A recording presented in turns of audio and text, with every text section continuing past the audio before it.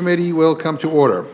So when we first met on this Build Back Better bill, I said that this committee was going to do what used to be routine. We were going to talk about a bill out in public before it's finalized, since the bill was likely to change. Well, this bill has changed, so today we're back to talk more about it. And as we'll hear, this bill now includes provisions to lower prescription drug costs, establish paid family leave, and provide new protection for immigrants. And I'm proud of that, and I want to thank Speaker Pelosi, the committees, and certainly the chairs of the committees, and all those who made this transformative bill an even stronger one. Now, I don't want to sound like a broken record here, but let me say it again for the record. We know this bill will need to comply with the Senate's arcane rules, so it may still need further perfecting. That's part of the reconciliation process. I'm proud of this process, and I'm proud of this bill, establishing universal and free pre-K, reducing premiums for more than 9 million Americans, capping insulin prices at $35, rental and down payment assistance, bolstering our domestic supply chains, and I could go on and on and on. This is transformational, and I look forward to the discussion today. But before I return to our ranking member for any comments he wishes to make, I do want to wish the gentlewoman from Minnesota, Ms. Fishbach, a happy birthday.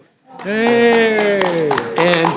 And I think the best birthday present we can give Ms. Fishbach is to be concise and help her get out of here so she can go and celebrate tonight. I was looking forward to spending my birthday. Well,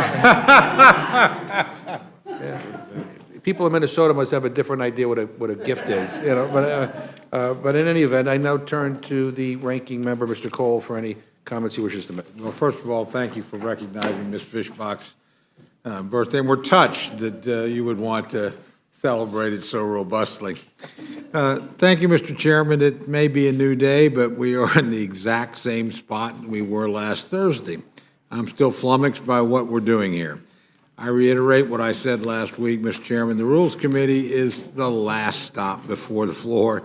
It's not the first stop, but that's exactly what we're being asked to do today. It's evident that the Speaker's chosen to go it alone and is back to the old playbook of making points rather than making law. Many Democratic senators have long raised objections to provisions that are now included in this bill. So it's clear that the Senate's going to make changes. It's also clear that the Senate cannot touch this bill until there's a CBO score. That CBO score is also of importance to many House members on both sides of the aisle. But their request is being ignored by the Speaker. Democrats are still not ready for this hearing, Mr. Chairman, and frankly, neither are any of our witnesses, neither are any of my fellow Republicans. We should be given time to read the text.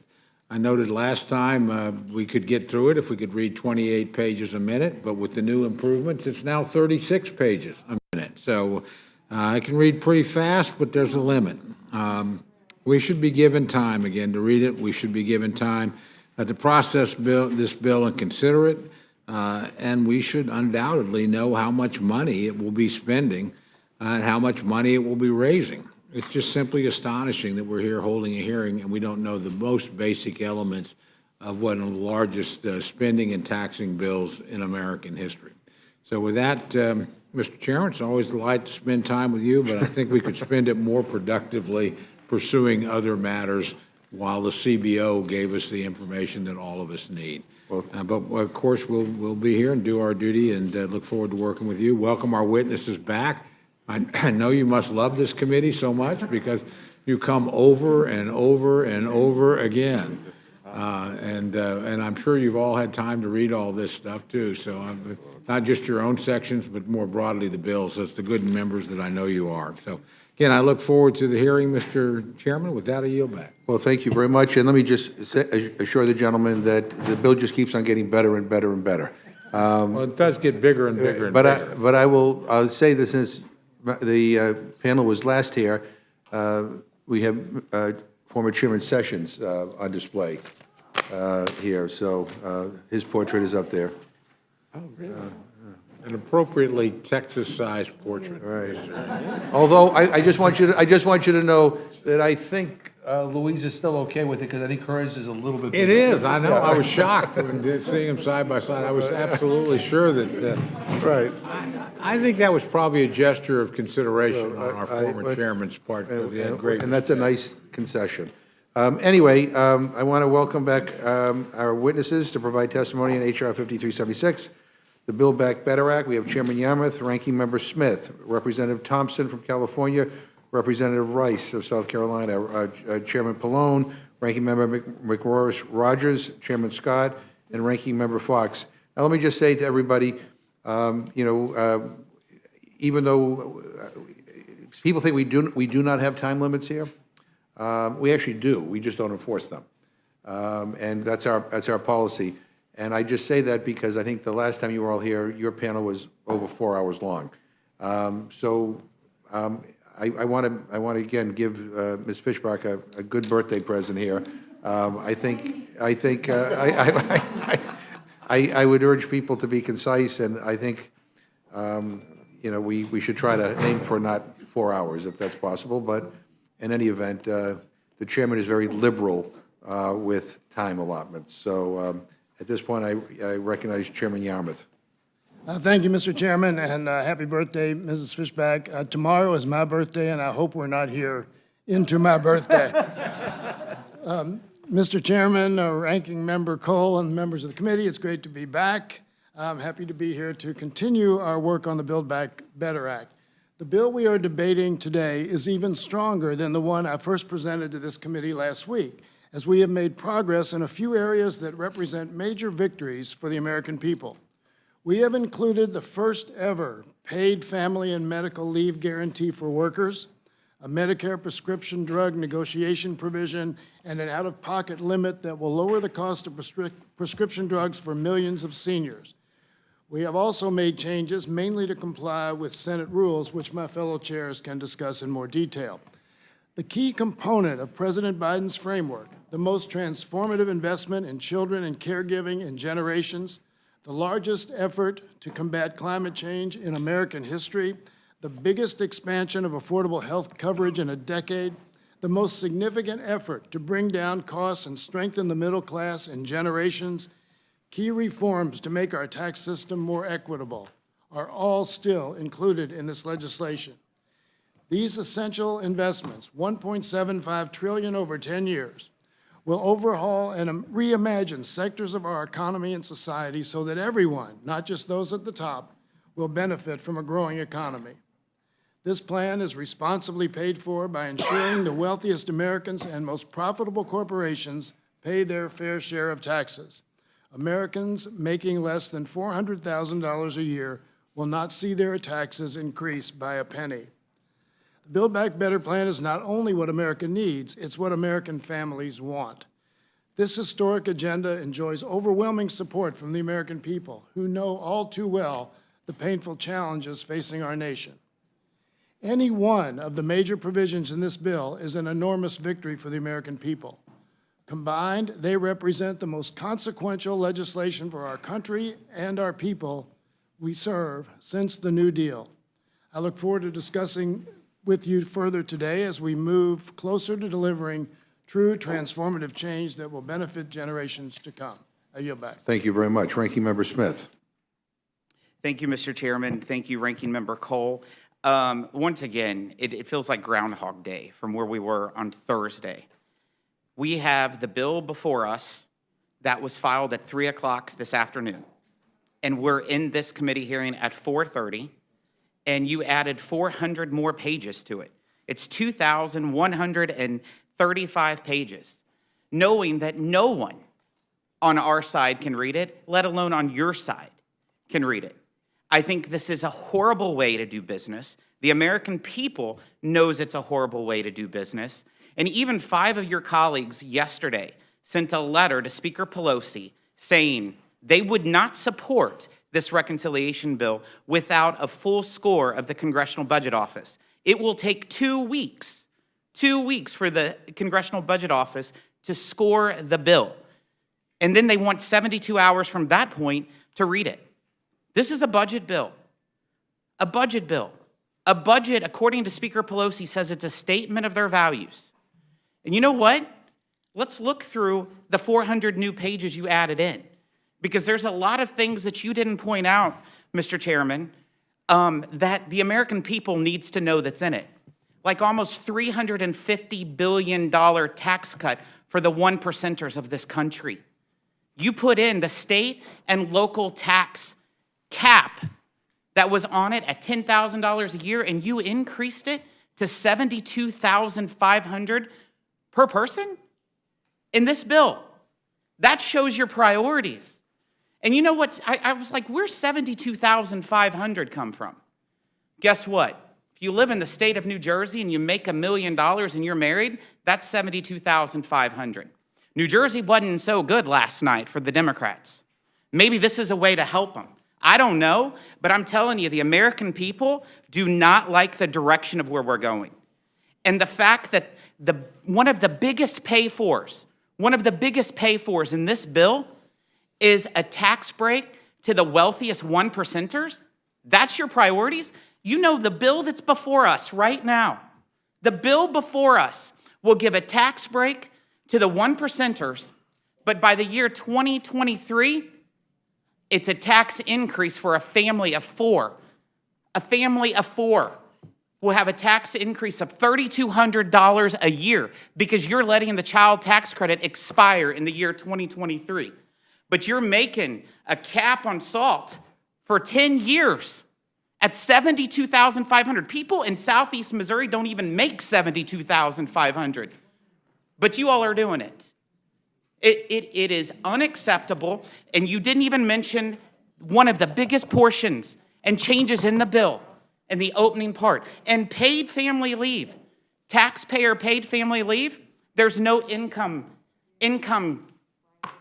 You can make $100 million and get paid family leave under this bill. This is what happens when you, maybe that's what you want to do. It could be what you want to do. And that's a disgrace because American families are upset with the control that this Congress is trying to have on their lives. And we saw that yesterday in Virginia. We saw that in Texas. We saw that in Minnesota. We saw it in New Jersey, and we saw it in New York. They're not happy with the direction of how things are going. And unfortunately, you all aren't paying attention to what happened last night. And you're trying to push through things that the American people don't want. They don't want this. And you don't even have the votes in your own party to pass this. I don't know why we're playing Groundhog Day. It's absolutely unacceptable. The fact that you're giving a $23,000 tax cut to the 1%ers in this legislation is unacceptable. The fact that you're allowing people who make $500,000 a year to have huge tax credits for luxury electric vehicles is unacceptable. With that, I'm happy to take any questions, but this is such an unfortunate situation for the American people. They're not going to be happy with it once they know what's in it. We're going to make sure the American people knows what's in it before you can pass this bill. Well, thank you, Mr. Smith. We'll put you down as undecided. I will now yield to Mr. Thompson of California. Thank you, Mr. Chairman and Ranking Member Cole, and to all the members on the committee. I'm pleased to represent the Ways and Means Committee on behalf of Chairman Neal today to discuss the changes to the Ways and Means title in the Rules Committee print. As Chairman Neal stated last week, the provisions in this bill make much needed investments in our children, families, and communities. They invest in the green economy. They fight climate change. They make healthcare and education more affordable. They bring us closer to achieving universal health coverage and help to address racial inequities. And we are responsibly funding our priorities by making sure everyone pays their fair share. The changes that are before the Rules Committee today are in line with these priorities. For example, the new legislation recognizes the importance of investing in underserved communities. It includes investments in affordable housing for both renters and for buyers. It contains changes that provide tax parity for Indian tribes and their members and encourages investment in Indian country. I'm very pleased the package now provides 4 weeks of universal paid family and medical leave. Ways and Means Democrats, led by Chairman Neal, have championed paid leave from the very beginning of this process, including the policy in our committee markup and fighting to ensure its inclusion in the final package as well. This investment will offer long overdue support for workers, families, employers, and the broader economy. Americans will no longer need to worry about losing their paycheck after welcoming a new child, when caring for a seriously ill loved one, or when grappling with their own health emergencies. The benefit will particularly help women join and remain in the workforce, as they so often take on the majority of the caregiving responsibilities in their home. The impact of this policy will be truly transformative for workers and for America's economic competitiveness on the global stage. The package also provides long overdue relief from the $10,000 cap on state and local tax deductions. The cap has harmed taxpayers from every congressional district in the country and has proven a particular burden for middle-class taxpayers in high cost of living areas. The SALT cap exerts pressure on state and local government budgets and discourages home ownership and charitable contributions. The Republicans do acknowledge the legitimacy of uncapped SALT. We know this because they carefully preserved it in their tax bill for corporations. They just didn't keep it for families. Today's package finally rightfully restores this important tax deduction for all taxpayers. One of the most important reasons why we oppose the Republicans' $10,000 cap on state and local tax deductions is that it pressures state and local governments to cut essential programs and services that they fund. In addition, the text provides the authority and the tools for Medicare to negotiate drug prices after 9 years for all small molecule drugs and 12 years for biologicals. It redesigns the Part D benefit to protect seniors from high out-of-pocket spending, including a $2,000 annual out-of-pocket cap on spending. And the bill requires rebates from drug companies when their drug prices grow faster than inflation. This is a down payment on addressing the high prices and the out-of-pocket costs that have plagued consumers for decades. Finally, this package contains important bicameral compromises. It has been right-sized to satisfy the goals of the House and also to address outstanding issues in the Senate in order to get these important provisions signed into law as soon as possible. As I know from my work on the Green Act, the basis for tax provisions on climate change in this bill, we're addressing issues that are truly urgent. This revised version of the Build Back Better Act responds to the urgency by making the historic investments in communities, green energy, jobs, childcare, education, and healthcare that our country needs right now. Thank you, and I yield back. Thank you very much. Representative Rice, welcome. The floor is yours.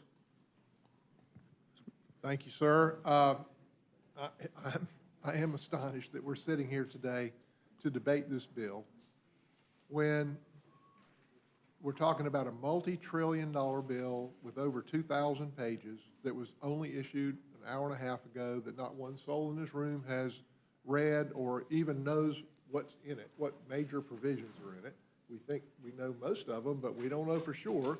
We've heard exactly zero testimony from any experts about the effects on our economy, about the effects on industry, about the effects on everyday people. We're just moving on a whim and asked to take your word that this is going to be wonderful for the consumer. And, you know, it's our job as legislators to thoroughly vet any legislation that we enact, but particularly something that's going to cost multi-trillion dollars and add $5,000, or we're gonna borrow $5,000 for every man, woman, and child, or spend $5,000 for every man, woman, and child in the country, if we enact this law. This is simply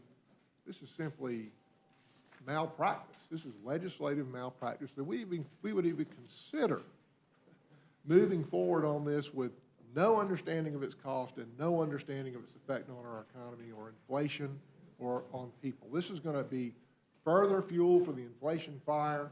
You know, you say you don't want to tax people making less than $400,000, well, guess what?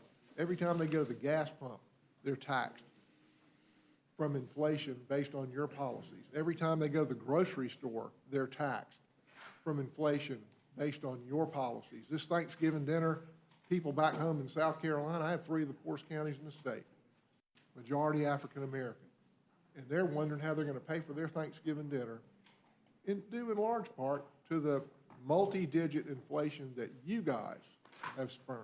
And you will keep adding to that with this bill. It's absolutely inexcusable that we would take this up with no time or ability to review it or take testimony or understand its effects. Now, off of that, it seems you never learn. I mean, coming out of the 2008 financial crisis, the response of the Democratic Party was, okay, we need massive new entitlement programs, AKA Obamacare. We need massive new taxes, and we need massive new regulations, AKA Dodd-Frank. And what was the result of that? We had 10 years of a stagnant recovery. 10 years. And at the end of Obama's term, 75% of Americans didn't think their children would have the same future that they did. And then we come in, the Republicans come in, we lower regulation, we lower taxes, and we enact new trade policy, and next thing you know, wages are growing at over 3%. First time that's happened in decades. Poverty hit forever lows, lowest ever since recorded. And the economy, the unemployment for every demographic was at record lows. And so we're gonna say, well, gosh, we're gonna try to do better. We're gonna go back and do the exact same thing we did right after the financial crisis. We're gonna increase regulation, increase taxes, and we're going to have massive entitlement expansion. And guess what? We're gonna stagnate the economy all over again. And you've already seen it. I mean, when we were coming out as into a sharp recovery, as we should have, out of the coronavirus, which was much worse than the financial crisis, I would submit, we were coming out of it just fine because we hadn't changed the tax system. We hadn't created all these regulations. We weren't paying people to go back to work, to stay home. And here we enacted the American Rescue Plan. People stayed home, slowed the economy, started up inflation, and you want to keep adding to that with these massive tax increases in this bill, with these higher regulations and massive new entitlement programs in the form of no work child tax credit, in the form of no verification for family paid leave. All these things are going to make our economy slow. It's going to make our economy less productive. We're going to have less jobs, and more jobs move overseas. So, folks back home, we're dramatically expanding the 3.8% Obamacare tax, applying it to more things. We're adding a surtax to many, many businesses. We're adding a 15% corporate minimum tax. Guess what? In the 10 years before the Tax Cuts and Jobs Act, we had 4,700 American businesses move overseas. Since then, we've had zero. Zero. But hey, that's not good enough. We want to go and add a brand new corporate minimum tax of 15%. Let's crank those offshoring right back up. We've got the wonderfully popular bank reporting requirements are still in this bill. If your account has more than $10,000 in inflows and outflows, which pretty much everybody's account does in a year, the banks are going to be required to report to the IRS. We've got the SALT deduction. Oh, man, state and local taxes. For the folks at home that don't recognize what that is, state and local taxes. Under current law, you can write off up to $10,000 in state and local taxes. Well, you know what, that really isn't important to most people because 90% of people don't itemize. Why? Because everybody gets to write off $24,000. Everybody gets to write that off. And in addition to that, you can write off $10,000 in state and local taxes. So this only applies to the top 10% of earners, the top 10%. Well, what we've done is lifted that $10,000 cap and applied a cap. What is it again, Jason? How much is it got? $72,500. Well, guess what? Guess who gets the benefit of that? Not the top 10%. They get some, but most of it goes to the top 1%. The top 1%. Now, the thing that really galls me about that is you guys always say, hey, we represent the little guy. You Republicans, you're for business. We represent the little guy. Well, guess what? One of the biggest single costs in this entire bill is a tax deduction for the people at the top 1% of the income scale. So, guys, don't tell me that you represent the little guy. Just don't hide it. Say, no, we want to give money back to our donors, and we want to give money back to the top 1% by lifting this SALT cap. Very disingenuous. Child tax credit and paid leave with no verification. You know, Uncle Jerry breaks his ankle. Hell, 10 family members can take off and go take care of it. Well, on 1 week's notice, they can take 4 weeks off. Guess what that's going to do to American business? How's that going to help American business be more competitive?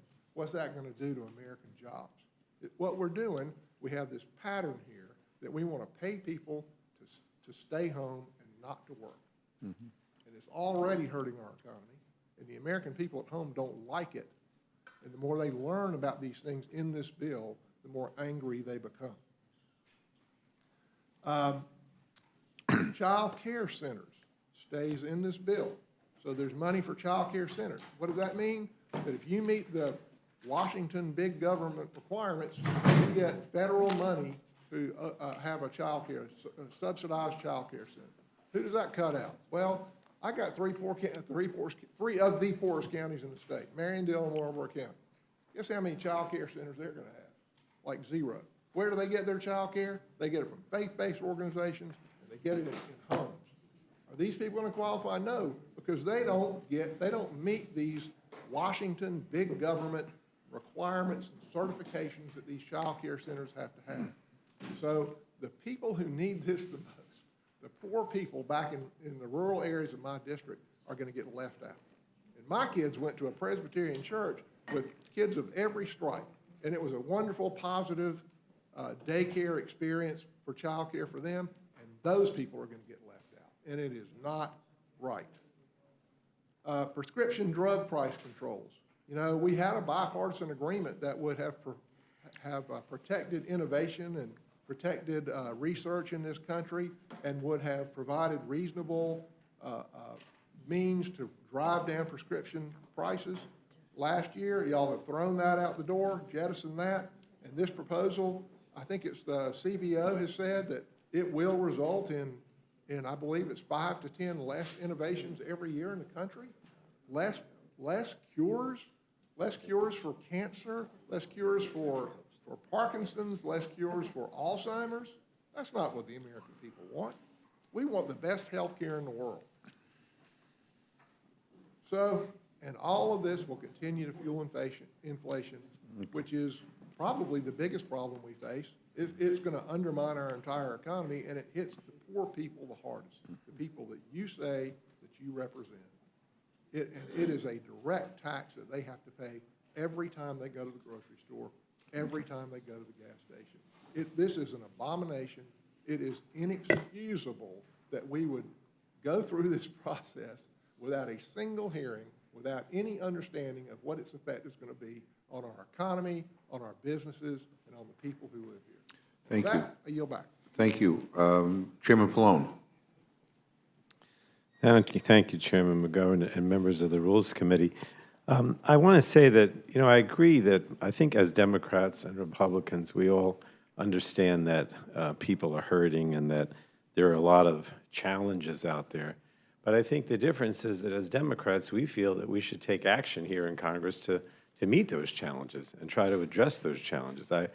From the perspective of our committee, the Energy and Commerce Committee, we have this continued public health crisis that mostly relates to COVID. We have a rapidly escalating climate crisis, which the world recognizes. That's why we're having this conference in Glasgow next week.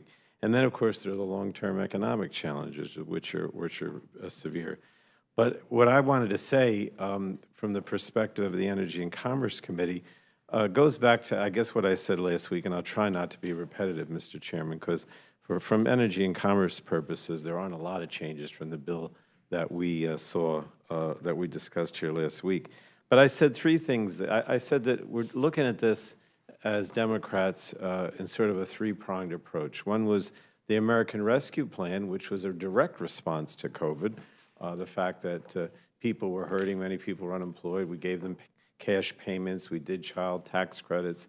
We increased the subsidies that they received under the Affordable Care Act, among other things. And mainly what we did with the American Rescue Plan was to try to get us back on track in terms of the COVID crisis by making sure that more people got vaccinated, that we didn't have shortages because of the supply chain at the hospitals for ventilators and those types of things. And then with the BIF, because this is the other bill, it's not before the committee today because you already had it, but with the bipartisan infrastructure framework, there was a recognition that our infrastructure is falling apart, whether it's roads, bridges, and I don't think it's just New Jersey where we have major infrastructure needs, but it's also our sewer lines, our water pipes. You know what happened in Michigan, in Flint and other places. But there's also the recognition in the Build Back Better Act, which is the bill that's before you today, that if we're going to change things economically for people that are hurting, that we have to look at things like child care, like pre-K, like public housing, like what was added today with family leave, as well as build on some of the other things that are out there. So I wanted to just focus, if I could, because again, I don't want to be repetitive from last week, on the health and the climate provisions, if I could. And with regard to the health provisions, the one thing that is different that wasn't in the bill last week is this effort to reduce prices for prescription drugs. And I know that Mr. Thompson explained that to some extent, but I just wanted to tell you where we are. I mean, it is different from H.R. 3, which is a bill that I sponsored. I would have preferred H.R. 3. It's not exactly H.R. 3, but it does have the three provisions, the three most important provisions of H.R. 3. One is this cap on out-of-pocket expenses at $2,000 a year, out-of-pocket costs, which is significant for our seniors under Medicare. And then it has the inflation rebate, which says, you know, you can't continue to raise these prices beyond inflation, otherwise you have to pay a rebate. We had some drugs that went up 300% during the COVID crisis. I thought that during the COVID crisis that, you know, the drug companies would try to give everybody a break, knowing that, you know, everybody was hurting, but it wasn't true. We had major price increases that continued for prescription drugs throughout the COVID crisis and continue today. And then the negotiation, which is the part that has changed from H.R. 3, but still the basic idea, which is that there are a number of drugs out there that are in widespread use that have had major price increases, and that the only way we can effectively bring those costs down is by having the Secretary of HHS negotiate prices and force the drug companies to come to the table. And so basically the idea is that you would choose 100 of these drugs that have the most widespread use and have the biggest price increases, and over a course of years, you would have a process to negotiate the prices for those drugs which are primarily under Medicare Part D. I don't want to get into a lot of detail, but I do want you to understand that this does not apply to the initial exclusivity period, right? In other words, as we know, I dare mention Dr. Burgess because we'll have a debate for a long time, but he knows very well that if it's a molecular drug, it's patented for 5 years, it's a biologic, it's for 12 years. We don't negotiate during that initial exclusivity period, but we do start negotiation for these 100 drugs after 9 years, an additional 4, and after 12 years for the biologics. And we start, as I say, with a list of about 100. So that's pretty much it. The other, as far as the drug prices are concerned, but it is significant. It really is one of the most important things that people face in terms of the issue of affordability. On the Medicaid coverage gap, There are those states that have not expanded Medicare, I'm sorry, Medicaid, the Medicaid coverage gap, that have not expanded Medicaid under the Affordable Care Act. We provided some incentives over the years, but a lot of them still won't do it. So we basically say that we extend the subsidies under the ACA to the people in those states that haven't expanded Medicaid. We have a hearing aid or a hearing provision that's added to Medicare, very significant. We have a significant amount of funding for home and community-based services. Everyone here knows how difficult it is to get people to go into, be providers, be home health care providers because they don't get paid enough. So we're basically making it so that they would, get paid better, have better benefits, and at the same time, more people would be eligible so they can stay at home, not have to go to a nursing home, not have to be institutionalized. The Children's Health Insurance Program, bipartisan program over the years, we make that permanent. Maternal health, we improve maternal health outcomes for vulnerable populations, for pregnant women, 1 year of Medicaid coverage postpartum.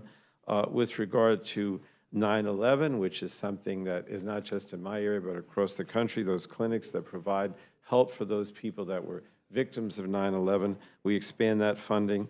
With regard to the public health infrastructure and public health preparedness, we have significant funding to continue the deal with the COVID crisis, whether it's the lab, whether it's preparedness or other things of that nature. Now, let me just talk briefly about climate action, and I'll stop. I do believe that collectively, the climate action piece of this bill will meet the Paris goals, will meet the goals that the United States says it wants to achieve through the Paris Agreement.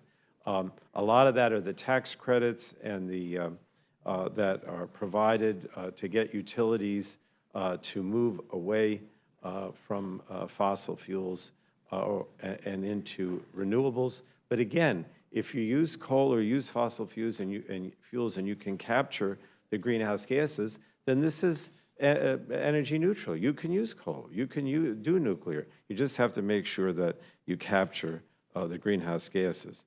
There's all kinds of things in grants to individuals as well as industry to try to get them to move away from increased greenhouse gas emissions. I know there was someone criticized the electric vehicles, but that's a significant way of reducing greenhouse gases. We also upgrade the electricity grid around the country. Many rural areas, the electricity grid is, collapsing, or it cannot be hooked up to renewable resources to capture the renewable resources. I'm not going to go through the whole list, Mr. Chairman, because I think that you've heard quite enough. But I did want to mention a couple more things. One is lead pipe replacement. There's money in the Senate bill. There's more money, an additional $9 billion, to try to get rid of those lead pipes that are making it so our drinking water is unsafe. Many of you have ports. I know Mrs. Torres has talked about this before, where we have to reduce the air pollution at the ports. That's significant. And the last thing, I'll mention it if I dare, even though I'm sure that I'll get some criticism from Dr. Burgess. We have this methane emissions reduction program, which we talked about before. I know you weren't happy with it, but I do want to mention that that's a significant factor in trying to reduce greenhouse gases. But collectively, this is really going to make a difference for climate and make it possible for us to say that we are taking the lead on addressing the need to reduce greenhouse gases and address the climate problem that we face. So thank you, Mr. Chairman. Thank you. I appreciate the opportunity. Thank you. Ranking Member McMorris Rogers, Thank you, Mr. Chairman. welcome back. Here we are. We are. Here we are. I said last week it was pretty much a sideshow. And we're here again with the latest draft from Speaker Pelosi. You know, I heard the chairman say that this is about COVID. I'm reminded that before COVID, our economy was booming. We had a record economy, record unemployment, people coming off the sidelines, record low unemployment, record jobs being created. COVID hit. We worked together. We worked in a bipartisan fashion to address COVID. And we came together as Republicans and Democrats. This is not about COVID. It's not about the response to COVID. This has been, it's been described over and over as transforming America.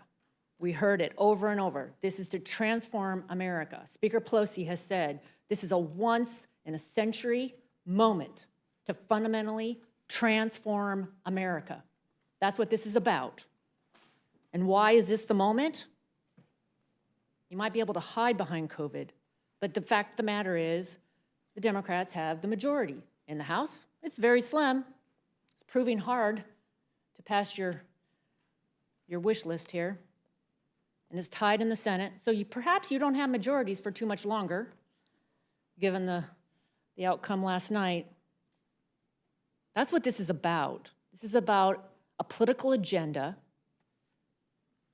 Truly, what is, you look in this bill, a lot of it is a socialist agenda. I just heard the chairman of Energy and Commerce talk about climate.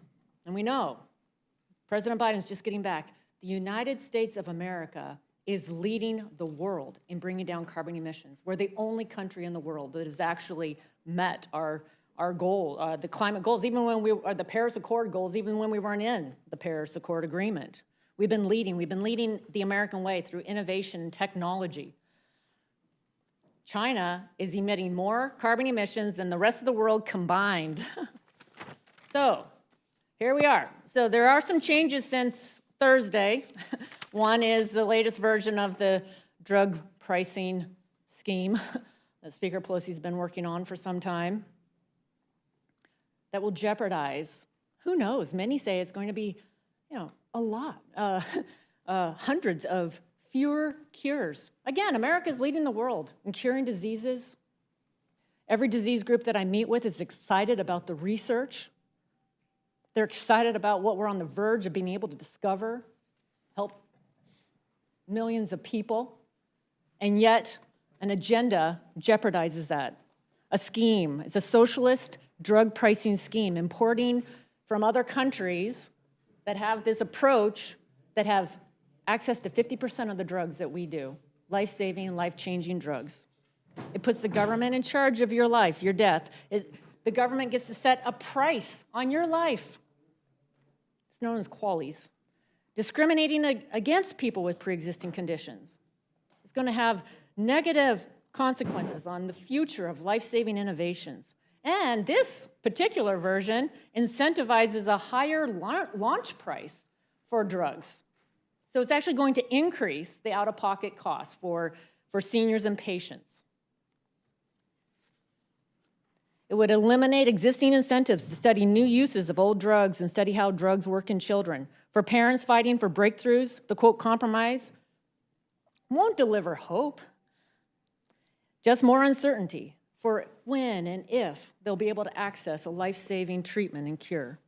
America relies on a robust generic and biosimilar market to dramatically lower prices, and this newest proposal will undermine that competition that drives down the cost.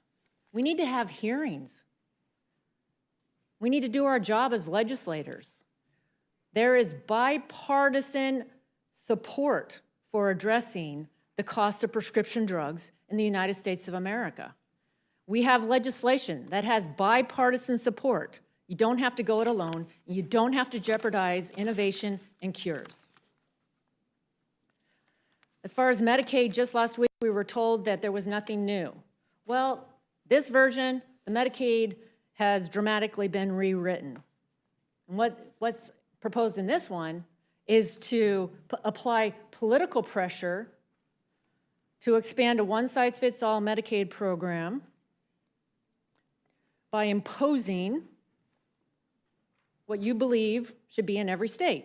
So you're punishing the non-expansion states by attacking the state's DISH funding and uncompensated care pools. So in this legislation, Wisconsin, South Dakota, Wyoming, Kansas, Texas, Tennessee, Mississippi, Alabama, Georgia, Florida, South Carolina, and North Carolina will be cut $35 billion because they made a decision to address their Medicaid differently than you here in Washington, D.C., and the majority believe they should be doing. So if you represent one of these states and vote for this bill, you're voting to slash funding for hospitals in your state that serve the most vulnerable.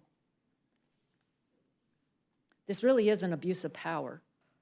It's inexcusable to jeopardize the care for almost a quarter of our country's most vulnerable patients in the name of a political agenda. On energy, the reality of this supposed transformation is going to destroy Americans' leadership and empower our adversaries like Russia and China. It's going to hurt our competitive edge, make us, as the United States of America, less safe, make us dependent upon China's supply chains that use slave labor. It will raise energy costs for families that are already struggling with inflation. We're headed into winter. We're hearing the risk of rising energy costs, concerns about energy reliability. Instead of being off in Europe, why aren't we here addressing this energy crisis? Why aren't we addressing the record high gas prices, highest gas prices in 10 years? Increased utility bills. The natural gas tax is still in here. It has a new name, but it's still a tax on heating your home. It's going to hurt America's families and businesses by raising costs on the entire economy.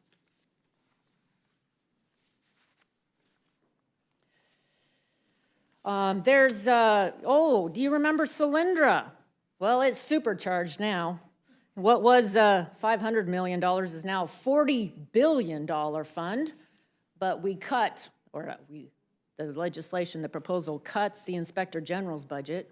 So the DOE, the Department of Energy Inspector General, has already sounded the alarm on the amount DOE will be spending with little or no oversight. But there's more. $500 million war chest for Lena Khan, chairman of the FTC. $5 billion for a manufacturing program to enrich labor unions, hundreds of millions in handouts to teachers' unions. You know, Americans are rejecting this spending of trillions of dollars with no accountability. It's not the will of the people. Americans are asking for the federal government, they're not asking for the federal government to fundamentally change America. They're not, they're not asking for that. They want us to address the real problems. They'd like us to address the crisis at the border, the broken supply chains, the surging energy costs, the record high opioid overdoses. We have a mental health and suicide crisis in the United States of America. We have rising inflation. I think about the people in Eastern Washington and what I hear from them. They'd really like their lives back from the pandemic. They'd like a more secure future for their kids. They believe in the promise of America. Let's not let that promise slip away. I urge rejection of this bill, and I yield back. Thank you very much. Chairman Scott. Thank you, Mr. Chairman, Ranking Member Cole, members of the committee. Every time I hear record jobs, I wonder what kind of record they're talking about, because under the first 3 years of President Trump, the number of jobs per year in each of those years was less than the number of jobs in each of the last 3 years of the Obama administration. If you look at the total 4 years, it's the worst since the Great Depression. So I don't know what record they're talking about when you look at the numbers. But as I told this committee last week, the Education and Labor Committee section of the Build Back Better Act includes transformational investments in our community. Provisions will lower the cost of child care and secure free, universal, high-quality preschool for 3- and 4-year-olds, make nearly 9 million more children eligible for free school meals, increase the value of Pell Grants, and boost the historically black colleges and universities, tribal colleges and universities, and minority-serving institutions, and invest in high-quality workforce investment programs. Today, I'm pleased to report that the House Democrats have included additional investments in the Build Back Better Act to improve the lives of our constituents. It will invest in critical Older American Act programs that millions of older Americans and Americans with disabilities need to live and thrive in their communities. It will, there are other provisions in the bill not within our jurisdiction involving prescriptive drugs and family and medical leave, but the provisions I've mentioned are all within the jurisdiction of the Education and Labor Committee, but obviously there's more to the bill than just that. These provisions will strengthen an already historic bill that will lower the cost for families, create good-paying jobs, and set a strong foundation for the future of our community. And the Build Back Better Act contains enough revenue enhancements that the bill will, that will pay for the cost of the legislation. So there'll be no increase in the debt as a result of passage of this legislation. So I want to thank my colleagues for their dedication, for the dedication to build back better for the American people. And with that, Mr. Chairman, I'll yield back. Thank you very much, Dr. Fox.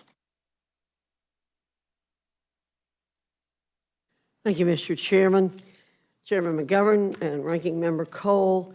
I know you usually say you appreciate, you enjoy having me back, but wish you didn't. I do. I wish you didn't enjoy me quite so much, since it's just been a few days that I've been here. I am going to take your admonition, Mr. Chairman, and try to make this a better birthday for the young woman than some of my colleagues have in terms of talking about this. But I do have to say that you all keep talking about this being, you perfected the bill, you made it stronger, you made it transformational. Well, let me tell you something. The American people do not want this country to be transformed in the way you want to transform it. You are going in the opposite direction from what the American people are saying.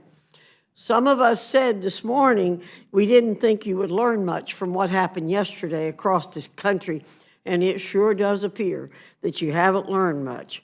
Some of the comments you've made, like taxes not being raised for people who make less than $400,000 a year. Well, Mr. Chairman, you know, I think you can fool some of the people all the time, all the people some of the time.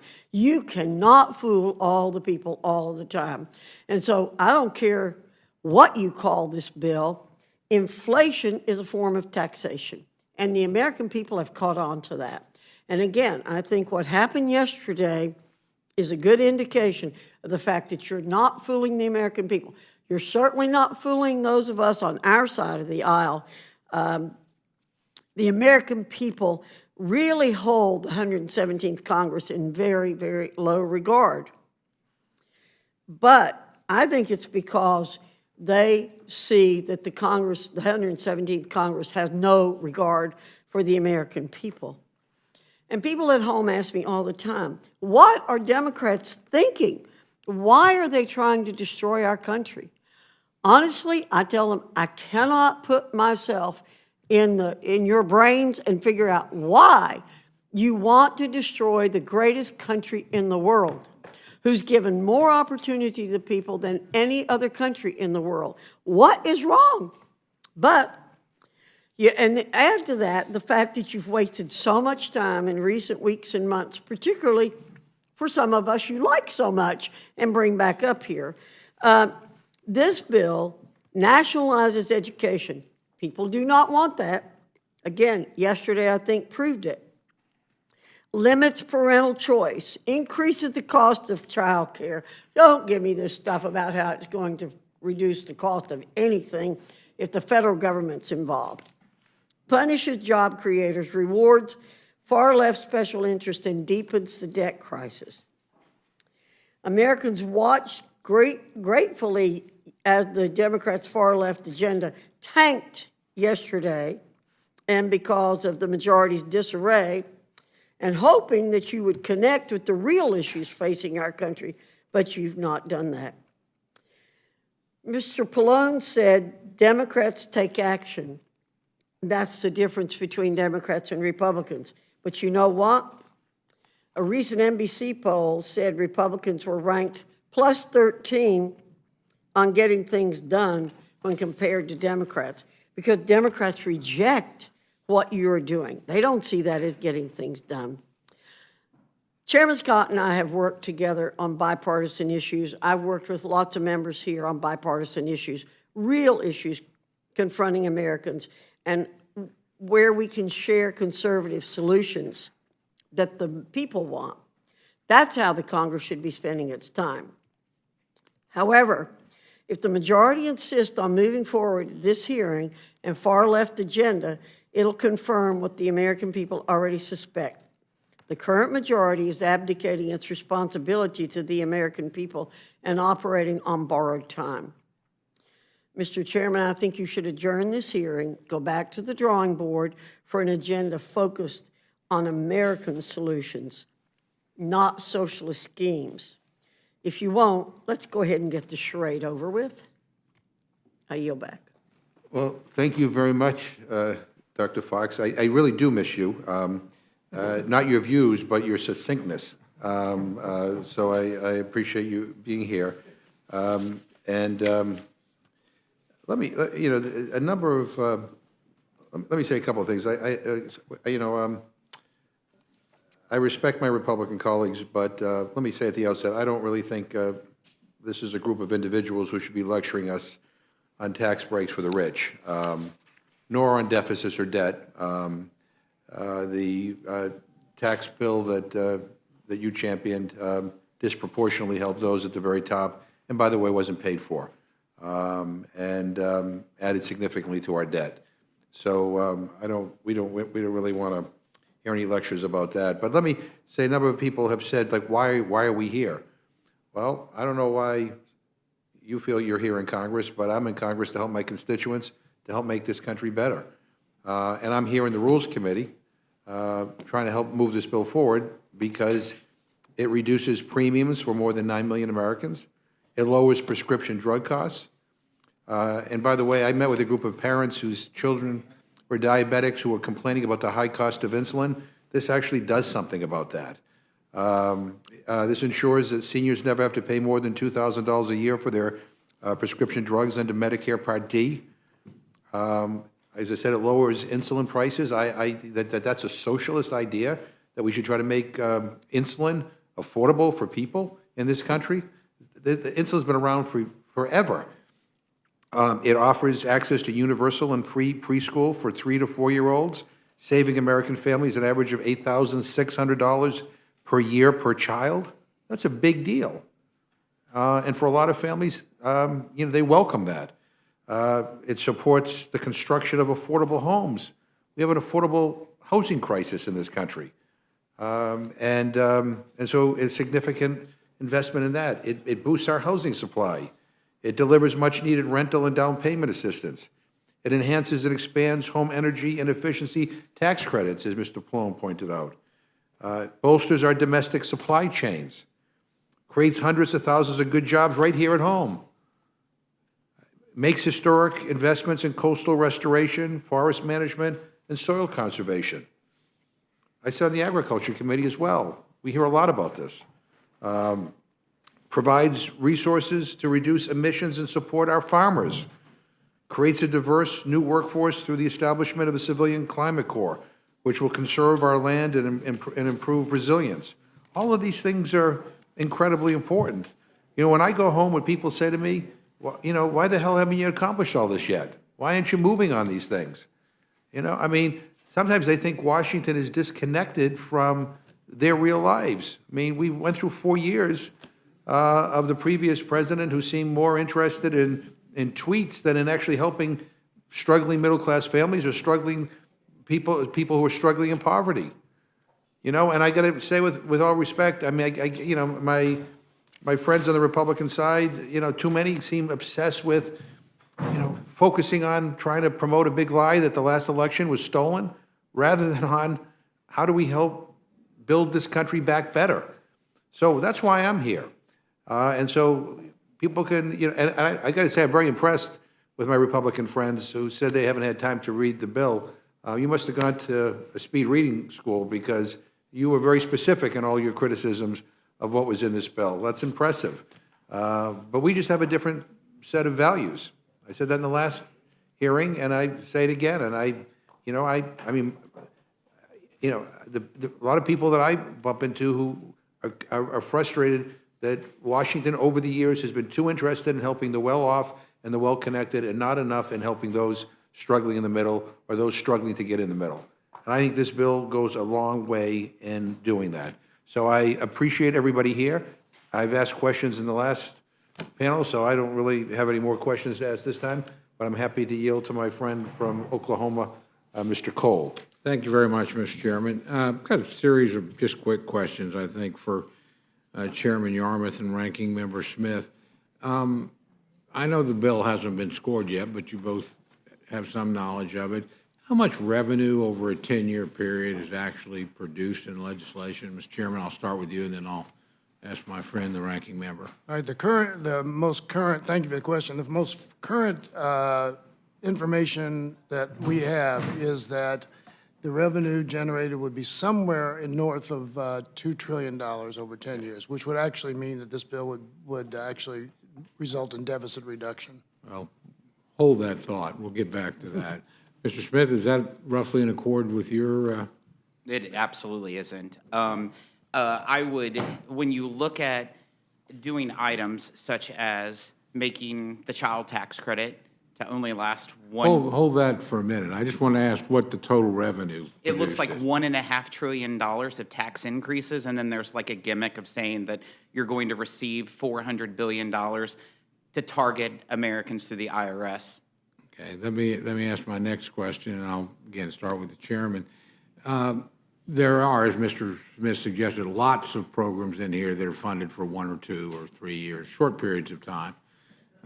Is it your intention that they would all become permanent, or is it your intention that they would all literally end as specified in the bill? Well, actually, most of the programs here last for 5 years, and I think it's probably something that we do routinely on virtually every bill we do, is to authorize programs for 5 years. Some are shorter than that. I think most of us would have liked to extend the child tax care credit for longer than 1 year. That would be a majority of our caucus, I think, in the House. We think it's the single most important thing we can do to raise people out of poverty. But your intention is for a lot of these to become permanent. Is that fair to say? We pay for these, and we hope for that. Yeah, I mean, we would hope so, but Well, we have no guarantee of that. I mean, we have no guarantee of that. If your intention is for them to become payment, is there enough revenue in here now to pay for them in 10 years? I don't think so.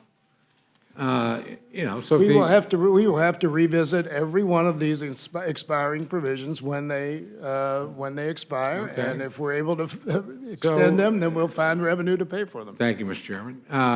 Mr. Smith, I think you had some numbers last time that sort of suggested over a 10-year period, this was like a $4.6 trillion bill. I don't know what it is this time because a lot of stuff's been added. Do you have any statistics?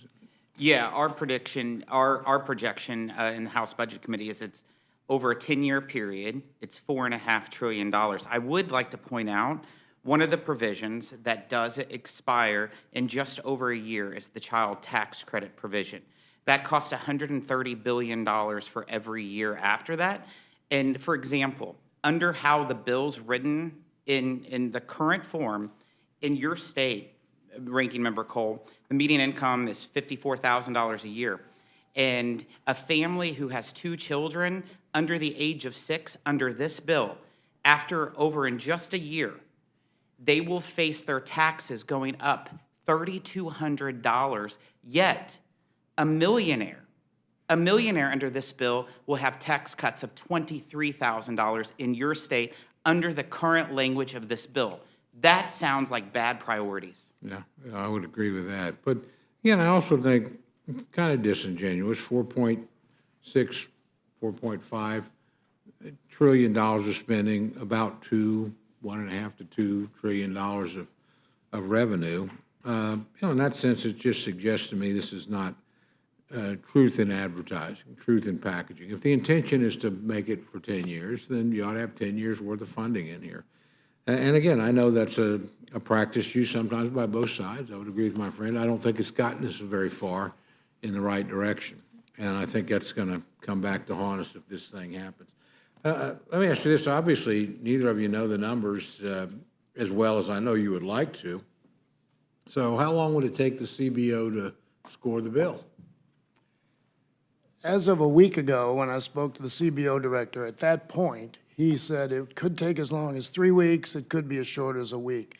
There are The complicating factor is that there are many interacting provisions of the bill, particularly with the tax code, and those are a little bit harder to assess.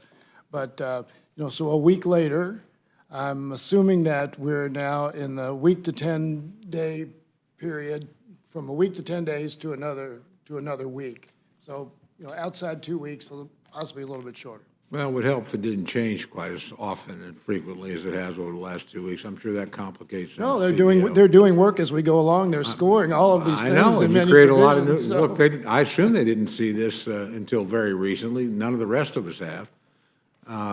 Mr. Smith, is that about what you'd think? It'd take 2 to 3 weeks or a week to 3? I mean, I agree with the chairman. It's a complex job.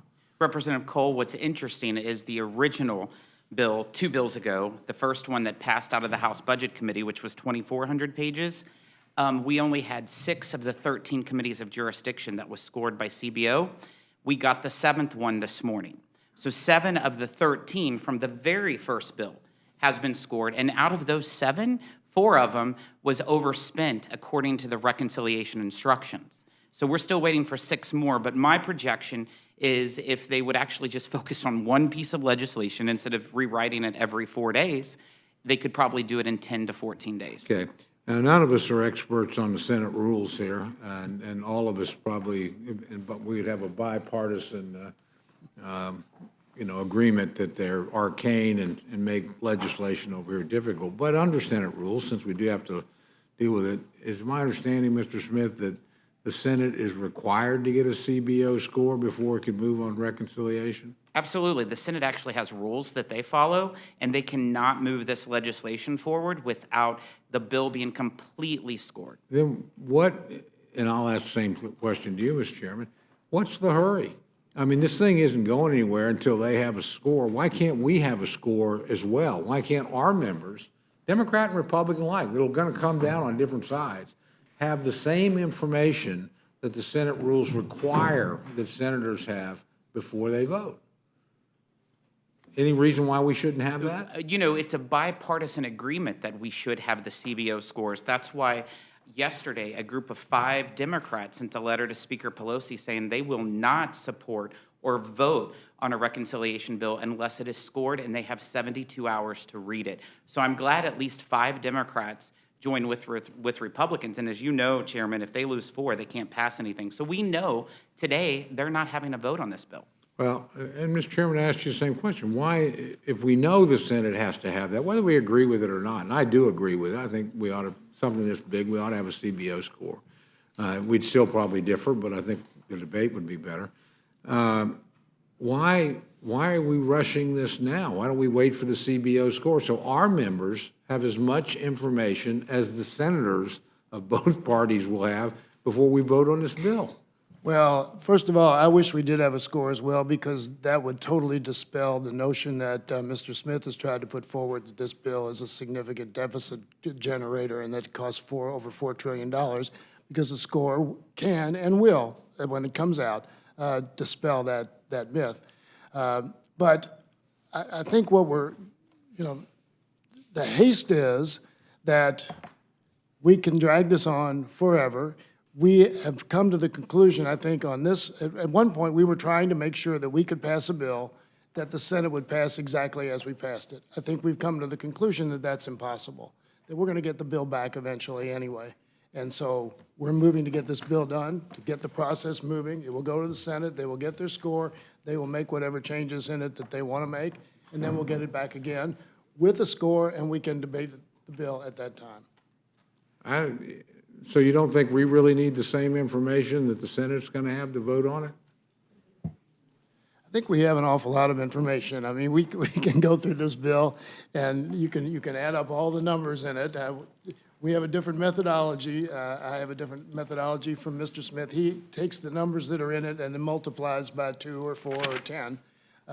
We take the numbers that are in the bill. I don't think so. I'll give Mr. Smith a chance to respond, but I think what he's saying is I'm going to look, if your intention is to make all these things permanent, I'm going to score them like they're permanent, or at least give you an estimate. This is the real cost. Because you guys have come up with an arbitrary number here that a senator has set, and you basically have said, we're going to stay within the number that a senator set, and but we're going to try and figure it out in a way that we're really going to make it twice as big or more, and we'll just sort of deal with that down the road. I mean, that's just a political judgment. This is a magic number has emerged from the mind of a United States senator, and you said, well, we got to do that number, but we're not going to actually stay within that number. We're going to put forward a series of programs that are timed so they meet the number, not timed for what we actually believe ourselves and what we would like to see happen.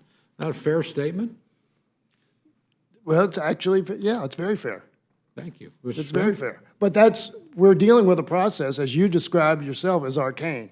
If we had a true democracy in the United States Senate, if we had regular order in the United States Senate, if we had a Republican Party that actually wanted to solve some of the problems that we're trying to deal with this in the legislation, I think we could have a much different approach and a much more effective approach. Well, I would the say fact is that we're not, and the problems aren't going away. The problems of child care, the problems of senior care, the problems of climate change, those problems exist. They are pressing, and we are trying to deal with them. Look, you do have a true democracy in the United States Senate. That's why you're struggling, because you can't get to 50 to then have the vice president break the tie. So that, this is actually one of the times where you're not dealing with a filibuster or whatever. Really, you're struggling to get 50 of your own members to do something. No Republican's going to support this.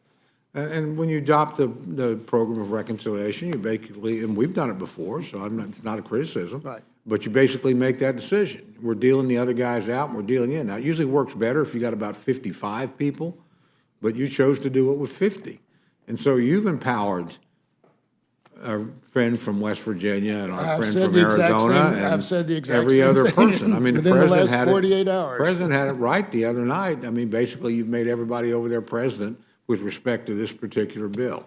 And that's why you're having to go through the contortions and the switch that you are. Ms. Smith, I'll give you a chance to respond. Thank you, Mr. Cole. First, I would want to say that Senator Manchin, who is a Democrat, shared the same concerns, and apparently he uses the same math that I do when he held a press conference on Monday saying that they used budget gimmicks and shell games, is his exact statement, in regards to calculating the phony 1.75 trillion. And in fact, Senator Manchin said, who's a Democrat, not a Republican, said that this bill will cost at least double, which is $3.5 trillion.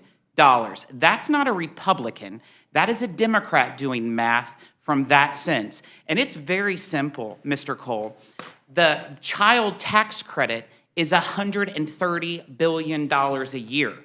You calculate over a 10-year window is what you do. Take 130 and times that by 8, okay? Because their tax credit expires after the year 2022.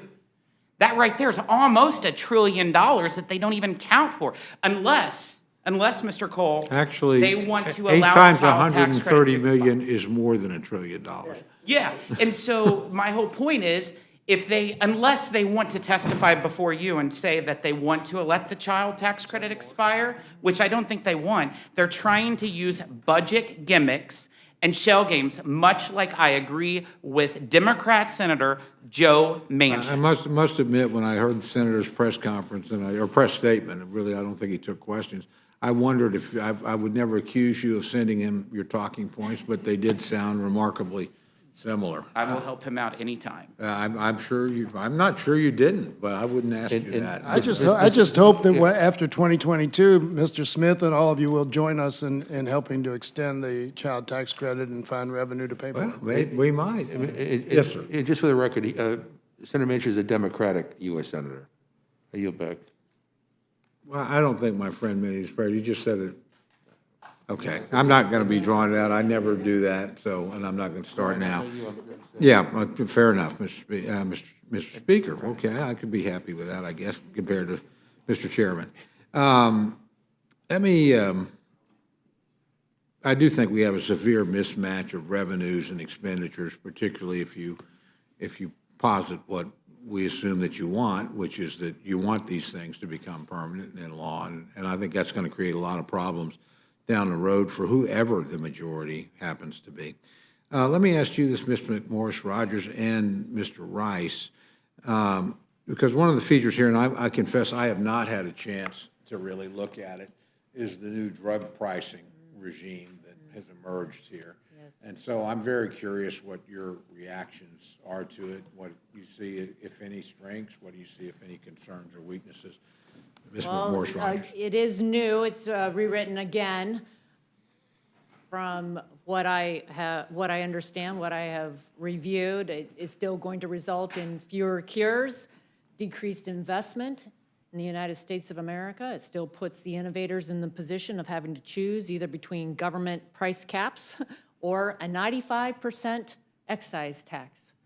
It still brings in from other countries, it puts a cap. I do want to point out, I want to emphasize, I want to underscore that Republicans and Democrats would like to address the cost of prescription drugs. We've been working on this for years. We have legislation, bipartisan legislation, that would address the cost of insulin, that would cap it at $50. Under the Trump administration, there was at least one Medicare plan made available that capped insulin at $35. We are committed, Republicans and Democrats. We have agreed on addressing the out-of-pocket cost of seniors, putting a cap on out-of-pocket costs for seniors. That is not partisan. That is not the part that we have concerns about in this legislation. We agree. Those are bipartisan. But this bill, it does include that. But it also includes the government, the Secretary of Health and Human Services determining what the price is going to be, or you pay a 95% tax. And the concern, the continued concern, that is the concern in H.R. 3 that failed in the Energy and Commerce Committee. Three Democrats joined Republicans in opposing the legislation, and it's largely, it's been revamped a bit, but it still fundamentally is going to be jeopardizing the innovation, life-saving cures, treatments that we are on the verge of discovering. The United States has led the world. We shouldn't be following the examples of Europe. I've met with others, that do business in Europe. It wasn't, Europe used to be more innovative. Today, they have 50% access to the prescription drugs that often save lives here in the United States of America. They have 50% access to those drugs. That is not the future that we want in the United States of America. So I continue to oppose this. I continue to urge the Democrats to work with us on this. Let's have the hearings. We are committed. We are committed to bringing down the cost of prescription drugs. And in fact, I would submit the Trump administration did more than anyone has to date to really make it happen. Mr. Rice, did you have any observations about this proposal, which is new to me?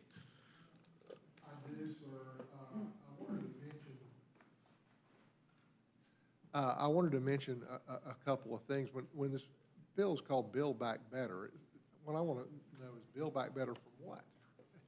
Because pre-COVID, we had record lows in unemployment for women, African Americans, Hispanics, everybody. We had record low in poverty ever since they started keeping record lows in poverty. And we had wage growth at plus 3% for the last year and a half before COVID. And if we just, the reason for that is because we made the economy, our economic system competitive, and if we just stay out of the way, it'll happen again. But we're just, want to rush forward and raise taxes and make it uncompetitive once again and raise regulations and run these jobs right out of our country. Coming back to one other thing that, one of the pay-fors that you were asking for just a minute ago with Mr. Smith was if they have a provision that says it'll raise $400 billion, a lot of money, by giving the IRS $80 billion. Now, the initial scoring that I'd seen from CBO, I think it was way back when, was 120 billion. So how they get to 400 from 120? I think they just needed the number. I think they just needed a number, yes, sir.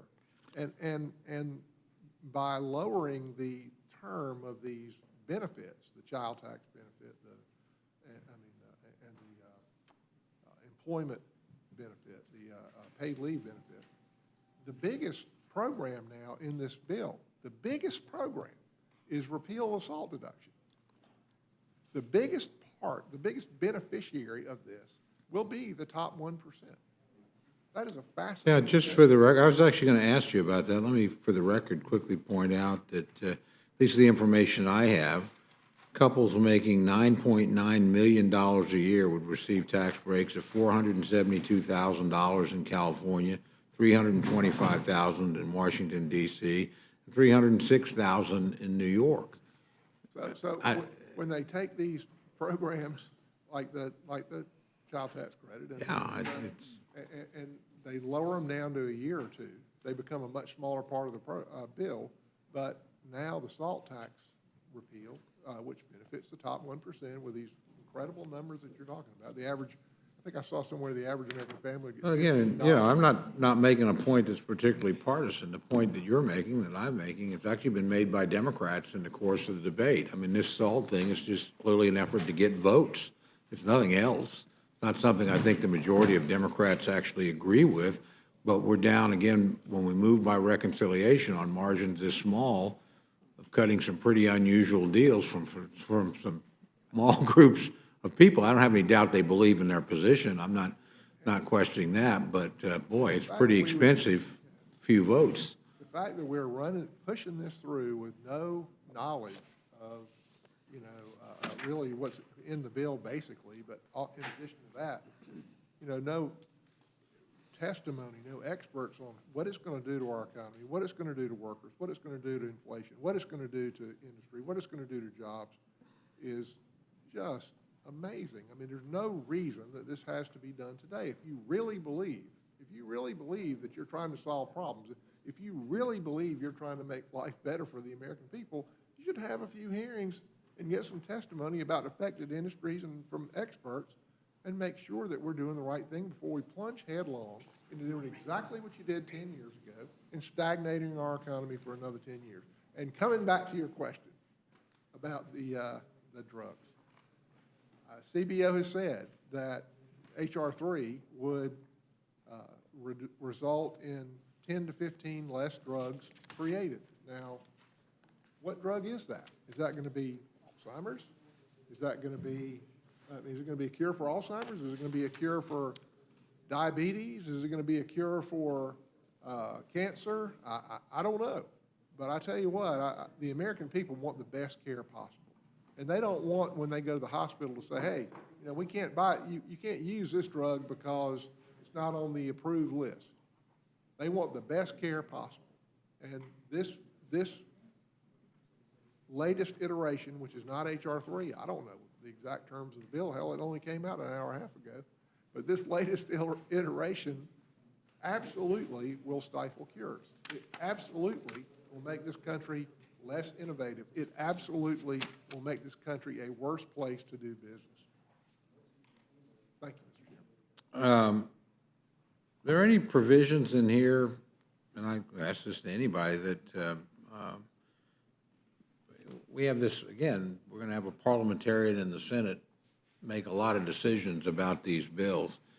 I think there's some immigration measures in here that I think most people would say probably not going to get past the Senate parliamentarian. If that's the case, why are they here? Yeah, Mr. Smith? From my understanding, there's several provisions that appears to be very troubling with the Senate parliamentarian. It's the immigration. They've already done 3 different rewrites to trying to get the immigration language approved, and also the paid family leave is an item that probably will never pass mustered within the Byrd rule with the Senate parliamentarian. Yeah, that does worry me a lot. Again, to be fair, Mr. Yarmer says it will change, and we'll see it again. It's going to be a very different bill, I suspect, when it comes back. Right, and Mr. Cole, clearly, those decisions haven't been made. The the parliamentarian has been in consultation with members, but they've never seen, she's never seen language, so. Well, from our then we're in the perspective- same boat. I haven't either, you know. No, well, it's in there, you can see it. And I've had 90 minutes, so I guess I don't have the my- excuse the parliamentarian has. But it's worth a shot. That's what most on our side believe. Well, I could ask, Can I certainly, respond to Mr. one thing Chairman. you said? Because it's incredibly distorting, I think, and I'm not sure we're dealing with the same issue. But when you're talking about how someone can benefit from the SALT deductions, if you cap the SALT deduction at $72,000 a person, the most they can possibly save is $28,000. I on don't their think federal I. return. Well, with all due respect, I didn't say anything about the cap, 72,000. I mean, it did come up in discussion. That But wasn't me. that's the way this provision is written, that you can deduct up to $72,000 of state and local taxes. You Well, can't all I deduct, know you can't is- deduct more than that. So the most you can save I is guess I your look at- federal tax rate on that I $72,000. guess I look at it this way, it's getting ready to cost the American people about 400 and some odd, billion dollars over a 10-year period. And the people that are benefiting from it are at the very highest income levels. And I actually don't believe that's what most of you want to do. I mean, I really don't. I think the majority of Democrats do not I want to think, do that. but you just cited figures saying $300,000 and $400,000 in savings per person. That is not what this bill would allow you to do. Well, yes, it does over a 10-year period. You're saving money, over. Well, it wouldn't even be that, because you've got 10 years. The most you Well, can save is okay. 39.6% your of point. $72,000. All it's doing which is costing the $28,000, American and over 10 people- years, that's $280,000. Yeah, it's only That's the $400 most over 10 billion. years. It's not very So if serious I can money. insert here, the. I mean, for what that will cost us, you could finance the child tax care credit, which I know you care about, for 3 years. I can go through program after program here that I know you would rather spend that money on than refund it to very I affluent. absolutely would. You're Okay. absolutely right. But I just say that's misleading to say that an individual could save that much, because Well, they can't. Under this SALT deduction, the cap on the deduction is $72,000, which means that the most you can save is your top federal rate of that number. So that's 39.6% of 72,000. That's the most any individual can benefit. Okay, Mr. Chair. yeah, certainly, Mr. Rice. Well, first of all, you have to take the federal rate and the state rate, because you pay taxes on the whole thing, right? So the combined rate is gonna be like 43%. Then you add the Obamacare taxes. Then you add then you add the surtaxes. The rate. Well, why don't we just, I'll pull back my questions on SALT, because I don't think anybody in this panel probably believes in Even if you this. limit it just to the pure federal income tax rate, you're talking about $50,000. Well, again, In the pocket. I think the point's been made, we're spending a lot of money on people that are pretty rich. And it's clearly primarily a political calculation, gets a few votes. So, yeah, I think Mr. Thompson wanted to be Oh, recognized. certainly, Mr. Thompson, sorry, Mr. Rank, well, Well, thank you for allowing me to speak. I'd like to talk about the SALT thing, but there's a couple of things that were said that I think need to be clarified. One was that this bill was inflationary, and I just want to point out to the members that a September 20th open letter from 17 winners of the Nobel Prize in Economics explains that the Building Back Better Act would boost U.S. economic performance without presenting an inflationary threat. And that's because it's paid for. This bill's paid for. And I think it's ironic that those who are questioning whether or not it's inflationary are the same ones that passed the Republican tax bill, which cut taxes without paying for them. And that is, in fact, inflationary. And there's been a number of the witnesses today that have commented about the bank reporting provisions in this bill. And I think it's important to point out that there are no bank reporting provisions in this bill. And then also, someone said that we should be working on real issues. And remember, this bill deals with climate change, making healthcare more accessible, lowering the cost of prescription drugs, making childcare affordable, and tax cuts for working families. And I think those are things that the American people care about. But on the issue of SALT, as I mentioned before, one of the reasons that we're opposed to the Republican cap, the $10,000 cap, is that it causes state and local governments to cut essential programs and services that they provide, and that's totally unacceptable. And Mr. Rice remembers when 2019, when my subcommittee held a hearing on SALT reductions. We heard from state and local government representatives about the effects that the cap had on their budgets and on their ability to respond to the needs of their constituents. And we heard in particular from a Lieutenant Mitchell, a firefighter from Wisconsin, 21 years experience. And I want to quote something that he said. He said, I hear from fellow firefighters every day about how they're being forced to do more with less, shackled by inadequate staffing, insufficient training, and lax health and safety measures. Fire departments and the services they provide are largely drawn from state and local property tax and income taxes. Nearly 20 years, there's been an enormous financial pressure on local governments. In Wisconsin, public safety services have been stripped to the bone. Last year, the city of Milwaukee was forced to close 6 fire stations across the city due to fire department budgets. And 2 weeks ago, one of the towns was nearly 40,000 people. The fire department had 0 working fire engines. All were out of service due to mechanical issues. Response time to emergencies has risen, putting citizens' health and lives at risk. And this isn't just a Wisconsin issue. We've heard about this from Democratic mayors that address the committee, people from across the country. State and local governments are, and they're being asked to meet these challenges. And the Republican cap on SALT exacerbates this problem. And the Republican cap on SALT costs more than our redress of this problem. Your provisions expire in 10 years. So it goes back to an unlimited deduction. Ours go for 10 years with the cap at 72.5. So it actually saves money. And I think that is an important point to remember when we're talking about this issue. So the SALT provisions are important to local governments across the country. Our provision pays for it. It is more equitable and it saves money.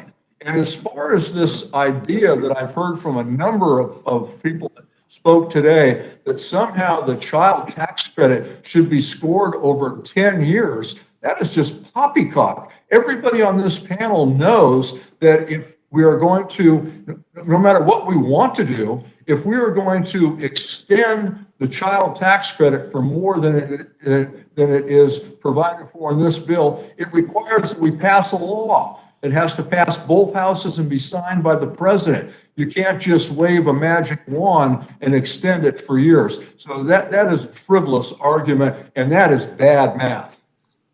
Well, I always respect my friend, but actually this debate over SALT is mostly within your own party. I could sit here and quote Senator Sanders. I could quote members of the House. This is a problem you've got. This is not, we don't agree, and I don't agree it's appropriate, frankly, to allow these. There has to be some sort of cap, or otherwise parts of the country effectively subsidize other parts of the country. It's a difficult issue, though, I'll grant you that. We just disagree, but I find myself agreeing with many members in your party because they're the ones that have raised more about this, honestly, than we have. Look, I could go on. Well, I think those agreements are soon to be resolved. I'm sorry, I think those disagreements are soon to be resolved. It'd be interesting if we see that in the United States Senate. I'm not sure, but again, you may well be right, and that's fair enough. That's the process, and so we'll go on from there. But I do think it's been difficult to put this together for you. I think it may be difficult when we see what comes back from the United States Senate, because I think it's going to look a lot different than this, or some people over there are going to have changed their publicly stated positions. And again, this is politics. That certainly happens, but we'll wait and see. Mr. Chairman, I got a lot of other questions, but you've been more than generous with your time. And as I said, I think we're going to be revisiting this multiple times in the weeks and months ahead. So thank you, and I yield back. Thank you very much. And I think at the rate we're going, Ms. Fishback, you'll be another year older.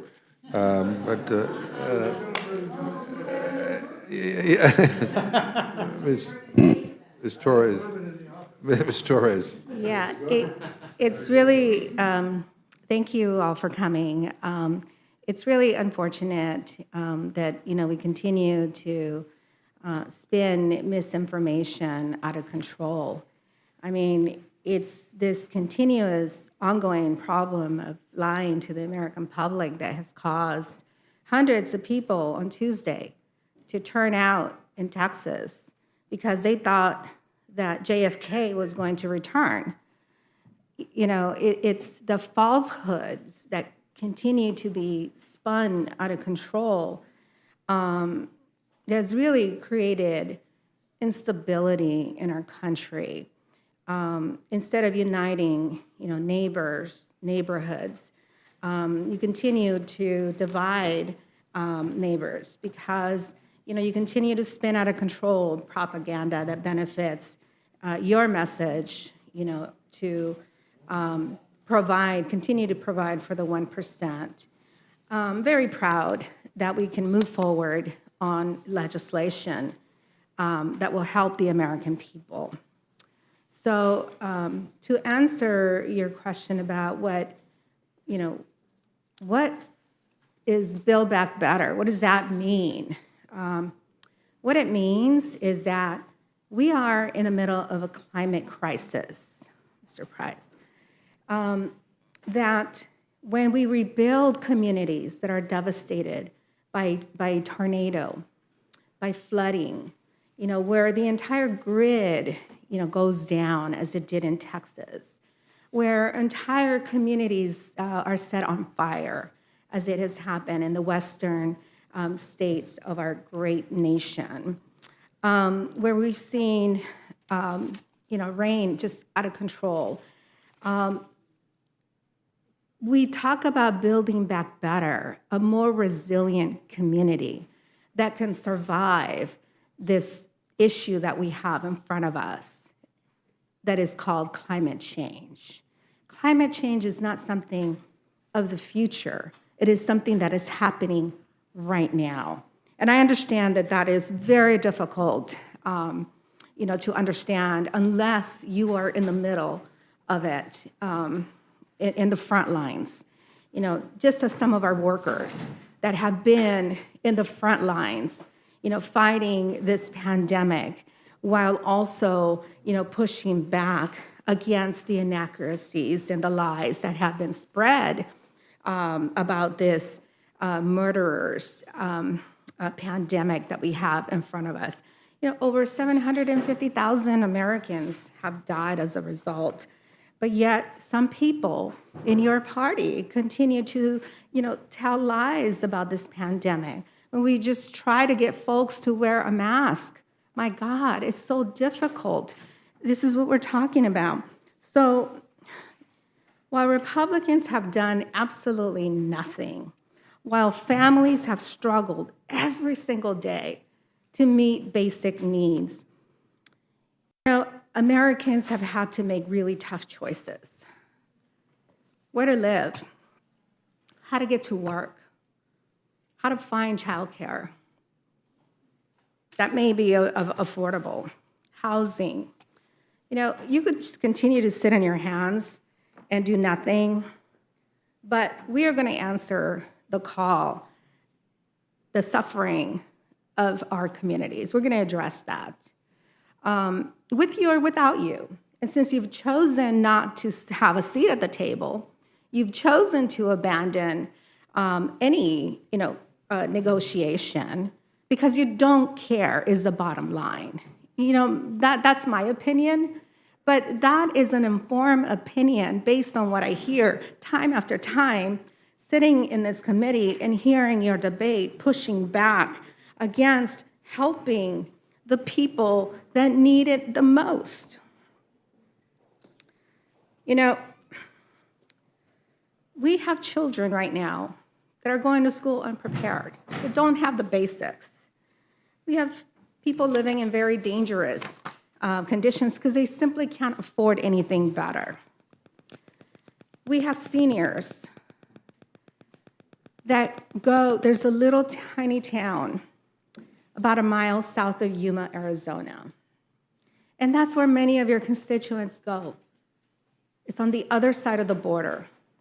They go there for dental care because it's affordable on that side, because they don't have access to dental care here in the US, because you've denied them that.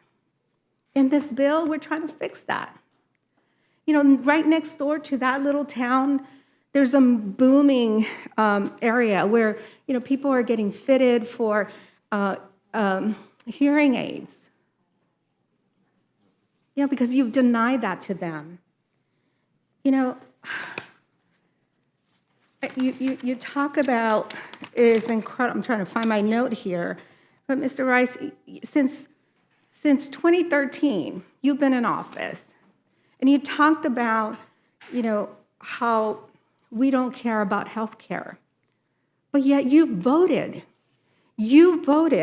sir, 15 times against the Affordable Care Act, against your constituents to have access to health care. In this bill, you will vote against seniors in your community, your voters, to have access to health care, to hearing aids. You don't want them to see or to hear. Why? Because you want them to believe the lies that you continue to spin out of control.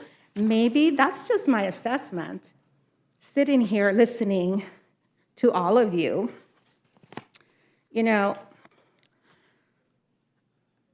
I talked about how many kids in Mr. Smith's district will have access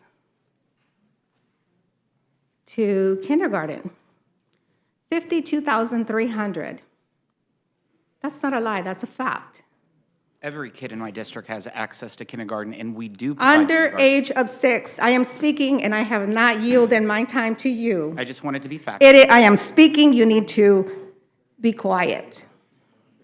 Yes, have some respect. Children benefiting of the child tax credit in your district, 140,000. You're going to vote against them. You're going to vote against them.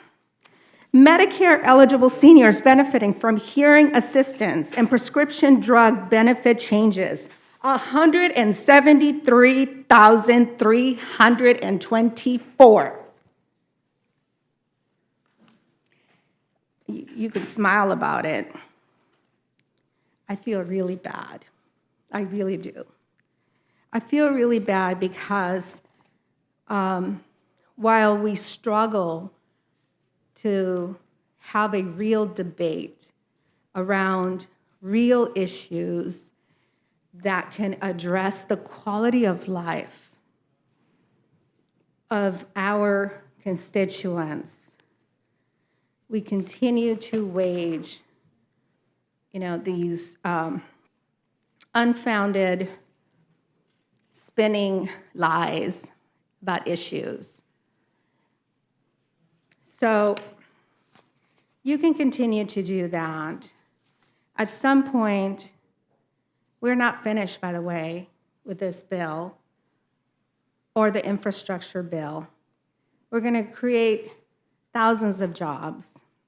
We're going to provide thousands of opportunities for young people, middle-aged people, and older people to get job training so that they can fill the jobs that are readily available today, tomorrow, as we begin to move this money into our communities, into your districts.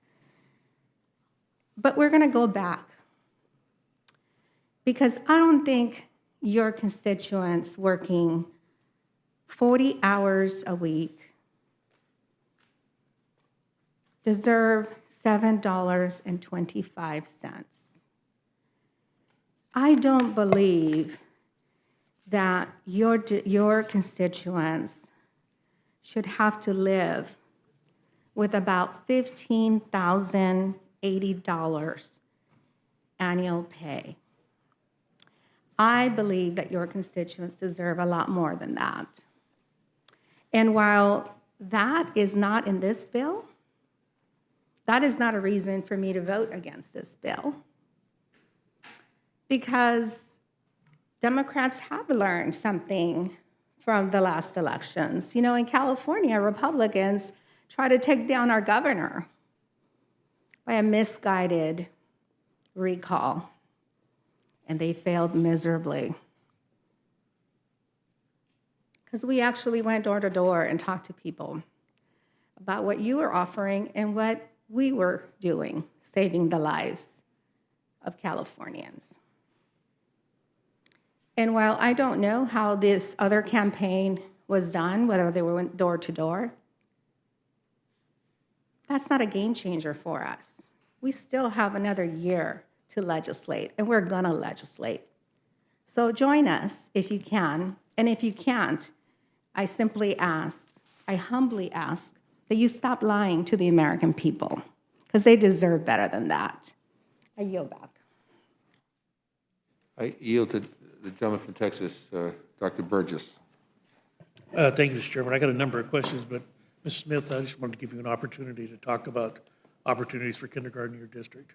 I appreciate that, Representative.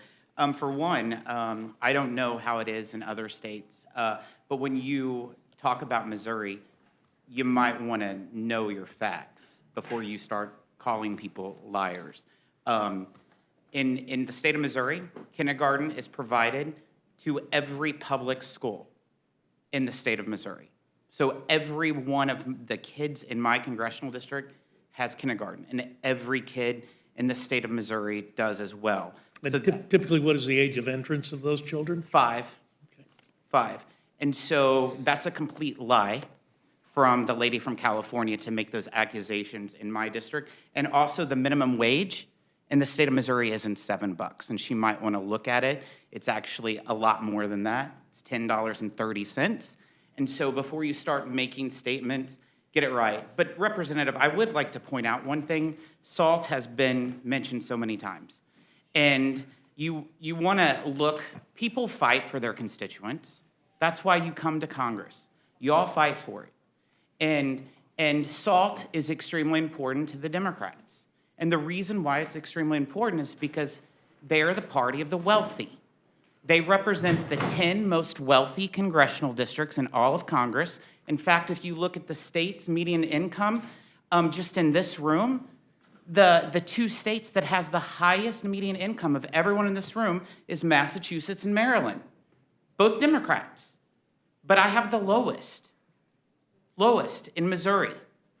I represent one of the poorest. So when I say that the Democrats are the party of the wealthy, you look at the state of Virginia last night. Loudoun County is the wealthiest county in the nation. And even there was a red wave across the country yesterday. And for the first time in 12 years, you elected a Republican governor, and you elected the first African-American female in the state of Virginia as lieutenant governor that was Republican, and you elected the first Hispanic ever statewide was a Republican as attorney general. The counties that they lost were the most wealthy counties, which happened to be represented in this Congress by Democrats. And so that shows we can't blame them. They're fighting for their constituents. But let's be straightforward. SALT helps the top 1%ers. And in like the state of New Jersey, that $72,500 cap in the state of New Jersey is a family who makes $1 million. That's a lot of money. And so let's just be straightforward. It's fine to fight for your constituents. That's your values. That's fine. But don't kid yourself. You put a $300 to $400 billion tax cut for the wealthy. And as the bill's written,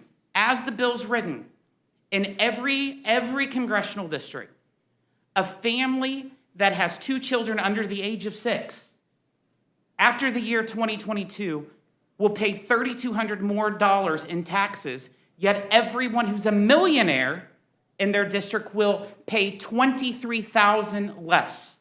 Those are the facts, and maybe that's not what they wanted, but that's what happens when you file a bill at 3 o'clock. That's what they got. I appreciate the clarification. There's some other things I want to get to, though. We've had a lot of discussion about a CBO score. And you all are in the tax committee on Ways and Means. We're just humble, we deal with healthcare and science and energy and things like that, much more pragmatic things. But in the tax world, not only do you need the CBO score, you also need an opinion from the Joint Committee on Taxation, do you not? Yes, sir, absolutely. And has that been rendered? No, sir. No scores have been rendered on any of this bill because the bill was released an hour and a half ago. Do you have an idea how long it will be before we see the opinion of the Joint Committee on Taxation? It will be weeks. It will be weeks. Yes, sir. This is what is frustrating. We are, again, barreling through this. You got a lame duck speaker who's ramming this thing through. I don't understand it, but you lost last night. You feel time's winged chariot at your ear. But look, this thing goes over to the Senate. They're going to change it all up. But we know the drill. What happened with the Affordable Care Act? Senate changes everything, sends it back here as an amendment, and says you cannot touch a hair on its head or the whole thing is dead, and the House had to capitulate under Speaker Pelosi. I have a sinking feeling that's where we're headed again. If you would yield me just Yes. a minute to respond to Ms. Torres about the comment she was making about my votes on the Affordable Care Act. Let's stick with this first, and then I'll let you finish with that. Thank you. That will be our crescendo closing act. Well,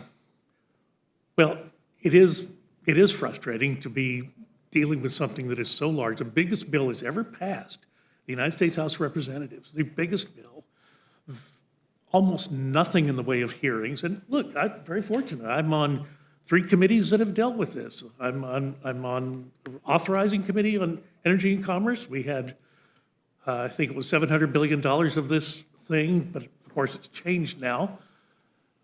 I'm on the budget committee, and Ms. Smith, you recall, we were summoned in on a Saturday, late into the night on a Zoom call. No CBO from the Congressional Budget Office on the Committee on the Budget.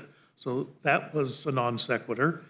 And the Rules Committee is really the only opportunity that the people of this country have to see a hearing on what is the biggest bill that that any Congress has ever passed. And so I appreciate that it takes a long time and people get tired and people get frustrated, but this is our obligation. And if we don't dissect into the details of this, nobody ever will. Nobody will know. So, Mr. Pallone, help me with understanding some of the changes that have happened on the HR 3 or the drug pricing title that was in the bill that we had in Energy and Commerce. As I recall, it didn't pass out of the Energy and Commerce Committee. So now you've come back and you've changed it. Of course, it did pass in Ways and Means, so it got to stay into budget, and I get it, how that works. But really, do we understand exactly how this is all going to work? Because the language is a little confusing, and there's a lot of it, and it's detailed. Well, let me just give you an example. You're talking here about a ceiling and a floor price for the secretary to negotiate. On page 2003, you say you've got to determine a ceiling price and a floor price. The ceiling price is dealt with on page 2003. The floor price is dealt with on page 2008. But the floor price in that subsection only defines a temporary floor for small biotech drugs. And then it just goes silent. So what section is the floor price for drugs that do not meet the criteria for the temporary floor of the biotech drugs? Or is there no floor for the price for those drugs? In other words, can the secretary just negotiate down to functionally zero? You're talking about a distinction between the floor price for biotech versus the molecular? Well, you say, I mean, I didn't write this. It's the first time I've seen it. There is going to be a ceiling price and a floor price. The ceiling price is defined on page 2003.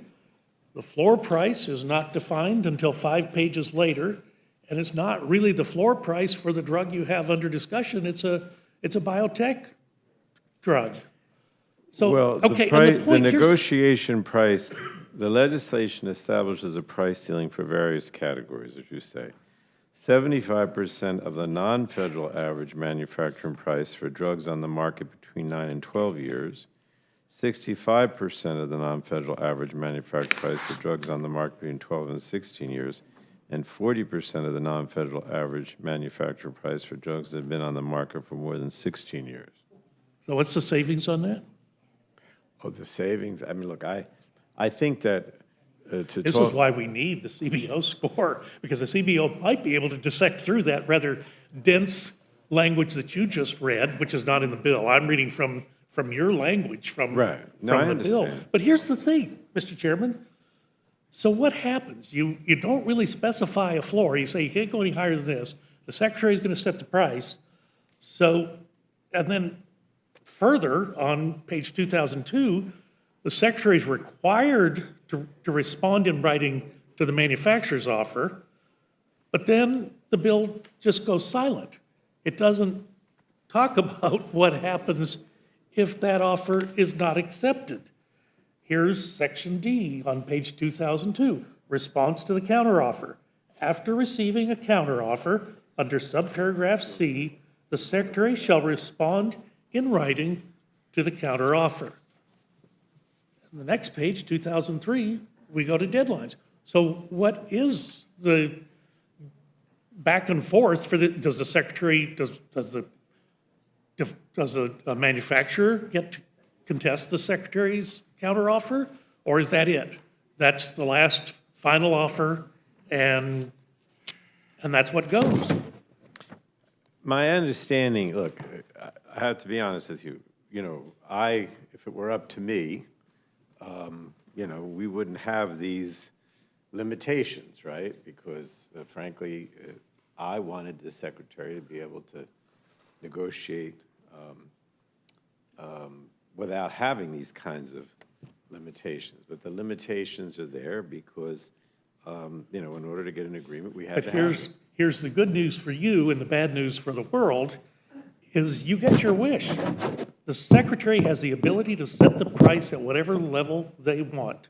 There is no floor.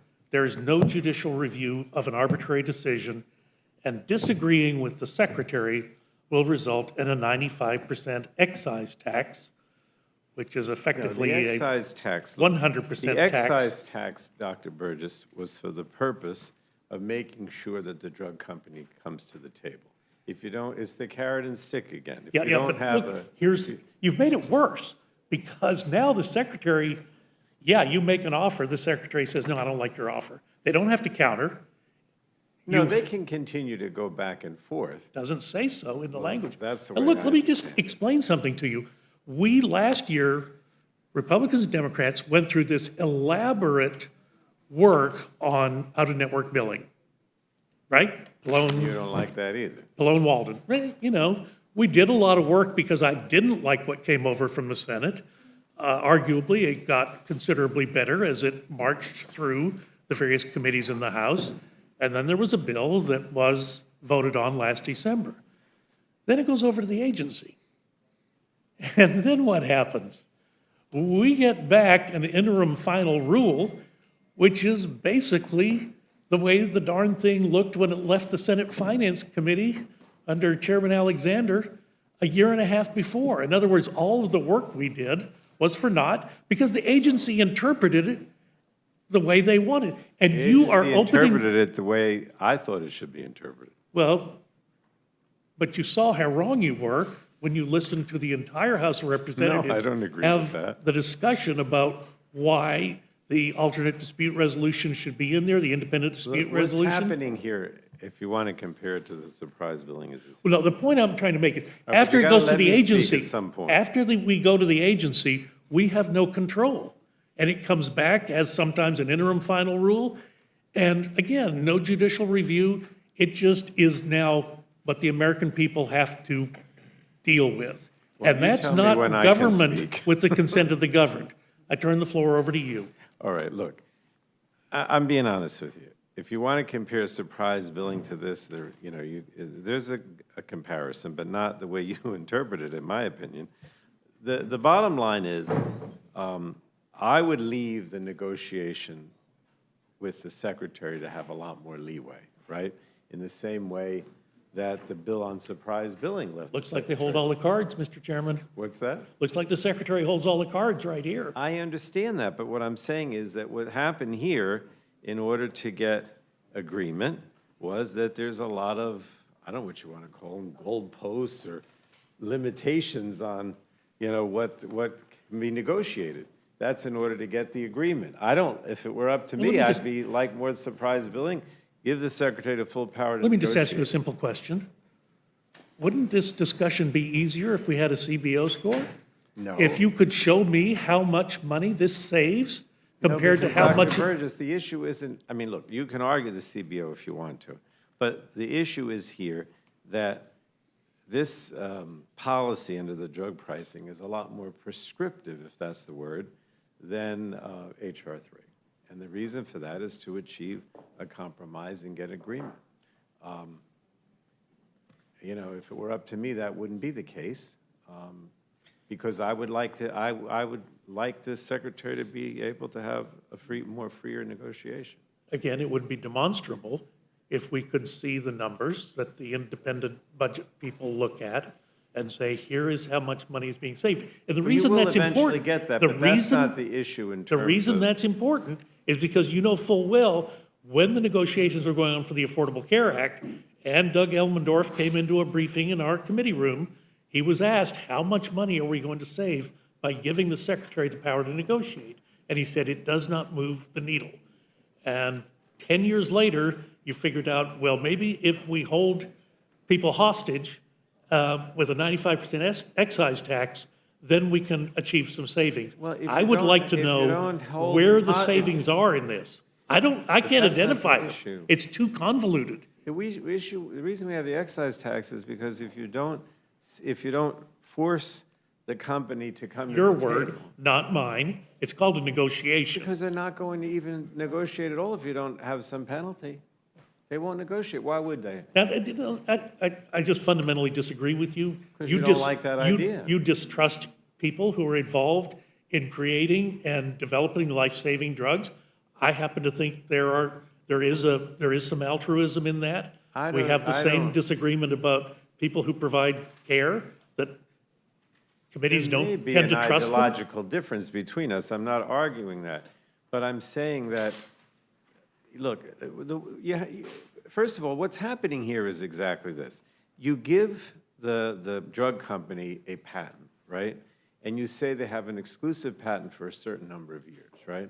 If it were up to me in HR 3, we would require that they negotiate those negotiations even during the exclusive period. Right, We're launch not doing price. that.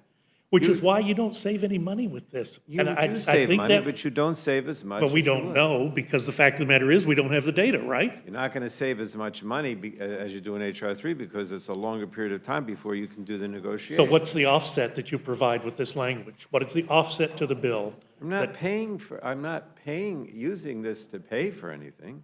Well, you did with HR 3. Well, sure, but that's different. Yes, how are you going to pay for hearing aids and, Oh, I'm not suggesting that this is paying for any particular program that's in the bill. What I'm saying to you is that what then we're why are you doing. doing it? For the constituent, for the public, for the So you senior. can force people, but they're not going to achieve any immediate benefit. Of course they Under your will. under your own description. No, that's not true. First of all, they're going to get a benefit because they're going to cap their out-of-pocket at $2,000 a year. That's going to save them a lot of money. The government's going to save money because we have an inflation rebate. But that's and only in they'll Med- save money on the drugs that are negotiated, albeit less than they would have under H.R. 3. But there'll still be at least 100 drugs that will be negotiated over a period of time, and there will be significant savings just because those prices will be less. So you can't say you're not going to save money to the constituent and to the government. You will. How much? We'll see what CBO does. When we passed Part D of Medicare, you know, one of the things that spun off from that was Walmart pharmacies began to offer, I think it was 90 generic drugs at $4 a I have prescription. no problem if private sector wants to reduce the price of drugs or offer drugs at a lot less. But we That's allowed, great. we allowed them the freedom to make that kind of decision. Let me just, It's a market economy still. let me just point out one other thing. You're talking about capping out-of-pocket expenses in Medicare. You remember in H.R. 3, back in 2019, I tried to talk to the committee about why don't we do something meaningful for people who are on insulin and provide the Insulin is specifically mentioned in here. Yeah, You for didn't- Medicare, but what about for someone who's just going in and purchasing the medicine? Why not refund the rebate to the patient at the point of sale? Why not make it simple like that? What did you suggest again? The rebate, every time a pharmaceutical is sold, there is a rebate paid by the manufacturer to somebody. That somebody is never the patient. It might But be. that's a different rebate. It might This be is an the- inflation rebate. It may be the insurance company, it may be the hospital, Right. but it is not But the that's a patient. separate So rebate. why not put the rebate at the point of sale to the patient? For a critical drug like insulin, no one's going to abuse insulin. You Well, take for insulin only because We it's, specifically say that we limit the cost sharing for insulin products to be no higher than $35. what kind of cost sharing do you have if you have no insurance? If you have no insurance? Well, this is covering the Medicare program. It doesn't cover Yeah. somebody that has no insurance. Right, so why not provide that rebate to the patient at the point of sale? I would love to cover everything. I'm a liberal. We could do But that. that isn't going to, how do I get the votes? How do I get the votes? I have to get the votes. You're not going to give me the vote. I got to do the best I can here. No, I'm trying to protect you from yourself after last night. You don't have to, the governor won last night. I'm perfectly happy. Well, we'll see in the recount. Look, what is, not to change the subject, but is the methane tax still in this bill? It's not a methane tax. Look, the reason I say it's not a tax, what we're doing again, just give me a minute, all right? I won't take up all your time. We know that when this methane. There's no clock in here, Oh, there's Mr. no Chairman. clock. We're very generous with time. All right, the bottom line is, you've got this methane that's being released in the atmosphere, which is worse than than other greenhouse emissions. It's one of the worst, right, in terms of what it does to climate, right? And all we want to do is say that, you should try to find some way to capture this oil company or whatever. And if you do, we're going to give you, we're going to help you out. We're going to help you pay for it so that you can capture it, right? But if you don't, then there's got to be some kind of stick. So why And did you so there's reject a that penalty. amendment when It's I not a brought it up in tax. committee? Why did you vote against that amendment when I brought it up in committee? What's As that? the way to capture stranded gas out in a place like the Permian Basin and bring it back to market? That's exactly what we're doing here. Yeah, but when I brought that up in committee, you absolutely rejected it. I don't remember that, but okay. I mean, if I don't want to contradict you, but the bottom line is this is a very productive thing because what it does is it says to the company, we'll give you money up front, we'll allow you to, the time to put this piping in place so you can capture the methane. And it's only if you don't do all these things over a period of time that will penalize you. There's got to be some stick. It's not a tax. And it's, You keep using words like force and stick. I really, I fundamentally trust the American people. I don't know why you don't. Look, if that were the case, we wouldn't have a Clean Air Act, we wouldn't have a Clean Water Act. You've got to have some regulatory standards, otherwise everybody does whatever they please and everything goes down the drain. I mean, there's got to be some kind of regulation. Maybe Look- you don't believe that, but I think you do. Well, you and I were on the committee when Waxman Markey was marked up, right? Energy and Commerce Committee, the cap and trade bill back in 2009. Well, we're not, this is not cap and trade. But just as the innovation that has been brought by But I our want energy innovation in the producers industry. has reduced emissions more than Waxman Markey ever would have. I'm not Mr. arguing Morris with Rogers you, points and out that our emissions are lower than other countries under the Paris Climate Accords. I'm not arguing with that. Innovation. I don't disagree with my ranking member that the U.S. is doing a lot to reduce emissions. I'm not saying that, but I'm saying that we need to do more. I don't agree with Ms. Morris Rogers that if we don't do something and if we don't do a lot, which we do in this bill, that we will reach those goals of the Paris Agreement. That's where I don't agree with her. When she says we are making significant progress, there's no question, but we're not making enough. And that's what we're trying to do with this bill. But carbon reductions in this country since 2005 are greater than the next 5 countries combined. I'm not arguing that. But in order for us to reach this goal, which is necessary so we don't have some catastrophic situation, we do have, which is already happening, as Mrs. Torres said, we've got to do more. The fundamental truth is, if you put a tax on methane, that's natural It's gas not with a which tax. people heat their homes not and taxing generate you. their electricity. You keep And you saying- are taxing I the am not, a tax is when you... people at the lower income levels at functionally of a much higher rate. I promised Mr. Rice I would give him some time. I yield, Mr. Chairman. It's not a tax, and it's very innovative. First of all, our committee can't even do taxes. That's Ways and Means. Yeah, you do methane fees, which Whatever look a you lot like call it what taxes you like, but to it the accomplishes the goal uninitiated. of really reducing emissions, and I think we're doing basically what the oil and gas companies would like to do, but they just want time, and they don't get around to it, so we're trying to push them.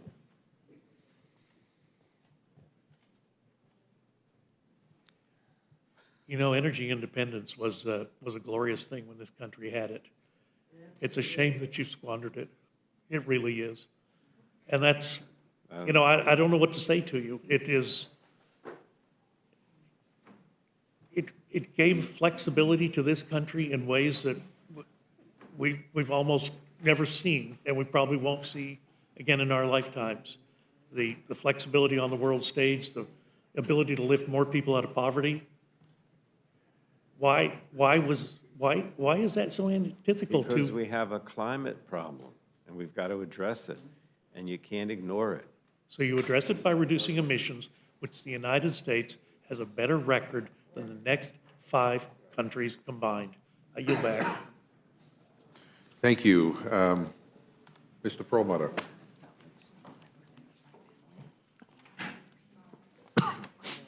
Thanks, Mr. Chair. Just a couple things. Under Joe Biden, we've gained almost 5 million jobs. Under Barack Obama, it was 11.6 million jobs, far more than under Donald Trump, the ex-president.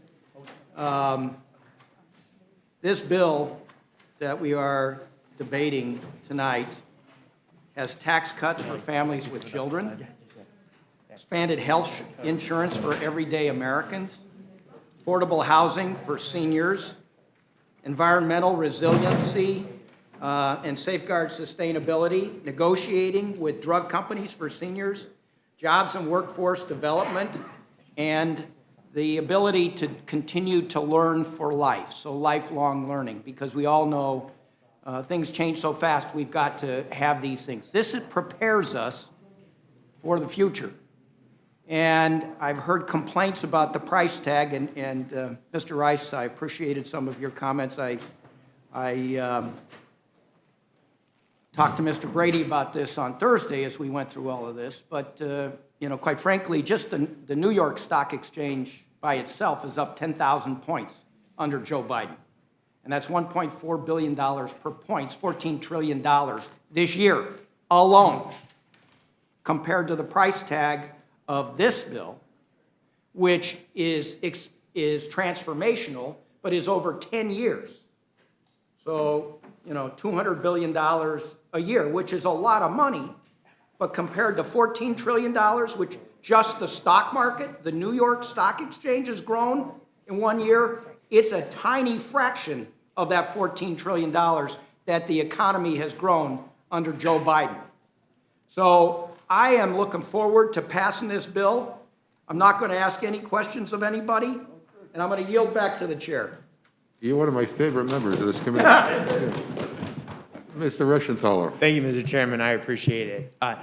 Ranking Member McMorris Rogers, is there so I know when we were talking about, look at the drug pricing aspect of this bill, I know there's a ceiling. Is there a floor to this? It's yet to be answered. It seems like that section is missing. I know that we were trying to understand what the provisions in the bill actually mean. So okay, let's just say there's no floor. There'd be no way to prevent the government then from pricing a drug for under what it would cost to produce the drug. And then our pharmaceutical industry would clearly lose millions, if not billions of dollars. Am I understanding that correctly? Yes. So one of my big fears is this. If you just look at the pharmaceutical industry, people don't realize that we just think that we always had this development in the United States. It's actually not true. Prior to World War II, most of the pharmaceuticals were developed in Europe. Then Europe adopted a lot of the policies that's in here. Then the pharmaceutical industry moved to the United States. Actually, a lot of it in eastern Pennsylvania. But so the fear is that we're now adopting the policies that cause the pharmaceutical industries to move from Europe to the United States. They could clearly move elsewhere. Am I understanding this correctly? I mean, I'm not on the committee, but is this accurate? Yes, that is exactly my concern, the concern of many members, bipartisan on the committee, Republicans and Democrats, that have been concerned about importing a price cap, price controls that are imposed in other countries, European countries, imposing that kind of an approach to pricing prescription drugs in the United States. It limits access to those life-saving, life-changing drugs that we are on the verge of discovering incredible breakthroughs right now.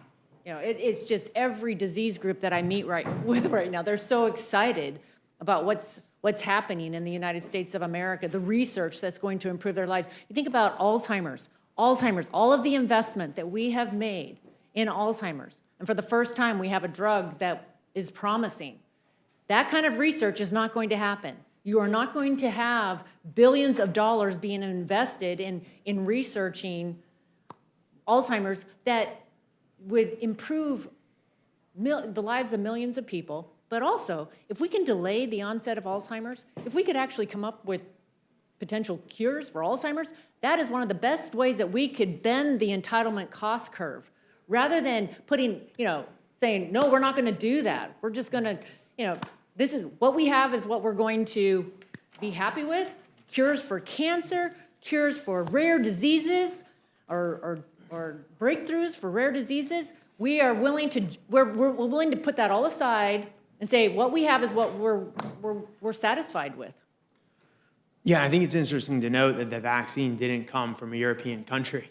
It didn't come from a country that does price controls. It came from, of course, the United States and some of the technology. It came from Israel as well, but it came from two nations that believe in free market capitalism.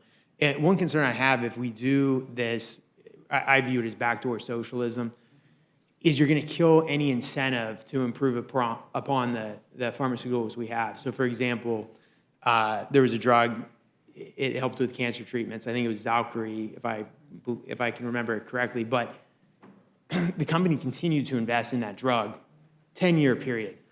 They finally figured out through testing they could improve the drug to treat children that had cancer as young as 1 year old. That would not have happened if we had this policy in place now, because there'd be absolutely no incentive to continue to improve upon drugs. Additionally, if you have the government able to set the price, there's no incentive to create new drugs, because a lot of people get focused on the cost of the drug, right? The cost per pill is, let's face it, it's like cents, right? But to bring a drug to market, on average, we're talking billions of dollars. I mean, not millions of dollars, billions of dollars. I think it's like $2.5 billion for your average drug. You couldn't recover it if we cap the price. There'd be no reason to ever develop new drugs. Am I correct in that understanding? That's how I see it. That's how I view it. And instead of taking the approach that's going to cap that kind of investment or we should be incentivizing, we should be encouraging more investment, more research here in the United States of America. Republicans and Democrats came together and passed 21st Century Cures. That was 5-6 years ago. We are working on Cures 2.0. That is the approach that we should be taking. And you mentioned the vaccine. That was a public-private partnership, and we led the world, and we did it in record time. And a lot of people around here on Capitol Hill said it couldn't be done. They said there's no way it's going to be done in less than a year. There's no way we can get a vaccine in less than a year. And you know what? We did it in the United States of America. It's American ingenuity. It's American technology and innovation.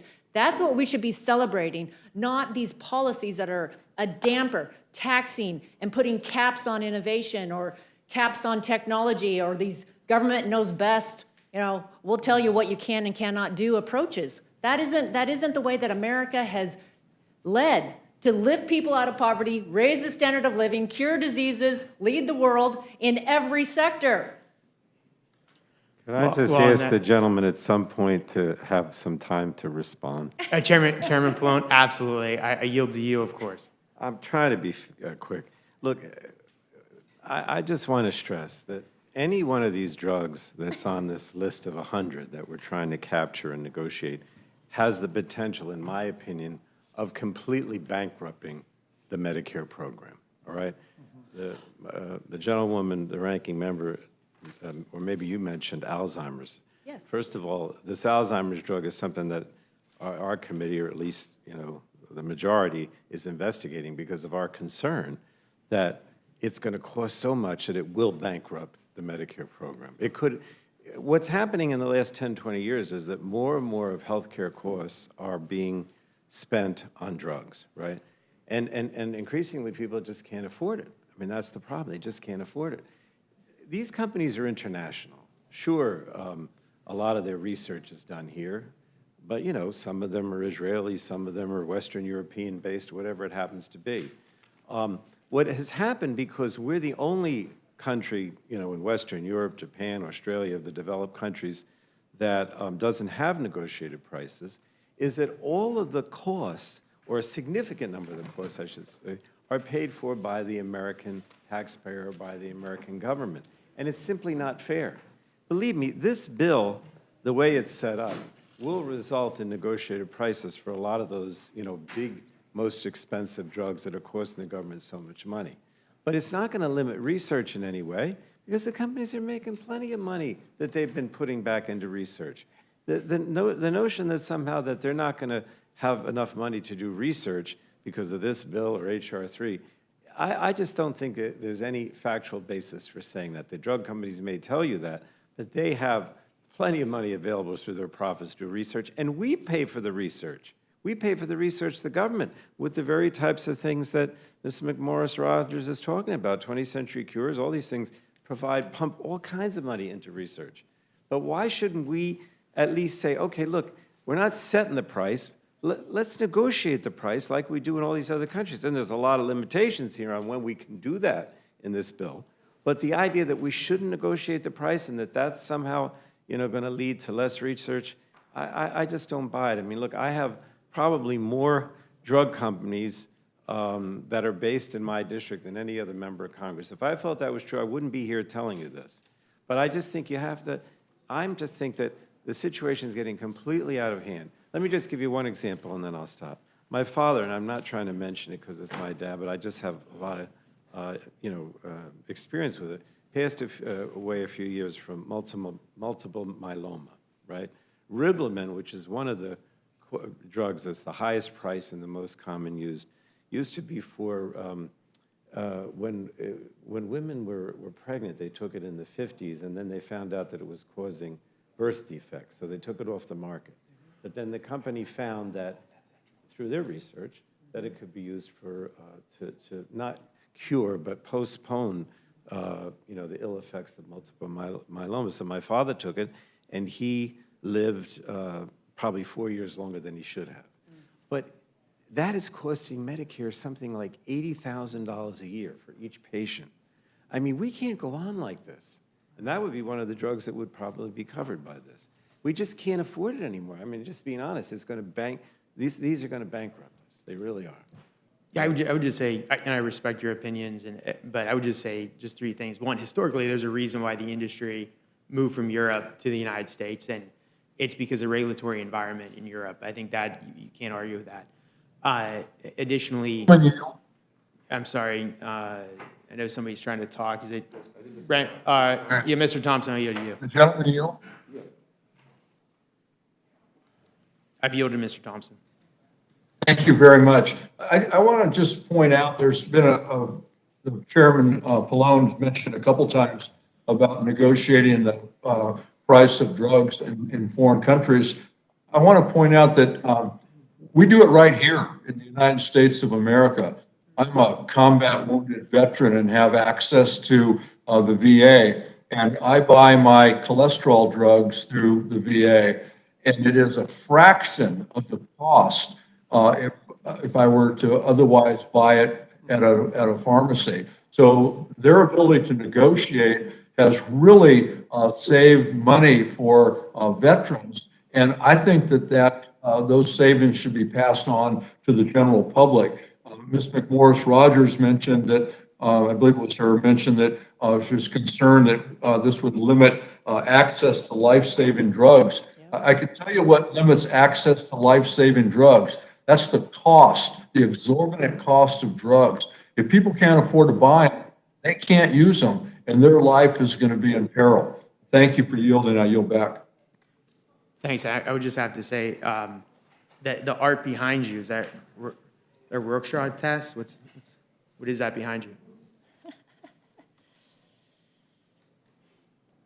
All right. Well, I've called out Mr. Raskin on his wallpaper, so I thought it was only fair to be consistent. With that, you know what? You had anything to add? I want to add, I don't believe that we have to limit access to these drugs in order to save cost. It's a false choice. The VA, I met with a veteran just recently who the drug that the veteran needs is not available on the formulary, on what's been negotiated. And so this poor family in Eastern Washington is spending thousands of dollars out of pocket to get the drugs that the veteran needs, because that's what is going to save this person's life and improve their life. And that is not the future that we want. The best way to address the cost of drugs is through the generics and the biosimilars. That's the way that we're going to bring down the cost of drugs, not by limiting the access, especially in Medicare. I mean, the idea that we have to tell people that they can't have access to drugs, to life-saving, life-changing drugs. I don't believe it. We have proven that we can bring down the cost. We need to embrace the generics, the biosimilars. That's the way that we're going to bring down the cost of drugs and continue to improve people's lives and improve outcomes. Let's embrace what the future holds for us in this, not say, oh, this is the end. But if I could just briefly, and I'll be brief. Look, we do have in this bill the $2,000 limit on your out-of-pocket costs, right? We do have that. That's a significant part of this legislation. I encourage generics. Generics are still a very good way of bringing down costs. But the drugs we're talking about here have not become generics. In other words, they have they're beyond their exclusive patent period. They've managed through various means to extend their exclusivity, if you will, for years. One of the most expensive is Humira. You see that advertised a lot on TV. That's been 21 years now, exclusive, right? They would be captured because the bill says 9 years. They were only they should theoretically have been exclusive only for 5, but they've managed to extend it to 21. So they would be captured because they're more than 9 years. But what I'm saying is that if there had been a generic alternative, then she's right. That would reduce the cost. But they've managed to prevent the generic by extending their exclusivity. And Would the gentleman yield? Sure. Why the hell don't you fix that? Well, instead of what you're doing. Well, I don't understand. That'd be great, but That's I need a the votes simple, for that too. That's a hell of a lot simpler than what you're doing here. You are putting up a straw dog. There are ways we can bring down the cost of drugs. But you refuse to do that because you, as socialists, want to control everything that goes on in this culture. But And don't it's you very see- but don't you frustrating see the to sit very- here and hear you say that. Fix what we can fix. But don't you see that the very idea of exclusivity, particularly beyond the patent period, is in itself, maybe that's the socialist thing. I mean, in other words, you're acting as if we have a market economy and a capitalist market with competition. We don't with these drugs. The government has given them a monopoly, you see, and so that's why we have to step in. That's why we have to step in. This is not a free market. These are not drugs that have competition. They've been given a patent by the government, and they've extended the exclusivity for years. Now, sure, maybe it'd be nice to correct that, but try to do that and get the votes for that. That's going to be a lot more difficult. I know that Mr. Rice and both Ranking Member McMorris Rogers have both indicated they want to speak, so just briefly, I'll yield to you, Mr. Rice. The reason we give them a patent is because we want them to develop the drugs. We want to give them an incentive to do it here. We want to be the center of innovation. And a lot of these countries that you talk about where other countries can negotiate, they don't have access to the drugs we do. They have access to a very half or a fourth or a very limited number of drugs because the pharmaceutical companies won't negotiate on some of the drugs or they cost too much. And when you tell them, when the government steps in with price controls like you're doing here, then what's going to happen is they're going to make decisions about what drugs they're going to develop and what they're not. And there will be drugs that will not be developed, and there will be people that suffer as a result of that. Those are just facts. Thank you. I must just say to the committee, I am frightened. I'm frightened when I hear anyone say that we can't afford it. We can't afford to help someone save their life. Just think about it. We've all heard the stories of what hope this provides for someone. The research, the ALS was in front of our committee not too long ago.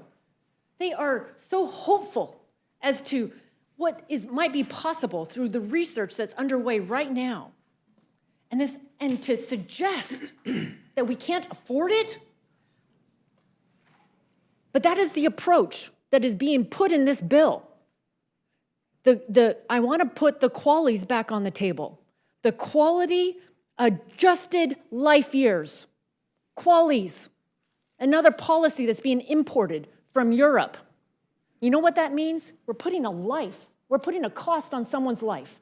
Whether or not we can afford, whether or not we think that we can afford to give them health care, whether or not we think that we can afford to give them life-saving drugs.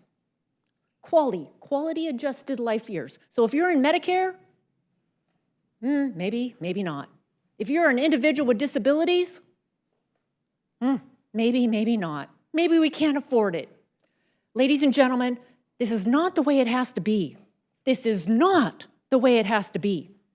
This is not the way it should be in the United States of America, where we believe in life, liberty, and the pursuit of happiness for all. This is a frightening path that we are going down with this policy. And I urge you to reject it. We can do better. Allow us the time. This committee, Energy and Commerce, we can do better. I yield back. Thanks, and I'd like to thank all the witnesses for testifying, and I yield back. Thanks for the generosity with the time, Mr. Chair. No, thank you. No, and let me just say, Ms.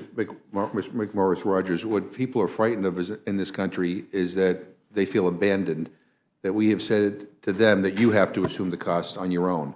I go back to what I was saying about the families that I met with whose children are diabetics. They were nervous because their kids were going to be graduating off their health care when they were 26. And the cost of insulin is so high that they were wondering what is the future? What if their kids can't get a good job? What if the kids can't get good insurance? I mean, these parents were frightened on a drug that has been around forever and ever and ever. So what is frightening in this country is the fact that we all sit up here and talk about all these breakthrough drugs, which we all want to encourage and we want to see go on, but the people cannot afford them.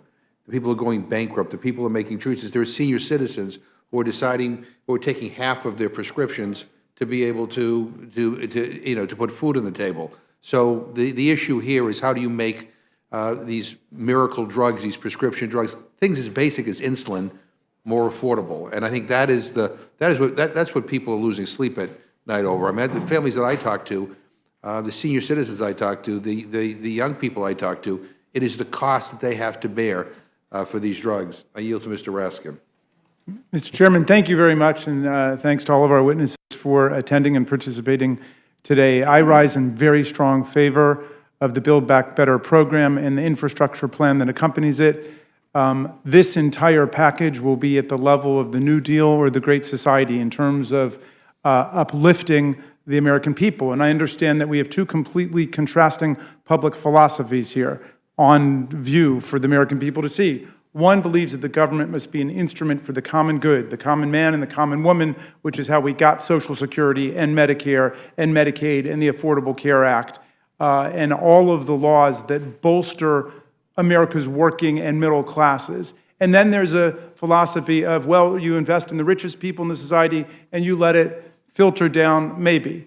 Laissez-faire. Well, we say laissez isn't fair in a democratic society. So I want to ask some questions along this line. I want to come first to my friend, Ms. Fox, if I could. You indicated that we could learn from the Democrats' loss in Virginia yesterday, and perhaps you can learn from the Republicans' loss in New Jersey yesterday. But of course, it's hard to learn within 24 hours or 12 hours, whatever. What have you learned from the GOP's loss in the presidential election in 2020? What did I learn from the GOP's loss in the 2020 election? Mr. Raskin, I haven't thought about that in a while. And so I don't know. That's not what I'm dealing with. I'm dealing with the here and now and the future. And that's what I'm trying some people think that is the future. I think Donald Trump is one of them, right? He says he didn't lose, but you accepted, of course, that he lost the election, right? I do. Okay. All right, well, then we've got some time to sort all that stuff out. In the meantime, let's talk about some of the specifics that have come up today. I want to come back, Ms. Rogers, if I could, to the whole question of lowering prescription drug prices, which is so important to my constituents, and I hear about it all of the time. Now, one of the things that Mr. Thompson pointed out was that in the Medicaid program and in the VA program, the government has the authority to negotiate for lower prescription drug prices. It's only in the Medicare program that someone slipped a provision into a bill late one night in Washington, and we all have seen that happen, that prevents the government from negotiating.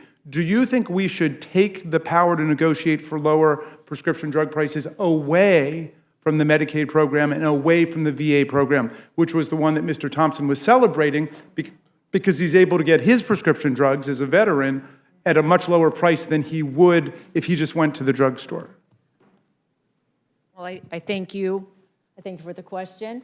I believe our focus, our priority should be to make sure everyone, whether they're in the VA, whether they're in Medicaid, whether they're in Medicare, have access to the life-saving, life-changing drugs. So you think it's working well to let the government negotiate for lower prescription drug prices for veterans, for example? I think veterans, I do talk to too many veterans who, it is great for the drug that you have access for, that's on the list.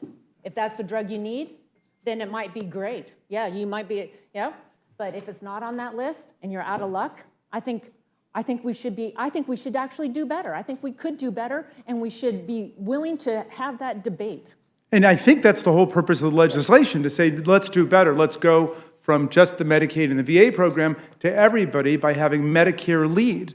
And let me ask you this question. But you're limiting access to some of the life-saving drugs. We heard, well, we just can't afford it. And so in that case, you're out. Wait, I don't follow that. In other words, you think that their approach doesn't go far enough. You think it should apply to more drugs. Am I understanding you correctly? There should be negotiation for lower drug prices for more drugs. Because I agree with you on that. But this was a compromise, I thought, with people on your side who didn't want to do this at all. This isn't a compromise with anyone on the Republican side. We have not. I thought you don't. Let's get it straight. Do you think the government should be able to negotiate for lower prescription drug prices in the Medicare program? I think that the plans that are made available today within the Medicare program allow the senior, allow the individual to make a decision. I think that competition within the plans is important within Medicare. I believe that Okay, allows the individual more choice. I'll come back to you in one second. Access the drugs Let me that come to they Mr. need. Pallone, because we need some clarity about this, because there's a lot of confusion in the room. Will you explain how it differs for the Medicare program from the VA and Medicaid, and why you are attempting to say if they can negotiate for lower prescription drug prices in these programs, we should also be able to negotiate within the Medicare program? Well, what Mr. Thompson said is absolutely right, which is that we're basically doing this, we're suggesting with this bill that we do the same thing with Medicare that we do with Medicaid or with the VA. I think that what Mrs. Rogers is saying, if I understand it, she's concerned that in any of these programs, be it Medicare, Medicaid, whatever, that certain drugs are not included at all, right? Not that they're, and the decision as to what drugs to include, like if you're in the VA or Medicare, what to be covered. Are not included in terms of what? Well, in other words, like, for example, she talked about the Alzheimer's drug, right? Yeah. There was a big debate over whether or not that should be accepted for the Medicare program. And that decision is not based primarily on price. That, it may be not even price at all. It's based on the efficacy of it. I see, but that's a totally different question Right, from and what you're that's what I talking was about. trying, that's why, Yeah. I'm not trying to suggest that she's totally wrong. Yeah. Because I don't think that would be true. But the decision about what, in other words, she's suggesting that somebody in Medicare or on the VA may not be able to get a drug because it's not on the list. The decision about what to place on the list is a much more complex thing that has to do with the effectiveness of the drug and whether there's another drug that might be more effective. Price comes into play, but it's not primarily that. And that's one of the reasons I think that the Alzheimer's drug, there's a serious question whether that should be included, because this argument is not effective. Ms. Rogers raises a fair point, but it is a separate point. So It's a separate if we could hold your point for a second. I and agree. I come think to- it's a separate issue. For the drugs that have been raised in the Build Back Better program, do you favor allowing the government to get the price lower by negotiating with the prescription drug companies the way the government's negotiating in Medicaid and the VA? I'm sorry, I didn't. Should the government have the power to negotiate for lower prescription drug prices in Medicare the way it does in Medicaid and the VA program? That is not the approach that I would like to see imported into Medicare. As I told you, I had a veteran. You talk about individuals, citizens in this country being abandoned. What about the veteran in Colville, Washington, who needs access, the veteran whose drug that he needs is not on that list? Okay, well, what about let's that? say, but if we don't pass it, what are you doing for that guy? I am working, we have bipartisan legislation in the Energy and Commerce Committee, it's HR 19. Okay. That is capping out-of-pocket costs for seniors. That is Okay. capping the cost on All right, insulin. but just That talk we about have that guy worked for a on second. bipartisan. But let's say we get his drug on the list. Should the government be able to negotiate the price for it so it's affordable for him? Well, it's not, the entire approach is not the one that I think is best meeting the needs of our veterans, bottom line. So in other words, okay, you would like to take away the VA's ability to negotiate for lower prescription drug prices, just let the drug companies dictate what the price is, which is the system we've got in Medicare now. I want a competition in the marketplace. I want to see more innovation and technology. I want to have new breakthroughs. I want to see the biosimilars. All right. I want to Well, see the I appreciate all those words, but when Yeah, I hear those well- words, what I think of is negotiation. So, I mean, Mr. Pallone, let me just come back to you, and then I'm going to move on from here. I mean, wouldn't a market be one where the government can negotiate rather than one where the company just dictates the price to the government for everybody who's a Medicare beneficiary? Well, certainly, and I think you're bringing up the fact that we can't mix apples and oranges here, right? In other words, in theory, let's use a drug like Humira, right? Humira, after 5 years of patent, should not have been exclusive anymore. But under the various regulatory problems, they kept getting more exclusivity. Now, at any time, if they didn't have that exclusivity, then a generic could come in and create competition. But the problem is that we've managed to through the regulatory process, whatever, to continue to give these drugs exclusivity for a longer period of time. The negotiation is simply trying to say, okay, we have a system. Some things are on the list, some are not. You can correct that separately if you want. You have a system where some things have exclusivity beyond the 5 years, some do not. But all I'm saying is, if you can interpose negotiation into that process, you can bring down the cost regardless of whether you change these other things. I mean, the argument against it sounds to me like corporate socialism. The corporation gets to decide what the prices are for everybody and then charge everybody, and the government gets ripped off, the taxpayers get ripped off, and the patients end up overpaying for the drugs. Exactly. I much prefer a system like the one that Mr. Thompson described in the VA for veterans, and I understand why we've done it for veterans, but why can't we do it for everybody, which is let's make the drug prices lower by having the government negotiate. That sounds like a market system. And that is very much a market system, and it's not a system that, it's something you can interpose on all these other things that we've talked about and not hurt anybody and benefit everybody, in my opinion. All right. You were trying to get in, so I yeah. have this summary of the proposal here, and this is certainly not my area of expertise, but it says the negotiated price cannot exceed the following: 75% of its 2021 non-federal average manufacturer price for small molecule drugs fewer than 12 years, 65% of the 2021 non-federal manufacturer price for blah, blah, blah, 40% of its 2021 non-federal average manufacturer. That doesn't sound like much of a negotiation to me. And in these other countries where they have negotiated, they don't have access to the drugs that we have here. And they don't have the innovation that we have. All right, forgive me, because I'm just figuring it out. Yes, please, Ms. Rogers. I just want to highlight that there is negotiation for drugs within Medicare Part D right now. It is done by the companies, right? And when Medicare Part D... With whom? With the plans, with what plans are made available for seniors within it. So there's a competition. And the CBO score for Medicare Part D, when we pass Medicare Part D, the prescription drug benefit for Medicare, it has actually come in much lower because it's a more effective negotiation that's taking place than what the government thought they would be able to negotiate.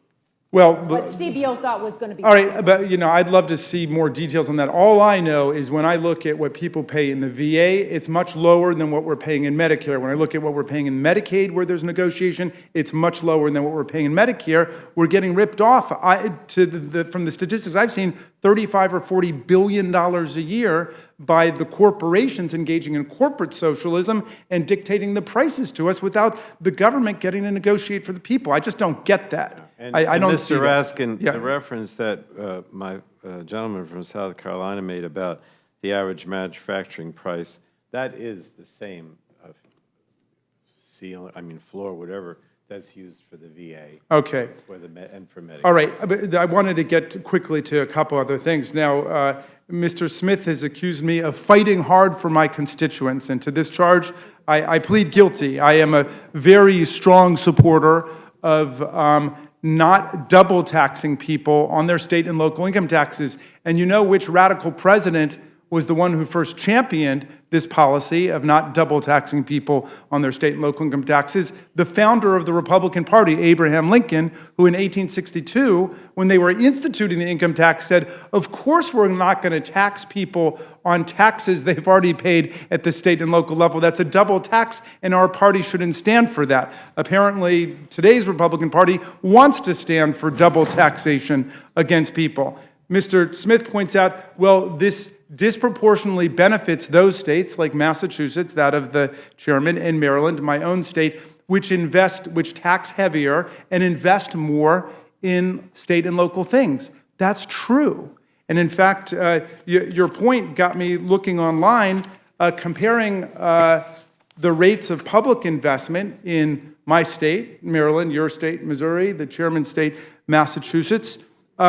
And indeed, we are in higher tax states. And you know what? We rank higher on almost any index you can imagine in terms of public education, in terms of higher education, in terms of graduation, in terms of health care, and in terms of health outcomes, in terms of life expectancy. But let's generalize, so I don't want to make it personal. I have friends in Missouri, and I love the people of Missouri. I've got nothing against people in Missouri. But if you look at life expectancy, 9 of the top 10 states in life expectancy are blue states with higher taxes. 1 is red. The states with the lowest infant mortality rates are blue states.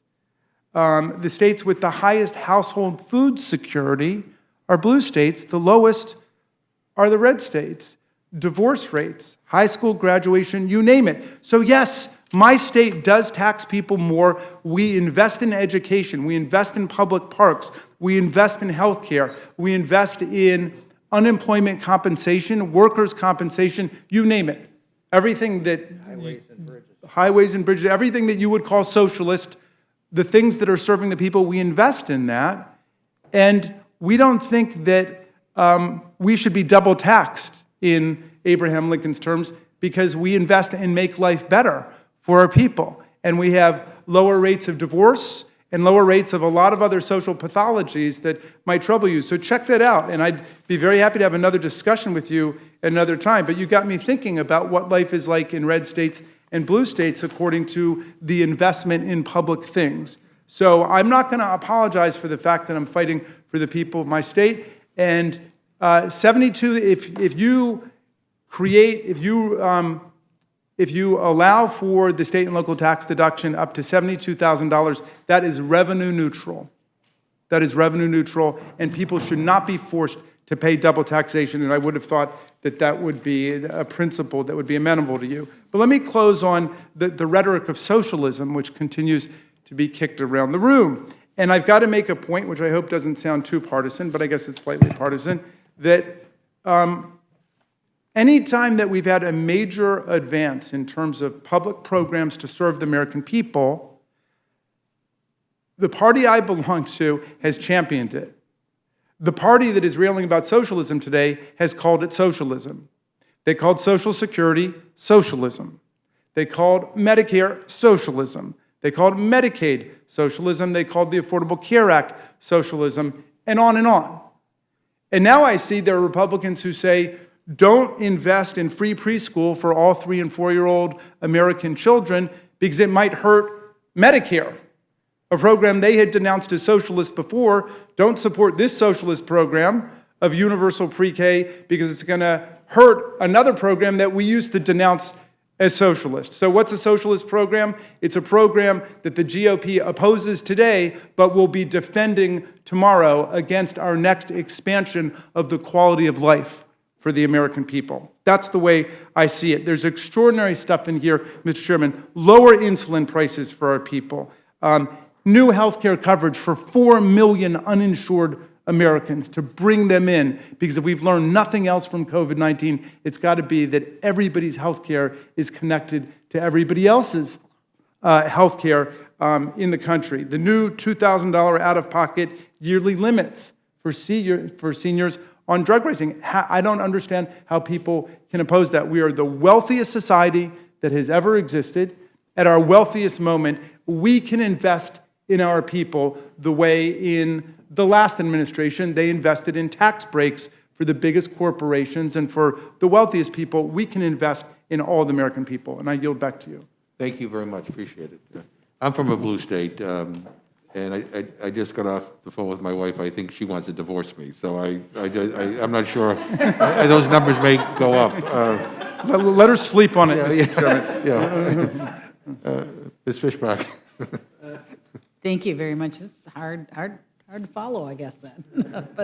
but I appreciate the opportunity, and I don't know who wants to answer it. Just want to confirm that right now we went what the Democrats were saying. It was at 1.75, and now we're at 2 trillion.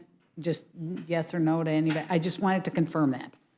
No, the cost of the programs stipulated are 1.75 trillion. The revenue generated under the bill, according to the White House estimate, is 2.15 trillion. Okay, what I'm trying to get at is there was obviously a lot of stuff added from the last time we heard about this. And so I'm trying to figure out how the numbers on that. And can you help me with that? because you added, I mean, the paid family leave, correct? And I don't know, you know, since we don't have all the scores and all the information in front of Well, us. for instance, on the salt tax deduction, under current law, the salt tax limitation of $10,000 a year expires, I believe, in '25. I think that's right. So the provision in this bill increases the cap from 10,000 to 72,000, but for 10 years. So from 25 to 31, it actually generates revenue because the cap deduction disappears, the cap limitation disappears from the 2017 tax bill. So you get that, you recapture that income over the next 5 years. Okay, and I think Mr. Rice has something he wanted to add. Yeah, a couple of points on that. One is that if it costs $1.7 billion, giving the salt benefit costs almost $500 billion. So almost a third of this then goes to people earning in the top 10% of wage earners. And to respond to Mr. Raskin about, you know, how the blue states choose to invest in other things that maybe our states don't, well, that's fine. You can invest in whatever you want, but don't ask our state and our very poor, my poor rural people that live in Marion County, Porras County, South Carolina, please don't ask them to subsidize whatever your decisions are. Please don't ask them to subsidize wealthy people and their property taxes when they live in, you know, they're barely getting by, and you're asking them to subsidize the folks that live in your state by giving them this, the federal government will give them a subsidy. They'll pay 1/3 of their property taxes and 1/3 of their state income taxes so that y'all can choose to invest in whatever you want to. That's fine with me, but don't ask our very poor people to subsidize that. And then finally, you know, you point out, well, gosh, we have lower divorce rates and lower longer life expectancy. Well, I don't know. I didn't say lower abortion rates, because that's not right. Let me finish one thing. My home county where I live, Myrtle Beach, South Carolina, is the fastest growing county in South Carolina and like the second fastest growing place in the country. And most of it is people coming from Maryland, Pennsylvania, Ohio, New York, New Jersey, who are trying to get away from the very things that you're talking about. So don't ask us to subsidize your investments. That's all I'm saying. And well, you know what? Don't tell me that you're for the little guy when 90% of this goes to the people earning the top 10%. $15 on average goes to the middle class, and what is the number? 25,000 or 28,000 goes to people in the top 10% of wage earners. And thank you. I wanted to go back to Mr. Yarmouth, if I could, for just a minute. Would the gentlewoman yield? Where's it coming from? On the issue of salt, I'd just like to point out that when local governments invest in their constituents, such as Mr. Raskin was pointing out, this is money that's going to what Mr. Rice talks about as the little guy. And these are salaries that are paid to cops and firefighters and the school teachers. And there is a distinct difference between the cost of living in a high-cost state versus a low-cost state. And I'm from a state that is a high-cost state, and my state is a donor state. Mr. Rice, you know this. We are a donor state, and we subsidize many other states, many of your constituents.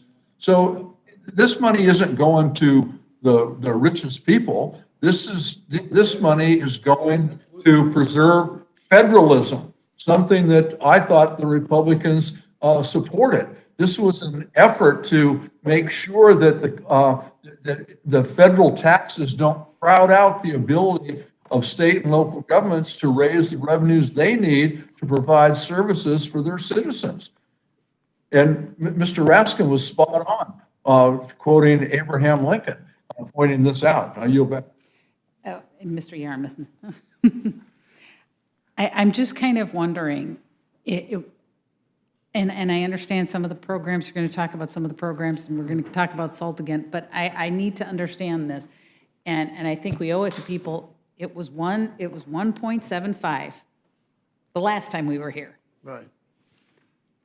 And you added a whole bunch of stuff between now and then. And so what I'm hearing is it's accounting gimmicks that's keeping it at 1.75.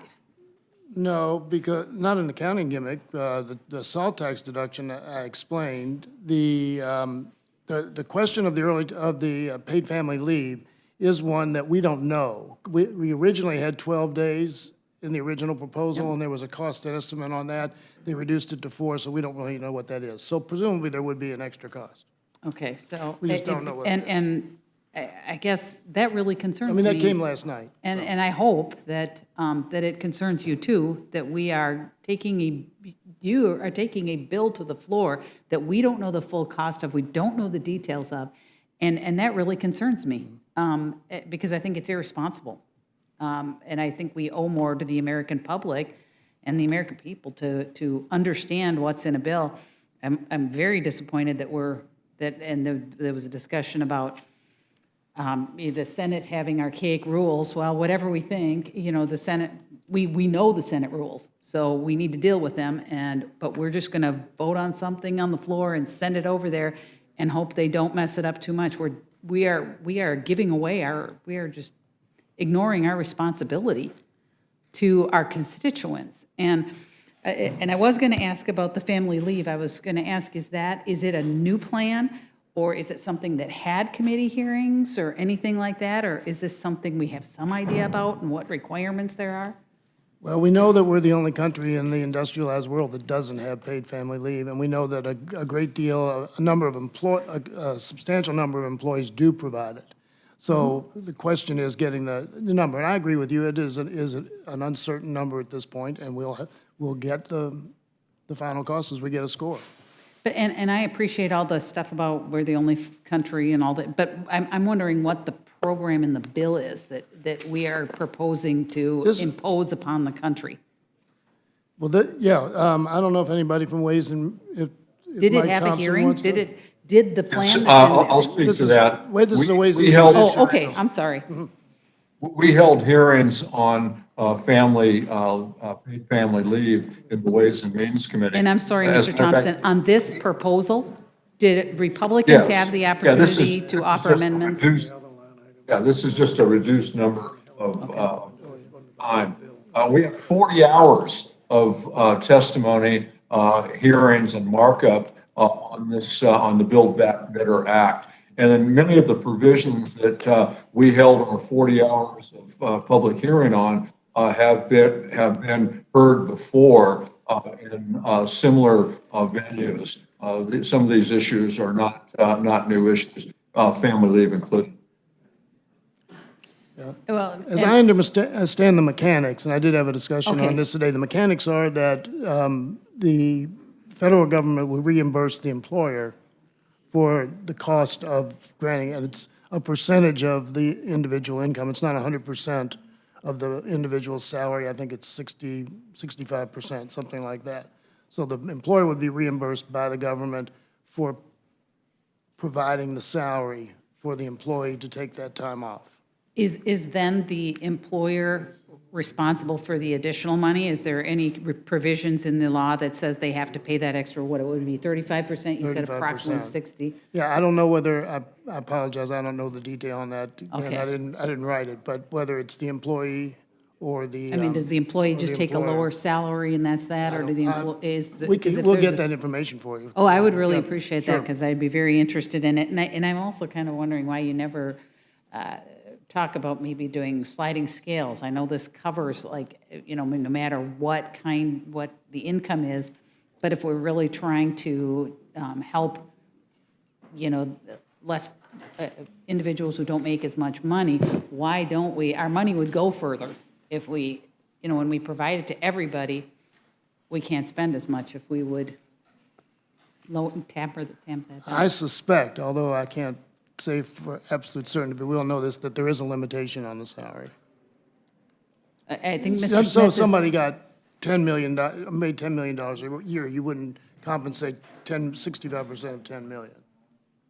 Well, if the law says you can, but Well, Mr. Smith, right. you wanted to add? Yeah, absolutely. Under the language that we have reviewed in the hour and a half before this hearing, you have no income limitation. You can make $1 billion and still qualify for the maximum $3,500 payment. So that might be something that you might want to look at to improve your bill. But that's what happens when something's thrown very quickly, Representative.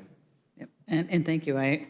And that's why I'm trying to figure It's out. it's a benefit available is a to everyone, limitation. just like Social Security is available to everyone. So if you make $1 million and you qualify for Social Security, you get that benefit. It's important to note, though, that the maximum benefit is $800 a week. Well, that would have been helpful as in the discussion to understand. I mean, And the that's why I'm 35 asking about the details of this, so that I can better understand how it, but, and I think Mr. Smith had a very good point, that this is the problem, that we don't have the whole picture of what's going on with this program or a lot of the bill, we don't understand. I do have one direct question, Mr. Thompson, and I asked it of Mr. Neal. Is the IRS surveillance program in this bill? You're talking about the reporting provisions that were referenced earlier in the hearing? That allows, and you know what, maybe I missed it, but the provisions that allow the IRS to I already mentioned. Oh, I'm sorry. I responded to that earlier. No, there's no reporting information in this bill. So the $600 or 10,000, whichever you're at, No, is there's not in nothing this at all. bill. Not 600, not 10,000, not $1 million, nothing. Well, we're getting mixed reports about that, and I think Mr. Smith wants to answer, or Mr. Smith. Yeah, one of the what I believe is the fake pay-fors that's included in here is what they refer to as the tax gap that would bring in almost $400 billion throughout this, but it's not crystal clear of how they get that $400 billion, but they continue want to have over 80,000 new IRS agents. And I don't think the 80,000 new IRS agents are going to sit around and just twiddle their thumbs. They're going to try to find money from someone. Okay, well, I think that's important to note that what Mr. Smith just said is different than what the gentlewoman asked. There has been for a number of years now a large effort to underfund the IRS to the point where they can't do the work that they have to do. And there is, in fact, a tax gap. There are people who aren't paying their taxes, and the IRS doesn't have the ability to collect those. So that is correct. That's the amount of money, however, is not in the score. And I think it's also important to note that in regard to the paid family leave, there's no mandate. There's no employer mandate. So if you're an employer, you're not mandated by this bill to provide paid family leave. It provides an option. And if you take that option and you provide that leave to your employees, you're entitled to a reimbursement for those benefits. And Mr. Thompson, maybe you could have just explained that. So an employer does not have to participate or does not have to pay the 35 or whatever percentage of it is? It's voluntary. If you're an employer, you have this program at your access. So you can provide paid family leave to your employees. And if you do, there's a reimbursement provision. Okay, so, and I'm gonna, just so I can confirm, not every employer has to participate.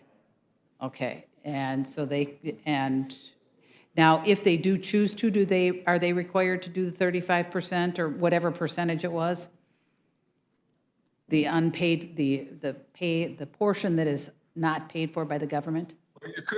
You couldn't reimburse your employees for less than what you reimburse. So there's a formula whereby you pay 2/3 of the average worker's salary. And so you can't pay only 1/3 and get the reimbursement that this bill provides. And no, I understand that. I'm just, what I'm asking is that portion that is not paid by the government. So here's their 100% of their pay their salary. Two-thirds the average worker's salary. I'm sorry, say that again. Two-thirds the average worker's salary. Okay, but then are the employers required to do the extra 1/3 under this program? No. Oh, okay. I'm just No. trying to understand better so that I get a full picture of what's going on with it. No, the provision is, they provide the funds, and they can do whatever they want. They could pay twice the amount, I guess, but they're only reimbursed by the amount in the bill. So, and just to reiterate, it is voluntary, employers do not have to participate. So, but I just want to, and thank you, Mr. Thompson, but just want to finish up by saying this is the reason that we need to be able to better understand this bill.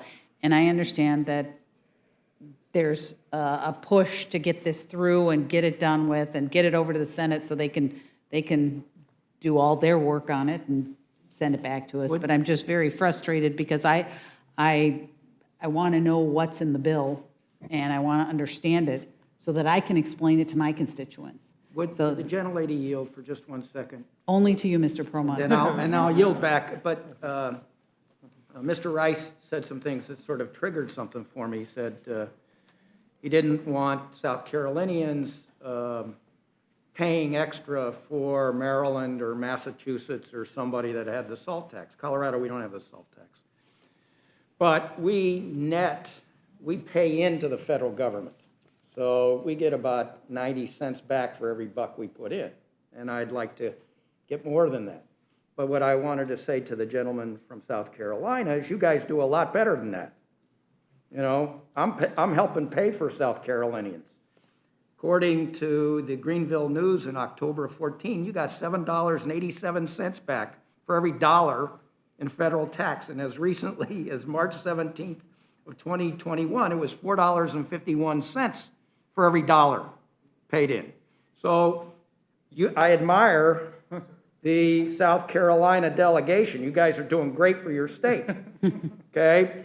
But just to we're all in this together. And there may be instances where South Carolina is helping Maryland. There are instances where Colorado is helping Massachusetts. That's what this is all about. And this particular bill, this legislation lifts up everybody. Everybody. And that's what America is about. And I'd yield back to the lady. I just had to, you made me think about that. And I believe Mr. Smith had something he'd like to add to. Thank you, Representative. I just want to make one point. I've heard a lot of discussion over and over about our state's a donor state, your state's not a donor state. Well, the fact is, after the Biden bailout bill that passed this year, the first reconciliation bill, there are 0 donor states in Congress. 0 this year because of all the money that was spent in the Biden bailout bill. So when you say you're a donor state this year, you're not. No one, not one of the 50 states is a donor state. And if you would like that from the Budget Committee, I'd be happy to provide that.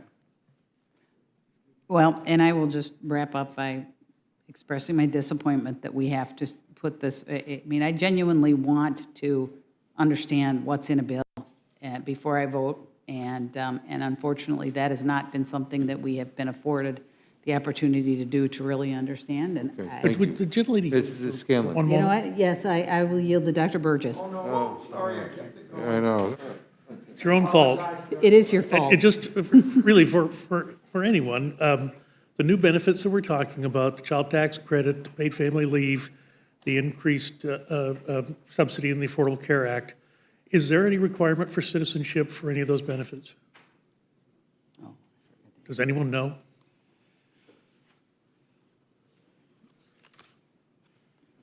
Anyone waiting to hear? This is only for I will Americans. just say that it takes out the requirement of the Social Security number within this legislation. So you don't have to have a Social Security number to qualify for the child tax credit. So self-attestation could make you eligible for any of these benefits. Is that correct? You're a citizen, I'm a citizen, everyone's a citizen? It's unacceptable. I yield back. Thank you. And I will, Okay. just say I wish we had the opportunity to take a look at this and really understand it. And I'm sorry that it is being rammed through without the numbers we need and the information we need and deserve, and the American people deserve to hear. With that, Mr. Chair, I will yield back. And I have a feeling that no matter how many days or weeks or months that my friends had a chance to review this bill, they still wouldn't be with us in supporting the bill no matter what, because at the end of the day, I think we just have a different set of values and an obligation of what we need to do Mr. to Chair, help, yeah. Mr. Chair, you've said that we all have you've said that a couple of times about the values. Yeah. And I think that it's unfair to diminish other people's values, because I didn't feel like diminish that's any what you're values. I just doing. said we have a different set of values. Okay, well, everybody, I think that we all hold them. We are all trying to do what we think is best for the people of America and for our constituents. Yeah, I mean, people, I'm not diminishing anybody's right to believe whatever they want to believe, but I do think that we don't share the same values. Ms. Scanlon? Yeah. Mr. Pallone, if I can just clarify a couple things.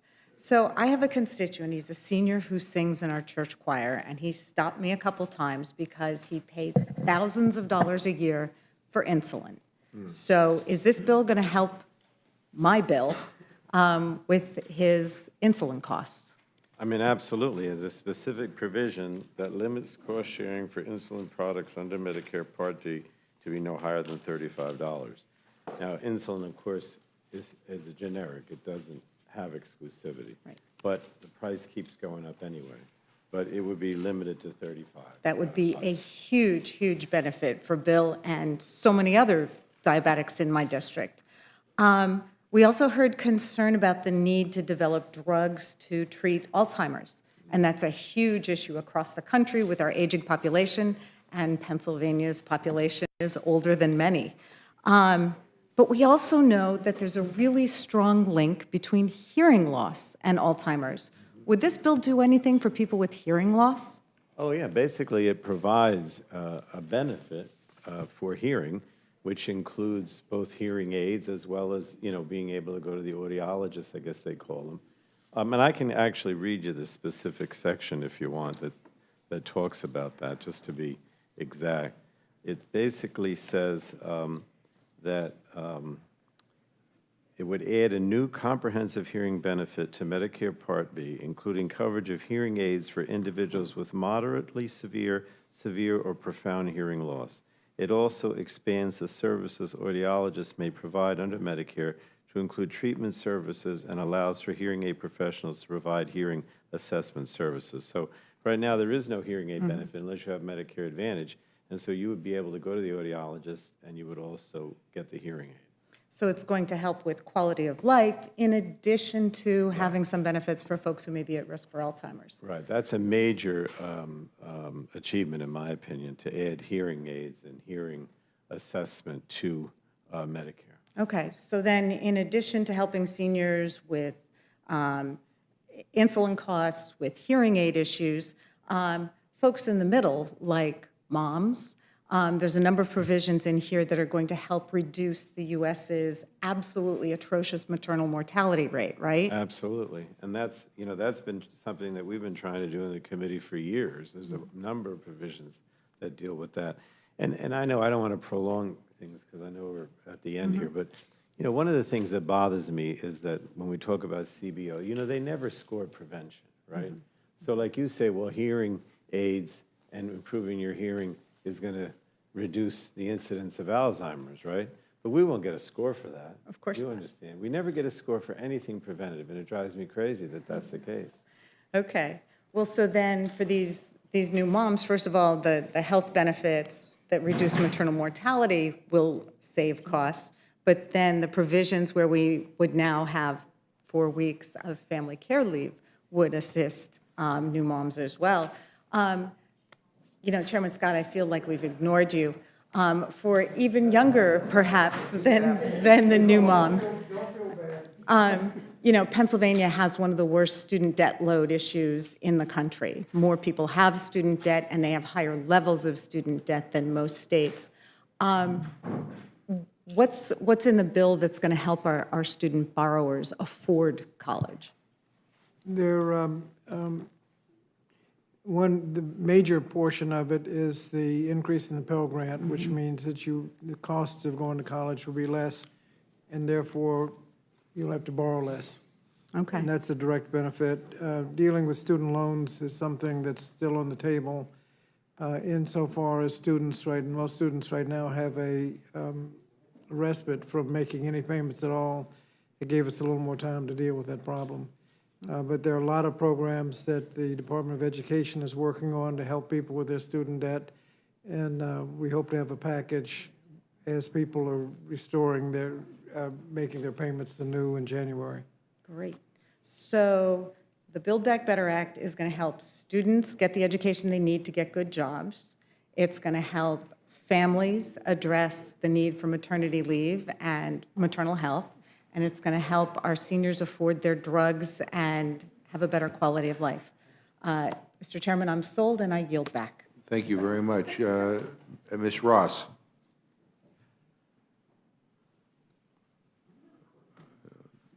I don't see anything. So I'll go to... I'm here. Okay. I'm just okay. sorry. I'll be very brief because I know that's valued in the committee. I have two questions for Mr. Pallone.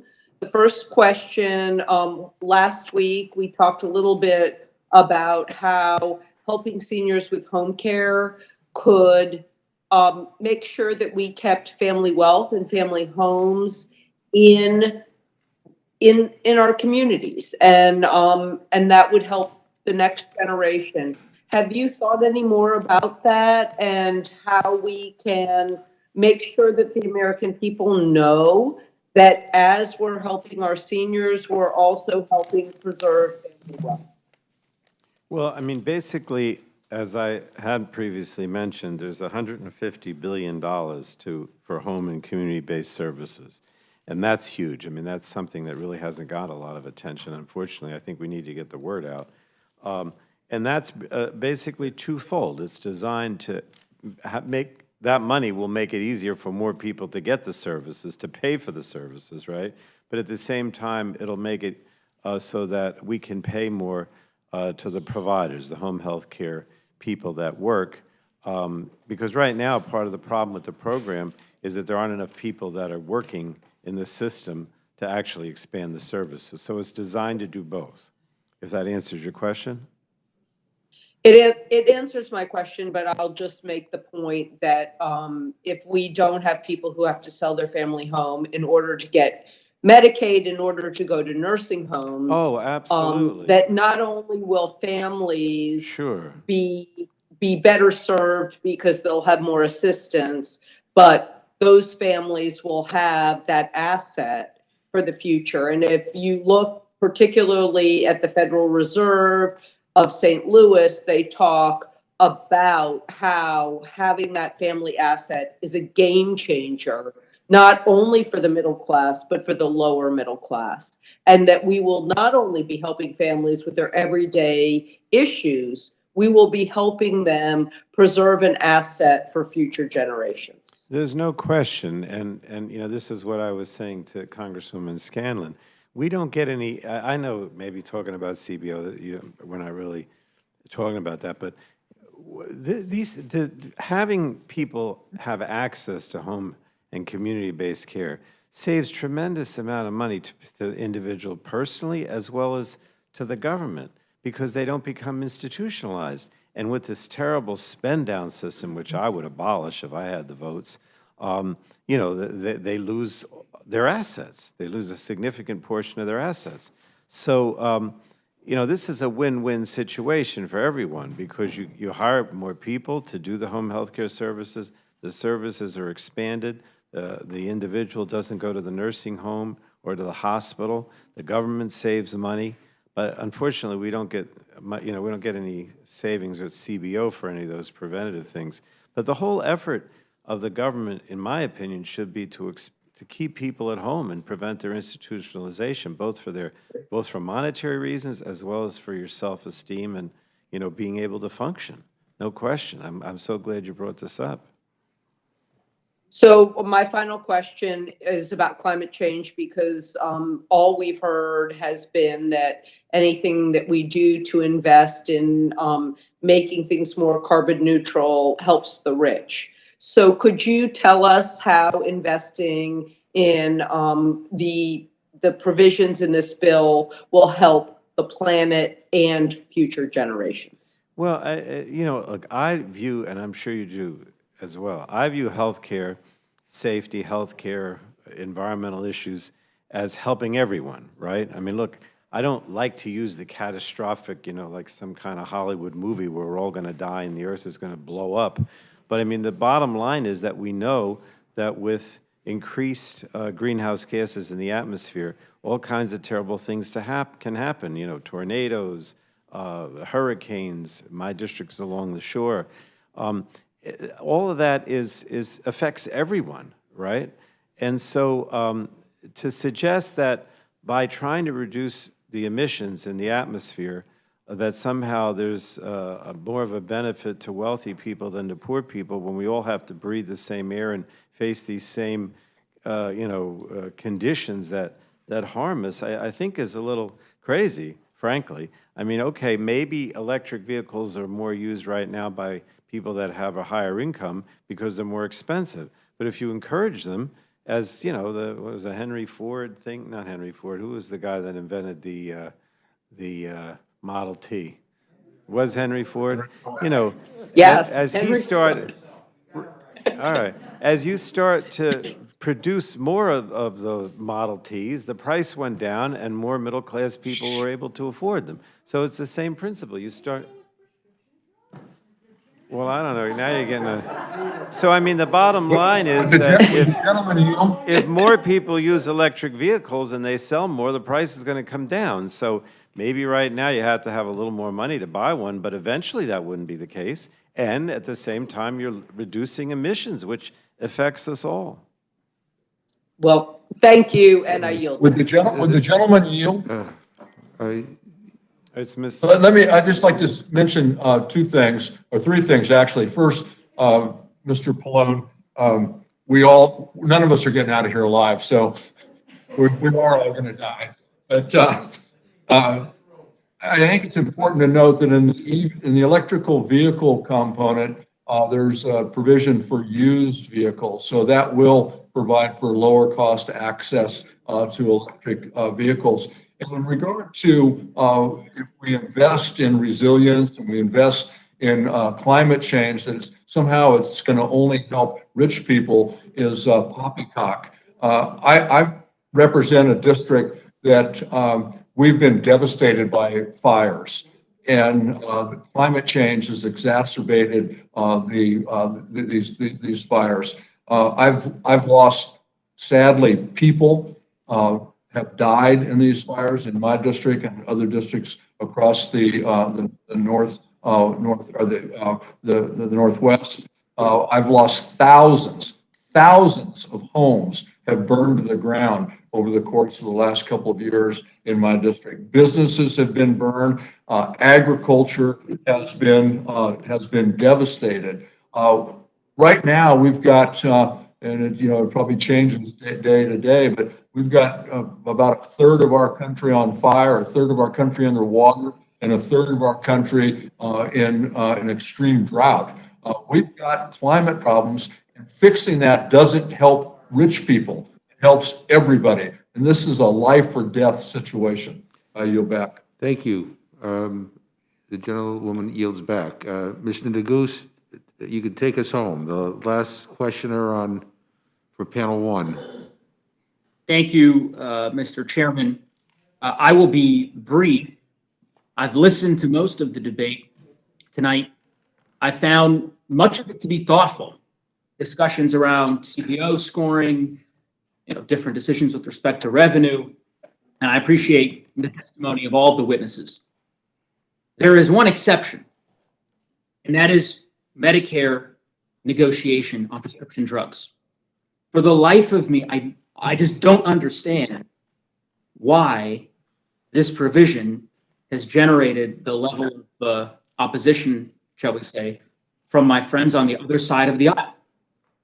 I'm going to read an article briefly that I think is informative and instructive on this point. This is a Politico article. I have it here on my screen. from January 25th of 2016. The headline, Trump backs Medicare negotiating drug prices. I will quote from the article, quote, Donald Trump said tonight that he could save Medicare billions of dollars by allowing it to negotiate drug prices directly with pharmaceutical companies, embracing a position Democrats have championed and Republicans have opposed for years. The AP quotes Trump as telling a crowd in Farmington, New Hampshire, that Medicare, a huge buyer of prescription drugs, could save $300 billion a year if it negotiated discounts. Quote, we don't do, Trump said. Quote, why? Because of the drug companies, end quote. Now, I understand that former President Trump later changed his position, but I think his instinct on this particular point was right. House Democrats agree that negotiation in Medicare is a good idea. Senate Democrats believe it's a good idea. President Biden believes it's a good idea. Former President Trump, at least the 2016 version of him, believed it was a good idea. I understand why pharma disagrees with it. I do not understand why my colleagues on the other side have taken the same position as pharma. And I would hope, I think this is what Representative Raskin, my colleague, was sort of getting at, is let's have, intellectually honest and rigorous debate about the provision of this law. There is no question it is going to save seniors money as they purchase their prescription drugs. So to the extent the chairman or the ranking member care to respond, of ENC, I'm happy to lend yield Well, to them. I'll just say this. I'm not sure I that, think he said ranking member. oh, I thought he said chairman. Oh, okay. I said chair and ranking member. I'll be brief. I'm not sure that President Trump ever really changed his mind. I think that from the day he became president to the end, he was still arguing for negotiated prices. I don't know that he ever said he didn't want to do it. Fair enough. Yeah. Well, in that case, I hope my colleagues join the club and let's get this thing across the finish line. Exactly. Just go ahead. Is your mic on? To the gentleman, I guess the question is, do you want to stick with President Trump or maybe the ranking member on energy and commerce here, right? Let's work together on this. We are committed to reducing the cost of prescription drugs. But negotiation, whether it's VA, whether it's Medicaid, whether it's within Medicaid, when you're talking negotiation, you're talking about limiting access. That is bottom line. What is concerning to me is that you're limiting access to life-saving, life-changing drugs, prescription drugs, and at the very time that we are on the verge of some amazing breakthroughs. This is not the time. We don't want to be importing this policy solution from Europe that has resulted in limited access. They have half access to the prescription drugs that we have in the United States of America. I yield. Well, I have great respect, as the gentlelady knows, from Washington, for her and partnering with her on a range of policy choice. I would just simply say, with respect to this particular measure, President Trump disagrees with you, President Biden disagrees with you, House and Senate Democrats disagree with you, and I'm going to have to throw my lot in with those who agree with most empirical evidence that suggests that this provision is going to save a whole lot of seniors a whole lot of money. And with that, I yield back, Mr. Chair. Thank you very much, and I want to ask unanimous consent to insert in the record a statement of administration policy in support of H.R. 5376 without objection. No other questions. You are all free to go. Thank you very much. Yeah. Wait, what are you doing next week?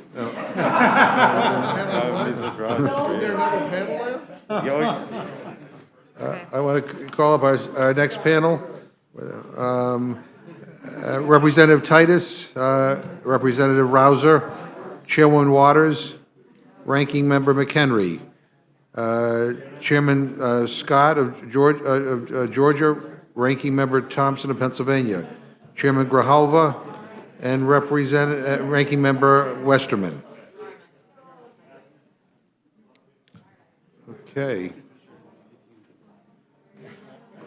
We'll take a look. Yeah, that was, Yeah, so, We cut it down by a half hour. I think more like 25 That's minutes. pretty good considering you added like 400 pages. All right, is Representative Titus? Oh, there, okay, you go first. You go first.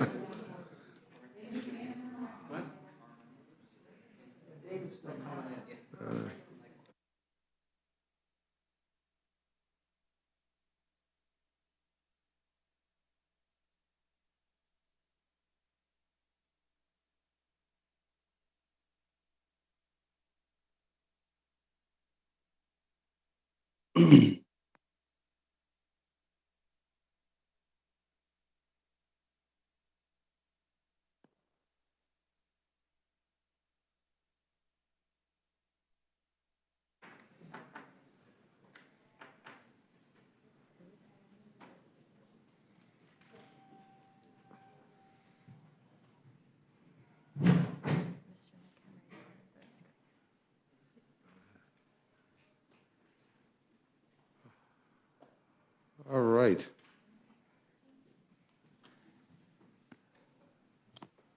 Ms. Titus.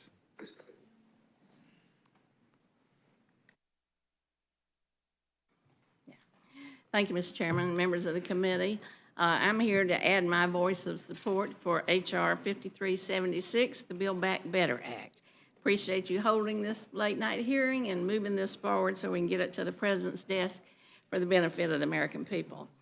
As a senior member and chair of a subcommittee on transportation and infrastructure, I'm here instead of Chairman DeFazio, so hey. And I want you to know that I fought for investments in the infrastructure that are in this bill to support some improvements on our transportation and water infrastructure in ways that will bring cleaner and better outcomes for all our constituents. From tackling climate change and addressing racial and environmental injustices of the past to ensuring our infrastructure can stand up to stronger and more frequent extreme weather events, the stakes are enormous and the opportunity to address them is now. This is our moment and we can make a real difference. The nearly $40 billion that the T&I Committee provides in this bill will do a number of things. First, it'll support climate investments by reducing carbon emissions from surface transportation, aviation, ports, and public buildings. It will ensure critical transportation connections to affordable housing and reconnect bisected neighborhoods. It will robustly fund high-speed rail. It will support ports as they struggle with the supply chain crisis, and it will ensure climate resilience and affordable investments in our wastewater treatments. I've been listening to the hearing up to now, and just to put some people's minds at rest, I'll tell you a little bit about the process. We spent 15.5 hours of markup of this Build Back Better. We had 57 amendments considered. Of those, 55 were Republican amendments. 6 amendments were adopted, including secondary amendments. 4 of those were offered by Republicans, and we had 30 roll call votes. So you can't say we didn't give this great consideration. I'll note that the T&I provisions that you're hearing today are basically the same as you heard a week or so ago from Chairman DeFazio. There's just one exception. This bill adds a provision for $33 million for the Southwest Border Regional Commission, SBRC. This was created to address economic development in our southern border communities and regions of Arizona, California, New Mexico, and Texas. SBRC is one of 7 authorized federal regional commissions and authorities. It was chartered by the Congress in a bipartisan way back in 2008. It's a federal-state partnership, and it's designed to spur economic development in these underserved regions. Funding the SBRC will provide grants for broadband, infrastructure projects, workforce development, small business, and other necessary community development projects. It will assist border communities create prosperity so that they are self-sustaining, repopulating, and economically thriving. I would just point out, for an example of where this will work and how it will work, is it will serve the Texas counties that are included in this. have an average annual income of $15,500. So you can see it's a much-needed part of the country. The other provisions that are included, I will just highlight because you heard those at length previously. I would point out that if you look at these provisions, they're very clear-cut, they're very specific. They address existing programs, competitive grants, loans, and agencies that are already set up, already administering these, and are ready just to add this plus up. Included is $5 billion for projects to reduce carbon pollution in the service transportation sector and incentivize the use of low-carbon construction materials. This will address the largest source of our greenhouse gas emissions. Second, there's $10 billion to fund public transportation options to access affordable housing. This is badly needed because of the mobility needs of those underserved communities. $4 billion to reconnect communities that were bisected by highways.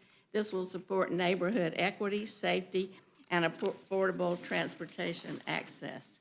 You've all seen the community that was split by a highway or a railroad. One side prospers, one side doesn't. They can't get across to each other. There's $10 billion for high-speed rail corridors that will connect communities, reduce carbon emissions, and relieve congested highways. We have high-speed rail to some extent in this country. This will help to grow that industry, and I'd certainly like to see that in the Southwest. There are $5 billion for Economic Development Administration to provide resources for economic growth clusters, persistently distressed communities, and energy and industrial transition communities, where their sources of income no longer exist and the workforce needs to retrain. There's $650 million for climate resistance Coast Guard infrastructure and $600 million so that we can address supply chain resilience. There's $300 million to invest in low-emission aviation. This is a cutting edge of our aviation industry. This will help with the development of new technologies and sustainable aviation fuel and infrastructure. There's $150 million to provide resources to state and local governments to help implement the most recent consensus-building codes, housing codes, building codes, so that we are incorporating hazard resistance designs. We can't build back to the status quo after some disaster occurs. We need to be more resilient, build back better. The investments in this bill, paired with the investments in the Infrastructure Investment and Jobs Act, mark a serious response to the threat of climate change, workforce development, and improving our infrastructure for distressed communities. It's not perfect and we're not done, but I think it's an important first step. It addresses our existential crisis and it moves the U.S. forward. We've taken very important steps in this bill and in these provisions from the Transportation Infrastructure Committee, and I urge your passage and thank you for your attention. Gentlelady yields back. The gentleman from North Carolina, Mr. Representative Rouser, is recognized. Oh, sorry, over here. Thank you, Mr. Chairman, and Ranking Member Cole, and members of the committee. This reconciliation bill, in fact, this whole process, continues to be one of the most partisan, one-sided, and chaotic measures that we've seen this Congress. And that's saying something, given how partisan this Congress has been. This massive spending proposal comes at absolutely the worst time, given the major increase in inflation and the worsening supply chain crisis. Yesterday's election in various states and cities across the country shows that Americans are clearly tired of it. Last week, Ranking Member Sam Graves came before this committee right before the majority again pulled the plug on this bill. Given we are right back here today, the majority is very clearly telling the American people Democrats don't care what they think. I won't repeat everything Ranking Member Graves said a week ago, but I do associate myself with his remarks. In light of that, I'll keep this brief, and I'll simply make a few points. This morning, Transportation and Infrastructure Committee Republicans met with supply chain stakeholders to hear more about the challenges they are facing, which are many. After hearing from those groups, what's clear is the policies of the Democrat majority in this Congress and the Biden administration have only continued to make things worse. Through vaccine mandates, government benefits, that discourage work, and their tax and spend and regulatory agenda. It's no wonder we're facing the biggest surge in inflation in 13 years. This measure before us will only make every problem we have that much worse. Again today, the latest, but probably not the last, iteration of the Speaker's reckless socialist wish list is before us, and it still includes some of the most egregious items opposed by committee Republicans, including $10 billion for high-speed rail and nearly $10 billion for transit, which has already received, I might add, $70 billion since the beginning of COVID. As Ranking Member Graves said last week, when will the majority say enough is enough? Will they ever? Even after last night's rejection of their radical agenda at the polls, start working in a bipartisan manner to achieve items for the nation? I'm afraid we all know that answer. So I strongly urge opposition to this measure, and I call on my colleagues to focus on our absolutely critical needs, such as the ongoing supply chain crisis. If the Democrat majority stays on this path, the economy will suffer, inflation will be raging, and the standard of living for every American will decline. That's the unfortunate truth. I yield back. Gentleman yields back. Chair recognizes the chairwoman of the Financial Services Committee, Ms. Waters. Thank you very much, Mr. Perlmutter. And I would like to commend you for the time and effort that you're putting forth here on the Rules Committee and the long hours that you're engaged with. And appreciating that, I will try to make my presentation as brief as possible. And so let me start with a little bit of a backdrop about why the efforts that I put forth on housing are so important. There are more than 580,000 individuals who are homeless, more than 20 million people paying more than they can afford on rent, a national shortage of 7 million homes that are affordable and available to low-income people. It's a shortage of 7 million. 1 out of 4 people who are eligible for a housing voucher cannot receive one. Black home ownership is at the lowest level since the Fair Housing Act made housing discrimination illegal in 1968. This bill creates, preserves, or retrofits over 1 million homes.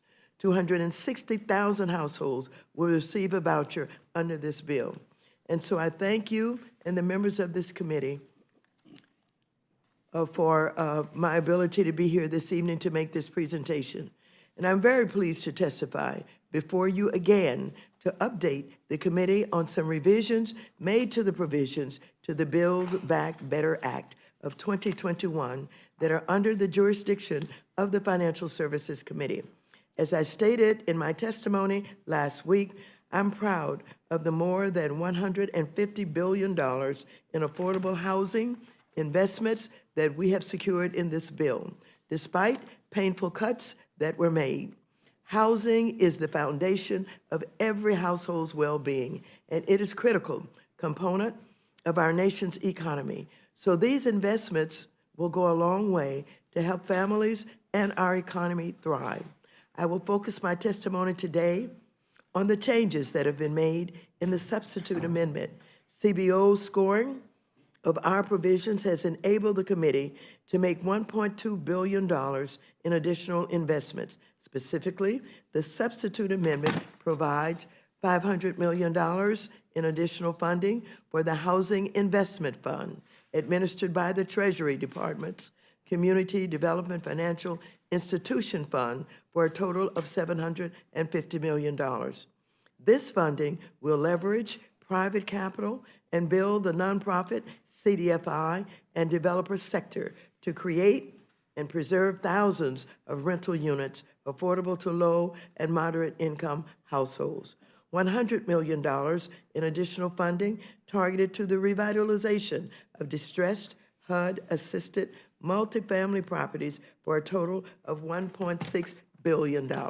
This funding will improve the poor living and safety conditions that some residents living in project-based rental housing currently face. $250 million for the Affordable Housing Program administered by the Federal Home Loan Banks will support affordable rental and owner-occupied housing projects, as well as home ownership assistance activities for low and moderate income households. $100 million in additional funding to the Fair Housing Assistance Program, which assists states and local agencies in enforcing fair housing regulations under the Fair Housing Act, and $100 million to establish a new program for community-led capacity building, which will expand the capacity of nonprofits that serve low-income communities and communities of color to engage in community development and affordable housing activities. These additional investments are targeted for programs where a little will go a long way to making a difference in the lives of our constituents. I'm very pleased that we have been able to make these changes to the bill via this substitute amendment, and I look forward to seeing these investments improve each of our districts in the coming years. And I thank you, and I'm happy to take any questions. Gentlelady yields back. The gentleman from North Carolina, the ranking member of Financial Services, Mr. McHenry, is recognized. Well, it's an honor to be with you, and sorry I cannot be physically in person, though I did enjoy the 5 hours we spent together last week discussing the same items. So, you know, I would just refer you back in many respects to what I outlined last week. And I raised this question, which is, why are we here today? What we see with this piece of legislation from committee Republicans' view is that we have an ill-fitting legislative proposal that doesn't meet the needs of the people. We are filling up programs without any reforms. We are spending a massive amount of money that will be directed largely to two states, New York and California. So, and then on top of that, you have the issue of rising prices in America. And what I would say is this bill will make things worse, not better. I would commend to you once again the San Francisco Federal Reserve's findings on the economic impact of the Democrats' American Rescue Plan from back in February. This plan will also match that plan in adding to and exacerbating the rising prices that Americans are experiencing across the board, and in particular in housing. And so these monies will actually make things worse rather than better. The San Francisco Fed said, in simple translation, economists are predicting higher inflation through 2022 because of Democrat policies. So Democrats have already impacted core inflation. This bill will make it worse. Now they're throwing more fuel on the fire with this piece of legislation. So let's be honest, this isn't a plan, it's a heist. The Democrat-run Washington tax and spend policies will only make rising prices worse. This gets me back to my first question. Why are we here today? We're not here to address our growing supply chain issues, no. We're not here to figure out a way to get more Americans back to work and back to work safely. We're not even here to discuss how to help families still suffering from the economic impacts of COVID-19 pandemics and rising prices. No, we're here strictly as pawns in the Democrats' game to push through their far left agenda before President Biden returns to town. Look, 2 weeks ago, Chairman Waters held a hearing on financial services about the Democrats' portion of the reconciliation bill, the Democrats' agenda on the reconciliation bill. This was something. It was something special. To be clear, this was a hearing only to lobby Democrats controlling the White House, the Senate, and the White House because they were cutting provisions that she wanted not to be cut. And it was an interesting thing. Because it was really Democrats fighting Democrats, which is what we're seeing right now. And frankly, I raised, why are we here today? It's not really to answer the problems and challenges of the American people. It's not. That's not what this policy is about. This policy is to show that the Democrats can produce a piece of legislation. That's where we are at this stage of the game. And, you know, the original ask for Chairwoman Waters was $600 billion for housing. And then the committee met to produce the actual legislative package, and it produced $325 billion for housing broadly. And this is government housing. This is not private sector housing where these monies are going, or the ability to purchase houses. This is largely going to government-run housing. So it went from $600 billion to $325 billion. And then now the chair had a press conference because she saw it was getting cut. And then the money was cut to $200 billion. Now we're at $156 billion. And that's where it stands. We don't know why. There's been no legislative hearing, no discussion of why those changes were made or why there was a fix on this portion of this big bill. But let me go back to this. These monies, $156 billion from the financial services targeted housing, the largest portions of those monies will go to two states, California and New York. It's a tug of war about tax dollars for the two states with the biggest leaders in Congress, not about meeting the housing needs for the rest of us in America. And if you think of housing funds in this bill, you can think of them as direct earmarks for Senator Schumer and Speaker Pelosi of both California and New York. So let me go back to this what I said, and then I'll close. This isn't about the contents of this legislation at this point. It's about trying to show that Democrats can produce a piece of legislation. It's not about the tax policy, because frankly, they figured out a way to exacerbate housing even more through their tax policy, or housing prices even more because of tax policy. This is about being able to produce a bill, no matter what the bill looks like or whether or not it's good or bad, whether or not it leaves us just further in debt without actually solving any major policy issues for our nation or making us more competitive. This bill, as I said last week, is a desiccated husk of legislation. We should reject it. We should stop niffle-naffling about. We should get back to the work of the American people and work on things that can bring us together rather than these things that divide us, that actually don't meet the desires and needs of my constituents, of the American people. So let's get back to work. Let's go do things that are important writ large for the American economy and our competitiveness globally. Let's do the things that actually bring down the cost of housing rather than drive up the cost of housing, which is what the housing portion of this bill will do. So let's reject this. And with that, happy to answer any questions about this legislation. I yield back. Gentleman yields back. The chair will now recognize Mr. Scott from Georgia, Chairman of the Agriculture Committee. Thank you very much.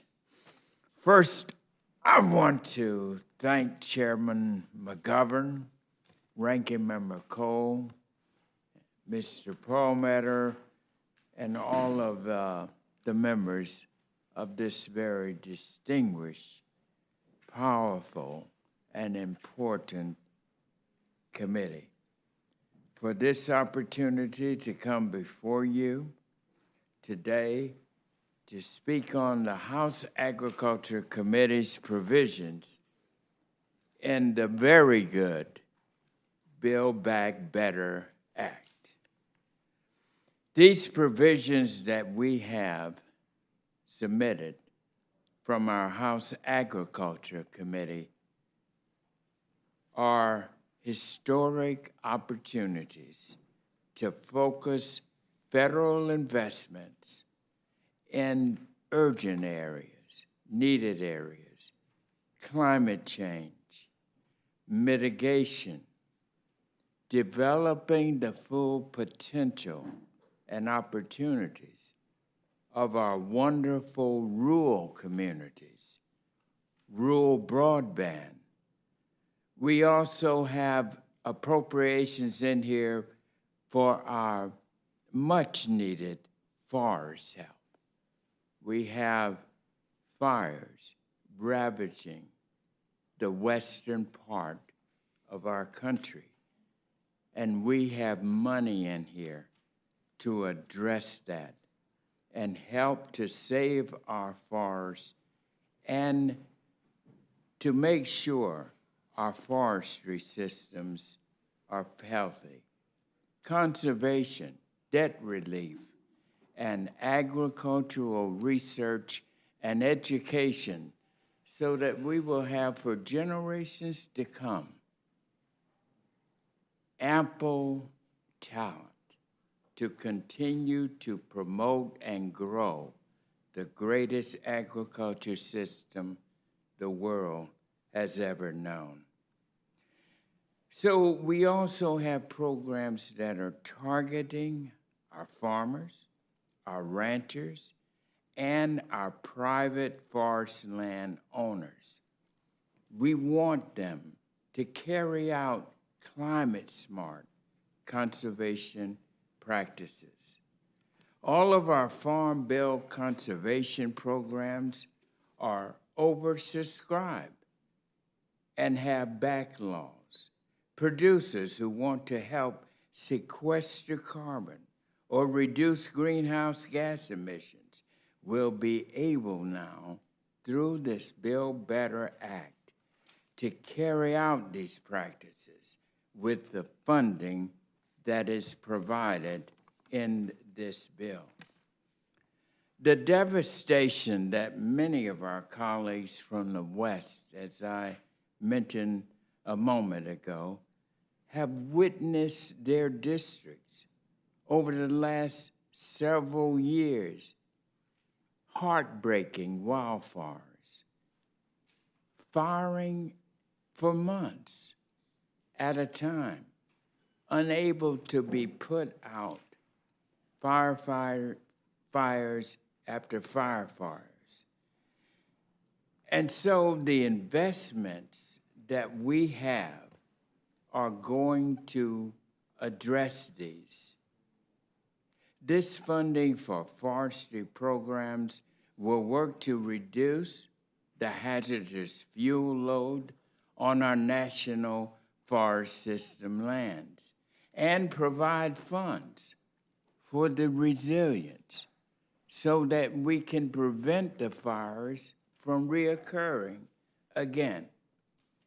This investment that the Agriculture Committee has put in for our forestry programs also looks to ensure that our private forest land owners themselves are able to take the necessary steps to address climate change and to bolster forest communities with and even urban tree canopies.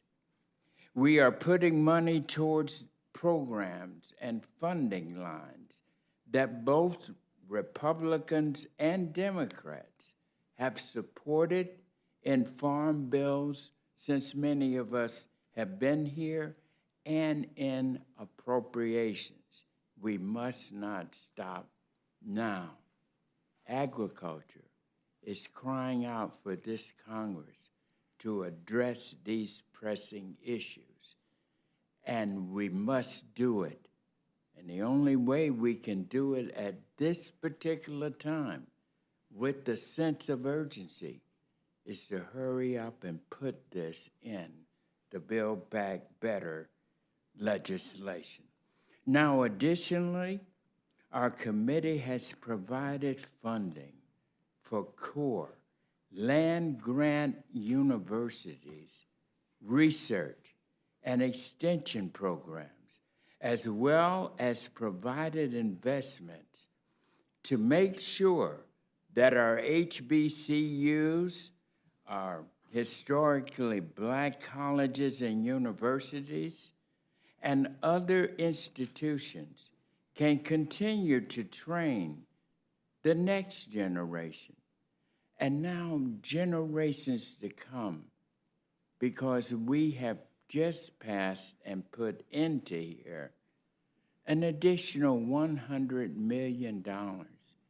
And to make this program permanent, this is the way we make sure that our great nation will have the necessary talent and skills and motivations and opportunities to even make our agriculture system even better. And to help us to address climate change, we desperately need to address climate change and make it at the point of the spear of agriculture, because no entity depends on, for its very survival, weather and the climate as agriculture. It is the substantial pillar for the great foundation of our food security needs. And it is also important, for we are also at the leadership because of cotton, because of peanuts. We are #1 in the world, and it is cotton that provides the clothing, not just for us, but for the world, people all around the world. Our bill's investments in rural development and energy programs help our communities increase their use of renewable energy and make energy efficiency improvements on their farms and our rural small businesses. We also have included funding for the Rural Partnership Program that my colleague, Antonio Delgado, has championed. And we build on the profession of the American Rescue Plan by broadening access to the debt relief for at-risk United States Department of Agriculture farm loan borrowers. This is mightily important to make sure that all of us, regardless of social standing, regardless of race, creed, or color, agriculture is for all of us. And so I want to thank again Mr. McGovern and this very fine committee for the opportunity to share some background on the good work that we are doing in the House Agriculture Committee. And we would have liked to have done more, but we believe that this is an important investment in the programs under our jurisdiction. Again, I thank you for your time, and I yield back. Well, thank you very much. I'm now happy to recognize the ranking member on the Agriculture Committee, Mr. Thompson of Pennsylvania. Chairman McGovern, Ranking Member Cole, all the members of the Rules Committee, thank you for the repeat appearance, the invitation to come back and continue this fruitless discussion. Let me say it, put it that way. You know, Mr. Chairman, this is like Groundhog Day, Mr. Chairman, except that you're not Bill Murray, and I'm sure as heck not Andy McDowell. And no one's learned anything, and there's not going to be any happy ending at the end of the day here. Here we are again under the same flawed process, shrouded in secrecy, scheduled to advance legislation on the House floor that, quite frankly, no one has seen. I hope my colleagues reflect on last night's election outcomes across the country and recognize Americans are not satisfied with the direction our country is headed in. They're looking to Congress to address real issues. Just today, the Agriculture Committee held a hearing to review the current strains within the supply chain. Now, this is a real crisis that will have long-term impacts on the profitability of farmers and ranchers, quite frankly, the economic failure or success of rural America, and access to nutrition and needed commodities. This crisis is made worse by rapidly rising inflation, skyrocketing energy costs, and a shortage of available goods and labor. As we approach the holidays, these issues are what are on the minds of every American. And nothing in this legislation is a solution to these issues. Now, based on 3 different versions of the text that we received earlier today over the course of an hour, hard to believe, you can't make that stuff up, all of them exacerbate the crisis. This is a partisan wish list, utterly unrelated to the immediate needs of the American people. I would just ask the Rules Committee, you have the ability to end this partisan process, and let us get to work together on real solutions. And with that, I yield back. Thank you very much. Chairman Grijalva.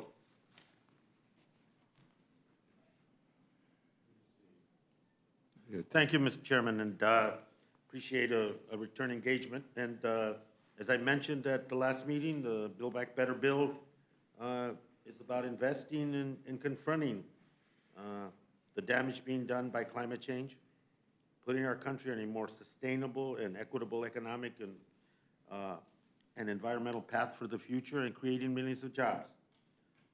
Under our jurisdiction, the Natural Resources Committee text has also been updated since last week to make a number of technical changes that we worked on with the Senate. I mentioned all the important investments, and I think there was overall, Mr. Chairman, I think that it's important to realize that within our jurisdiction, there's, despite the amount, and I wish it was more, all of us do, but we're moving a process forward in which none of us are going to get everything we wanted. But I think that the question was asked, why are we here?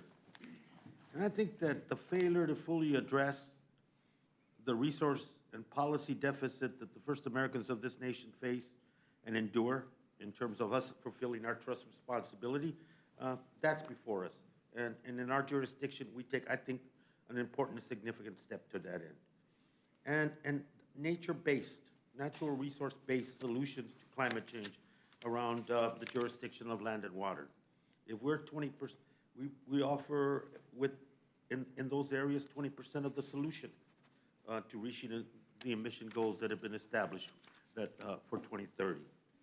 And to deal with the immediacy of wildfires, droughts, natural disasters across this country exacerbated by climate change, and create new employment opportunities in the agencies and the areas in which our jurisdiction falls. That's why we're here. I don't think we're here to stand still.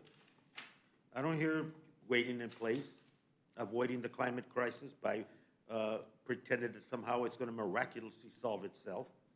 You know, and I don't define bipartisanship as a process of doing nothing. And bipartisanship is coming together and trying to meet the real demands and the factual demands of the American people. And we try to do that.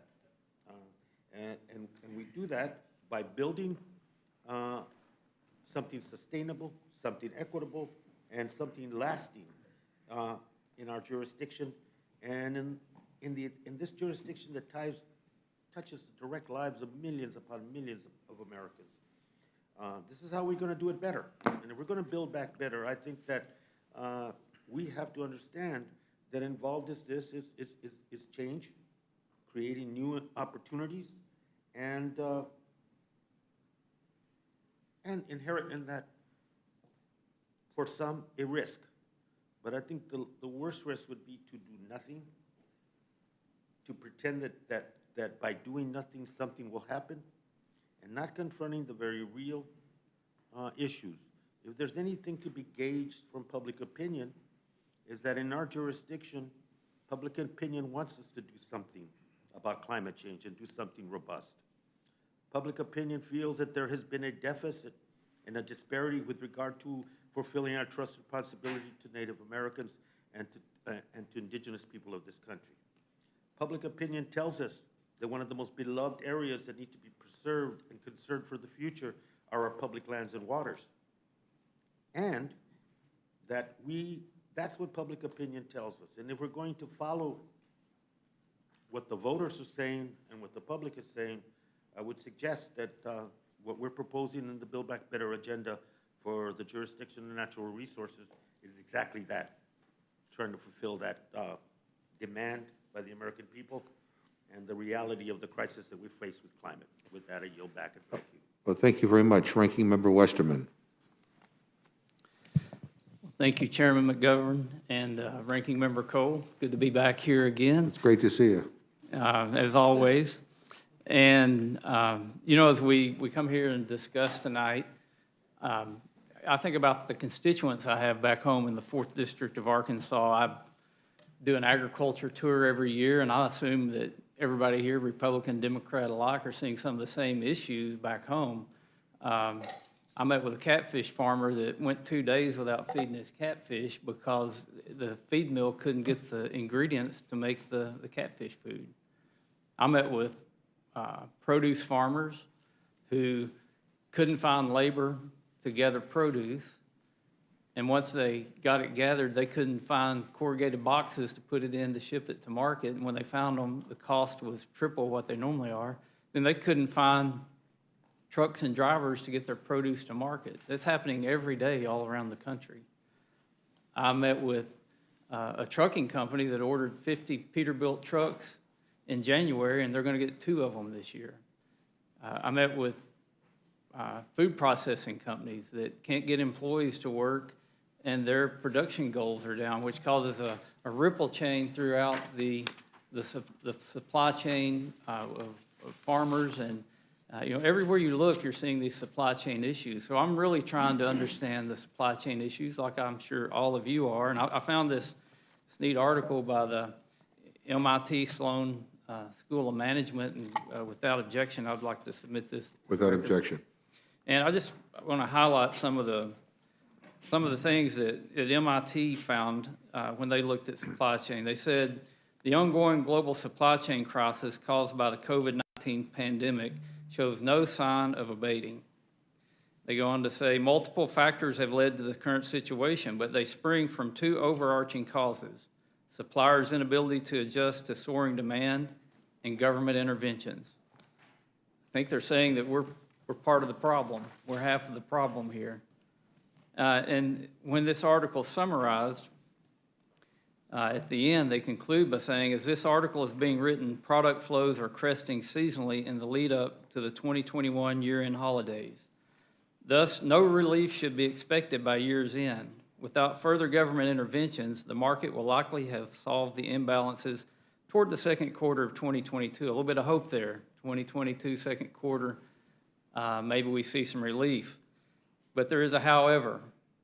However, another injection of government money, as much as it may be justified, could upend these projections and lead to even worse shortages in 2022 to 2023. And Mr. Chairman, I'm worried that this big bill is going to just inject that additional money into the economy, worsen these supply chain issues, cause inflation to increase even more, and it's not going to be building back better. As I said last week, it's going to tear down our economy. It's, you know, as I've looked at this, I think of the old Merle Haggard song where he asks the question, are we rolling downhill like a snowball headed for hell? And if you look at the policies in this legislation, I think that's exactly what's happening if this legislation is passed. We're rolling up a big snowball, and it's headed to a bad destination. And it's going to be at the expense of the American taxpayer. It's going to be at the expense of the American worker. It's going to hurt our economy. It's going to hurt supply chains even more. And the thing that really bothers me here and with our committee's jurisdiction is a lot of this is being done in the name of helping the climate. It's actually going to hurt the climate. The policies that are in here are not going to help the environment.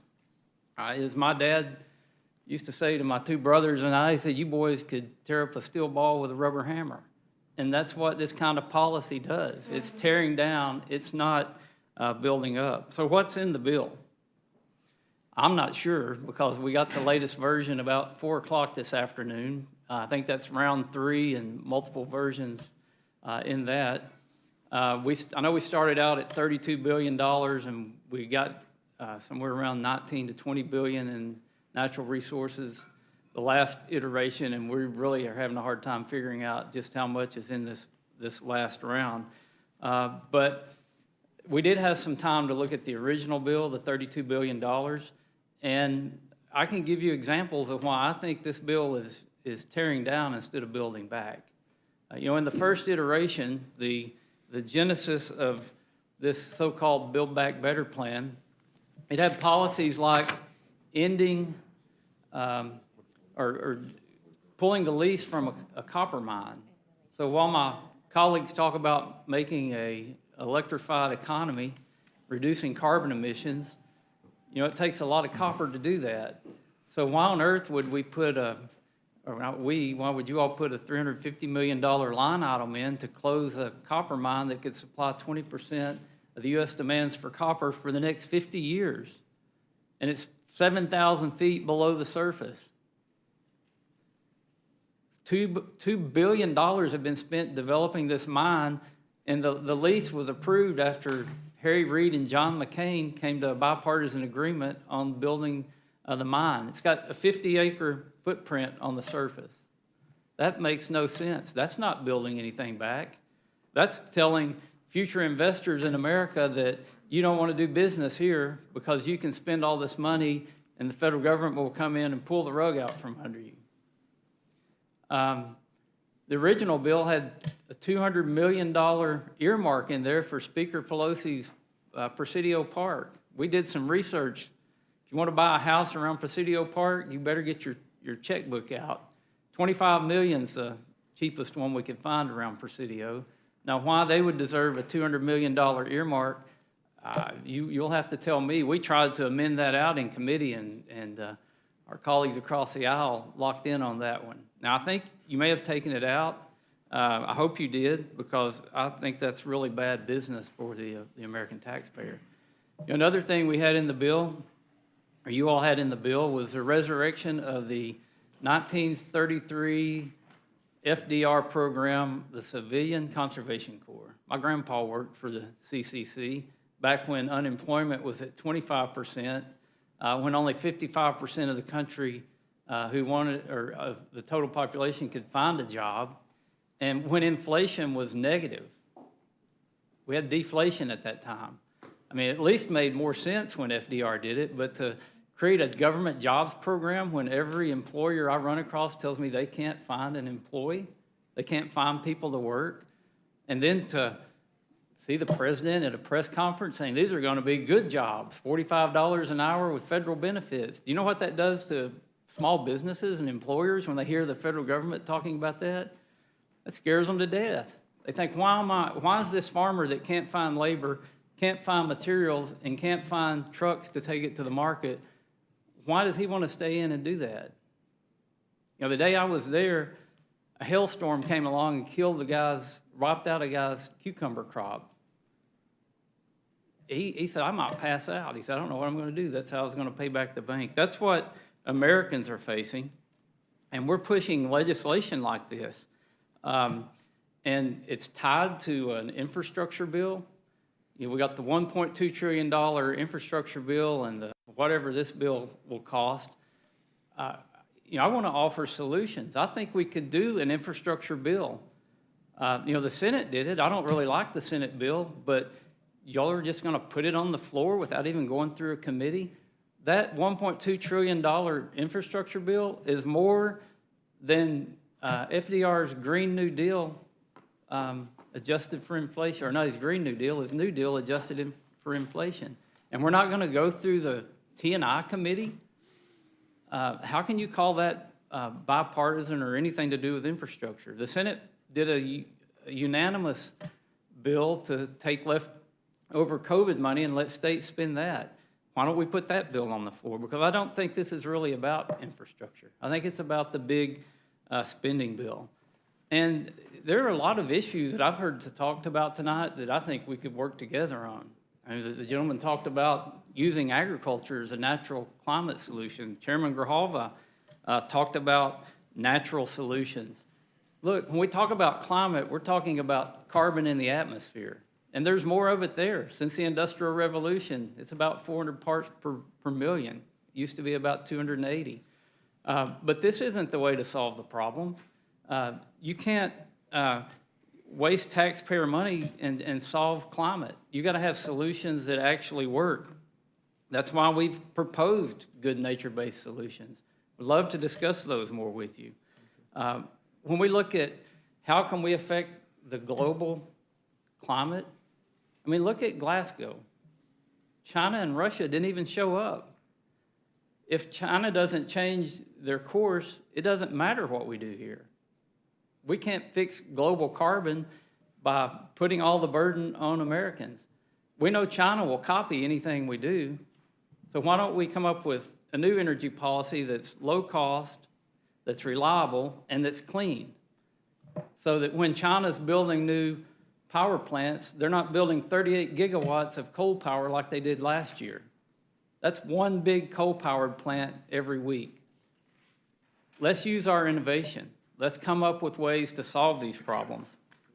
You know, as Merle Haggard's song said, he asked the question, are the good times really over for good? I don't think the good times are over for good, but if we could really define what issues are and work on those issues, we could solve them.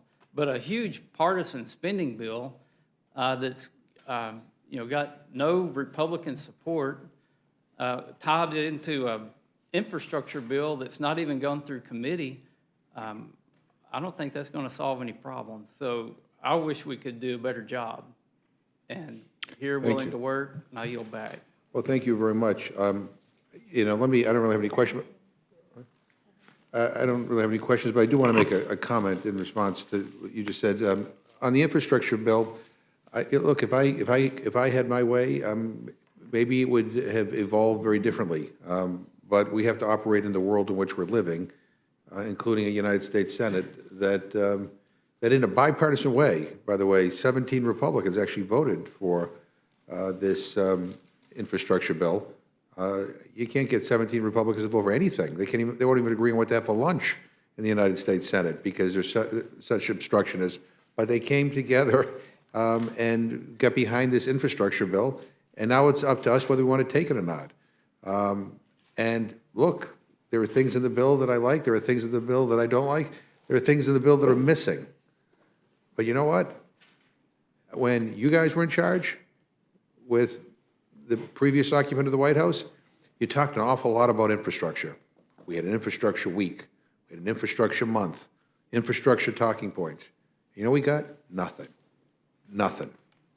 And I don't know about in Arkansas, but in Massachusetts, we got old infrastructure. We have bridges that are older than most of the other states in this country, and they're in desperate need of repair. And there are roads and water and sewer facilities that are crumbling. And by the way, I know it's not just unique to Massachusetts, it's all over the country. And so they're sick and tired of people just saying, oh, let me find an excuse to do nothing. They don't want any more infrastructure weeks or infrastructure months. They actually want help. And I agree with you on the supply chain. We've got to figure this out.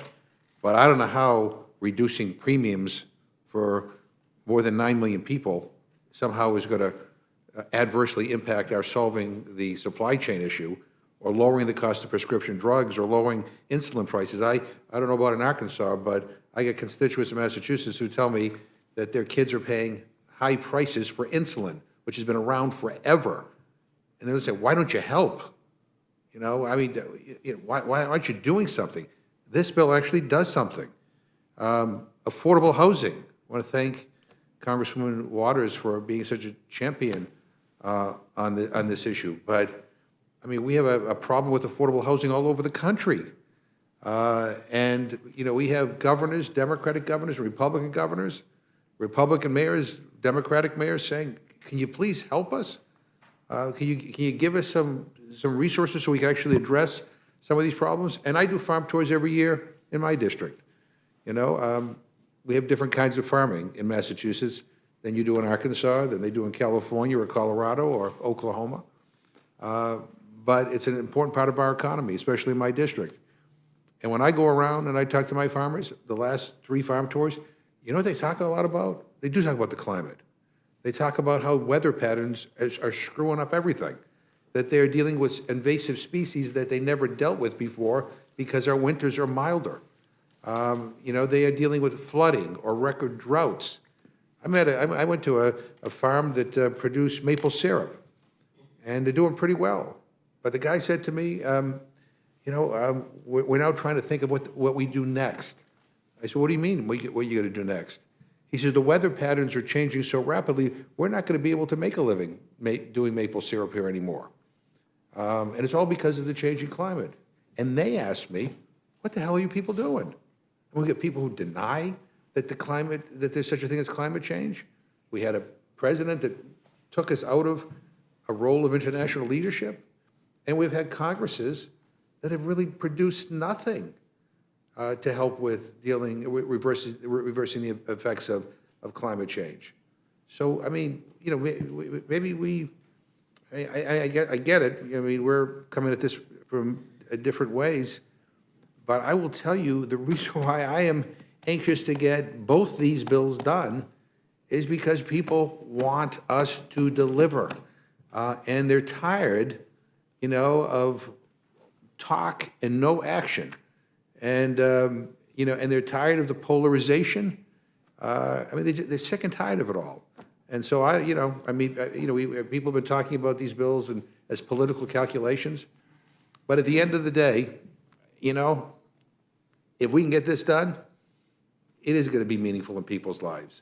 I mean, everything from lower insulin prices, which, again, I can't tell you how many people have come up and complained to me over the last couple of years about the high cost of insulin, to beginning to at least get serious in dealing with the issue of the climate, to infrastructure.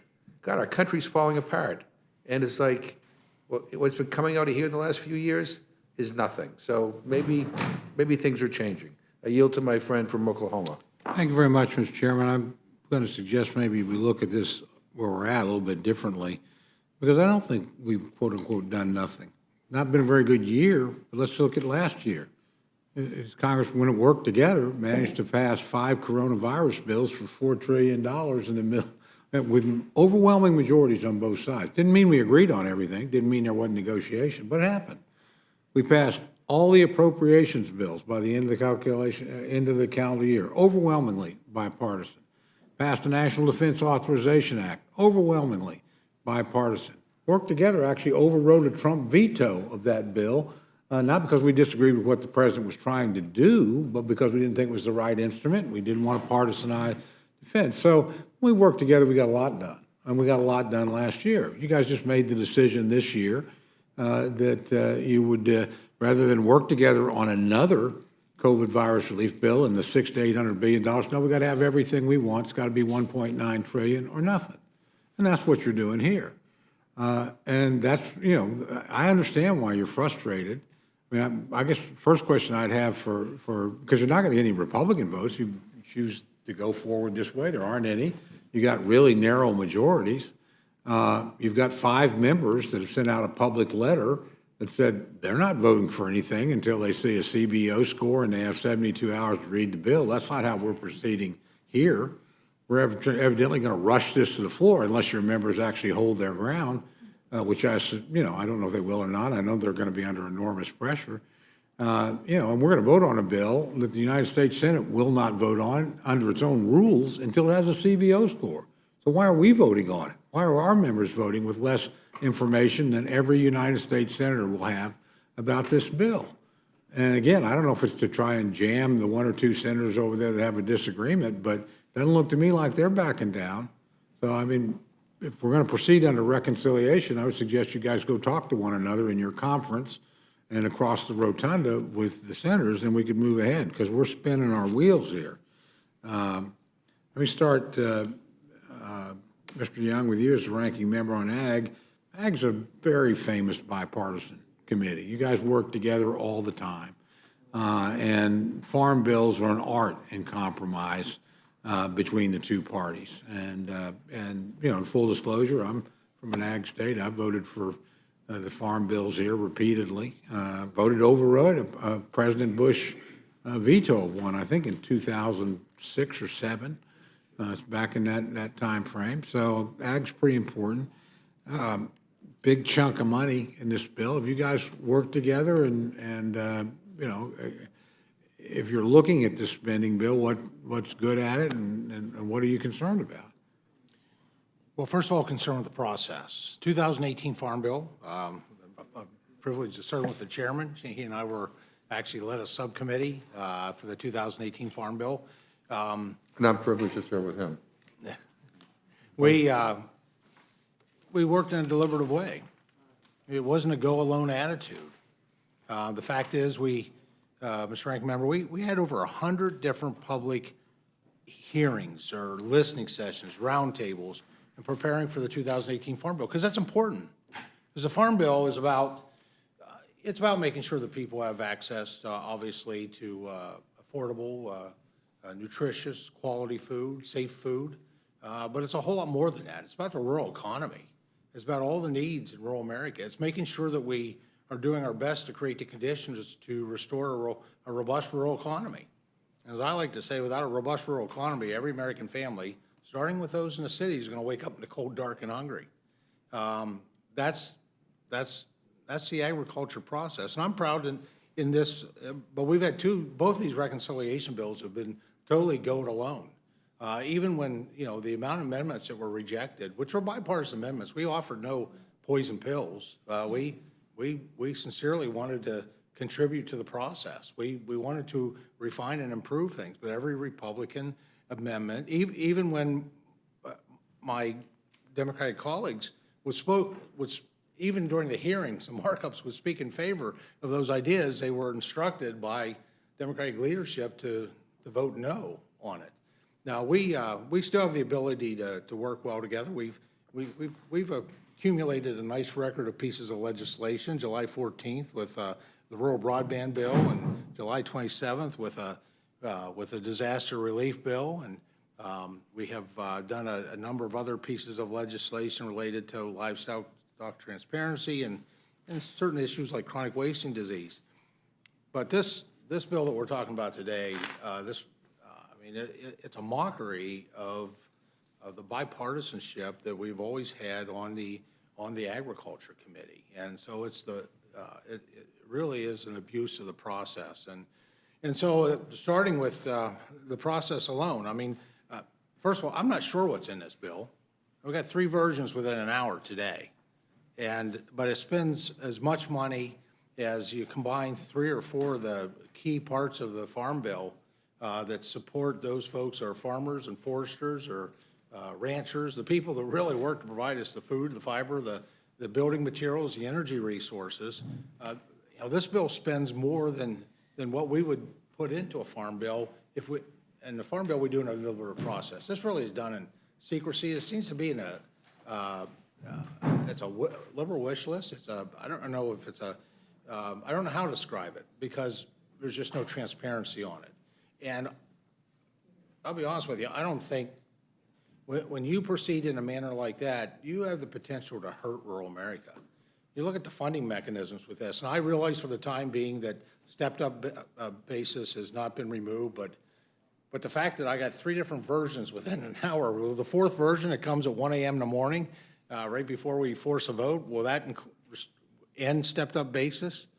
We know from the analysis that we did that would be an average increase in taxes on the American farmers. 98 out of 100 would see an average increase of $1.4 million, according to Texas A&M's analysis of this bill. And even if that's not in there, the fact that what it did to the inheritance or the death tax, and we talk about in committee all the time about succession, right? Where's that next generation of farmer rancher coming from to make sure that we have our food and our fiber? Removing that threshold for the death tax to what is now a little over $11 million down to a little over $6 million. Agriculture is asset rich and cash poor. When you look at the cost of equipment, you look at the inflationary costs, and Chairman, I get what you said about the insulin, but with the way the inflation's gone and you spend another couple $1 trillion, people aren't going to be able to afford the gasoline to go get their insulin. They're not going to be able to afford their needles, and they're not going to be able to afford the equipment to maintain, to check their blood sugar. The inflationary costs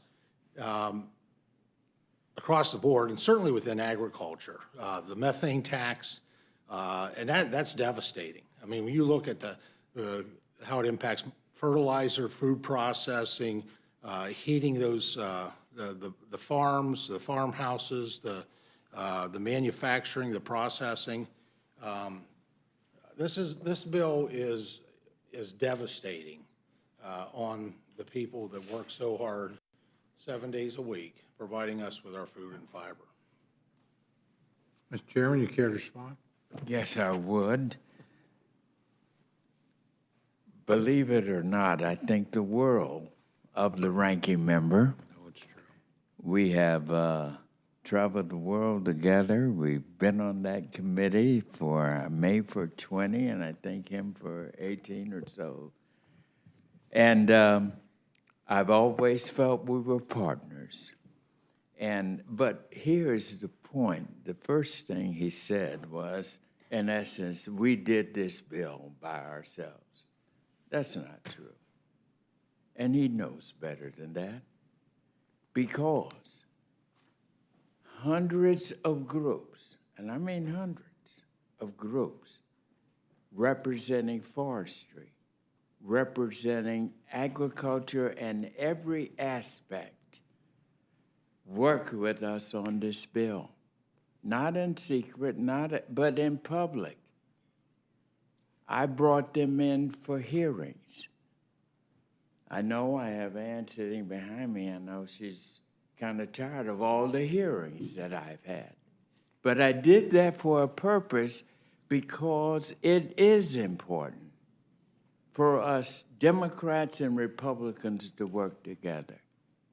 Let me give you an example that my good friend, the ranking member, did not mention. He talked about step up. He talked about the inheritance tax, one of the most devastating taxes that has an impact on our farmers, particularly farmers, small farmers, family farmers. I wasn't asked.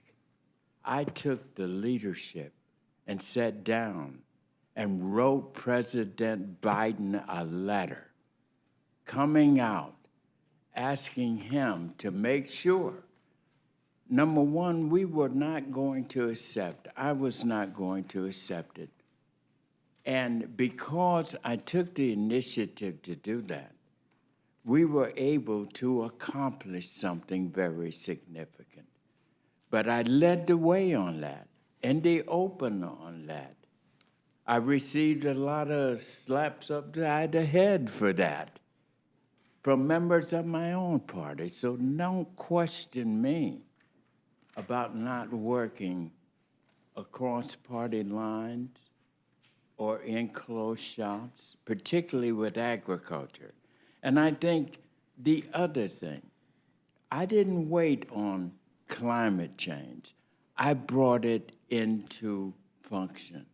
We had a hearing on that.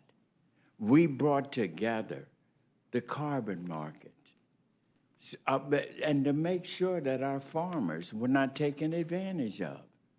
We had companies like Bayer, as you know, that rewarded farmers with their partnerships by allowing farmers to do what they do, no-till farming, cover crops. But then we had to also deal with the other carbon credits folks, companies. And they were trying to compensate the farmers based upon how much carbon they could saturate out of the atmosphere without having the technology, without having internet in the rural communities. What did we do? We got together, sat with you, ranking member, you remember, and we brought them in so that we could establish a movement forward to address climate change, to address rural broadband. You and I put the bill together that passed bipartisan, and we secured $43 million, not by myself, with you. Billion. Because we, pardon? Billion. Billion, thank you. Which is There you not, go. which is You're not, very proud. which is not in the bill we're talking about. No rural broadband in the reconciliation bill. May I object to that? We do have money in there for rural broadband. Now, you know as well as I do, just to show you how in this committee, how false your accusations have been, and I'm sure you understand, and I understand you're a politician, I am, I'm a Democrat, you're a Republican, and we got to tussle, and I don't mind tussling on this, but you remember, it was yes, you're right. At the beginning, we couldn't get that bill through. I raised holy hell about that. And to show you how bipartisan, you remember, I invited you to meet with me and our majority leader, Steny Hoyer, to sit down to express my frustration with not having that bill on the floor. And I still got a sour taste in my mouth about it. But I went on. Steny Hoyer has already informed me that we do, and that bill has contributed to the amount of money that is in the legislation to address rural broadband. And I don't know if it's the full $43 billion that we have, but it was because of the role we played. There was no other bill, not from transportation, not from anywhere. It was your bill and my bill to bring that internet to rural America. And Steny Hoyer has informed me that what money is in there, and it is in there, that our committee will get credit for what we have done.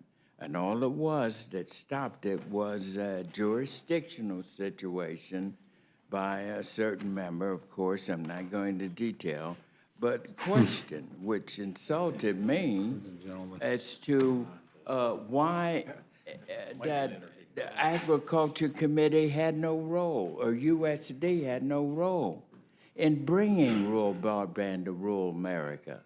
But it was I who said on the floor that that is wrong. Nobody is better positioned to bring rural broadband to rural America as the Agriculture Committee, just like it was who brought electricity to rural America. It wasn't Energy and Commerce. It was USDA, the Agriculture Committee, under the direction of the 1936 National Rural Electricity Act. I'm going to let you guys lectures on the. Well, George, let me just have one more, because I would think after this I probably will not have a chance to speak again. But look, this bill, Build Back Better, there's a reason and there's a benefit for how we have the infrastructure bill and the Build Back Better bill. And this is why I believe that this is the way to go. And so I pause for the length of time that I have taken, but what we do in agriculture is very important, very timely now, and I have worked hard to make sure the Republicans have been involved, and I will fight for that position. I agree it's important. I just wish we were working together, because this is a committee that normally does, and in this case, it's not. And I thought it was the Rules Committee that brought electricity to rural America. Well, No, it's the Energy and Commerce with Sam Reagan. I thought it was Lyndon Johnson who actually ran the program, but that's another story. I'm sure everybody wants to take credit for bringing electricity to rural America. So let me, if I may, Mr. McHenry and Chairman Waters, there are two items in your bill that I'm curious about. One, I'm very pleased it appears that some of the bank transaction numbers have been withdrawn from the bill, so I'm going to ask you if that was the case. And two, though, I mean, I am always concerned when I see the IRS being added 80,000, I think, people. I'm sort of curious what 80,000 people will do, and tell me your thinking about whether or not, because the biggest revenue driver in the bill is actually increased enforcement. And those numbers seem to me high, but I'm not an expert. So one, give me your explanation or defense or argument for 80,000 new IRS agents, and two, the thinking behind it would actually produce this level of revenue. I think I heard you ask about the IRS in the housing bill. Oh, I'm sorry, I should, No, thank you. yep, good point, good point. That was meant someplace else, and I didn't get Mr. it Ranking right. Member? Yep, Mr. Ranking Member? yep, go ahead. Well, actually, the theory of how they get the revenue is through our committee. It's through bank regulation that they would turn over bank information of our bank accounts and hand it over to the IRS. It's unclear what the threshold is in this bill. There is revenue tied to that enforcement mechanism. We don't know what that standard is. It's unclear in the reading of this. not in the We've bill. asked questions. Pardon me? It's not in the bill. Well, it's not? No, the reporting piece is not in the bill. Well, that's what I was asking, actually, whether it was or not, because, I haven't had a chance to read it. It is not. And That's what I the asked. question really is, and you were right. We have is revenue. Who goes to Ways and Means, because that's where it would come from. I And think he's he answering- made a Well, actually, mistake. okay. I think he made a mistake. He had not intended Okay. that to be directed toward housing, that it is a Ways and Means issue. I think he Well, knows Madam, something. I would say to the ranking member, I'm sorry I'm digital here, but when Congressman Drew Ferguson and Congresswoman Ashley Henson filed bills to prevent the $600 account sweep, both those bills came to the Financial Services Committee. It was deemed by the House parliamentarian as a bank regulatory issue that would have turned records, our bank records, over to the IRS for enforcement purposes. Now, that stopped the $600 threshold. We know there are discussions to raise it to $10,000, but the mechanism here is similar to other enforcement mechanisms that we use against terrorism financing information and things of that sort. What is unique, though, is this would be the first time that through bank regulation, the IRS is granted this type of information. So it does fall within our committee's jurisdiction, according to the House parliamentarian. We are strongly opposed to it. This is not about millionaires and billionaires on tax enforcement. It's about average business folks and gig workers and making sure that you have a mechanism to go, through new IRS agents, go police the enforcement of the tax code. This is about average small business people getting audited. And I think it's a horrible precedent. I don't think the Democrat Party should be for that. I don't think the U.S. Congress should be for that. Well, again, it actually makes my basic point that we're maybe not the right committee to be doing this because, and let alone having stuff dropped on us at the last minute, certainly to yield to my friend. Yeah, and I appreciate the academic conversation that my friend from North Carolina has just given us. It's not in the bill. It's not not in the academic, bill. Ed.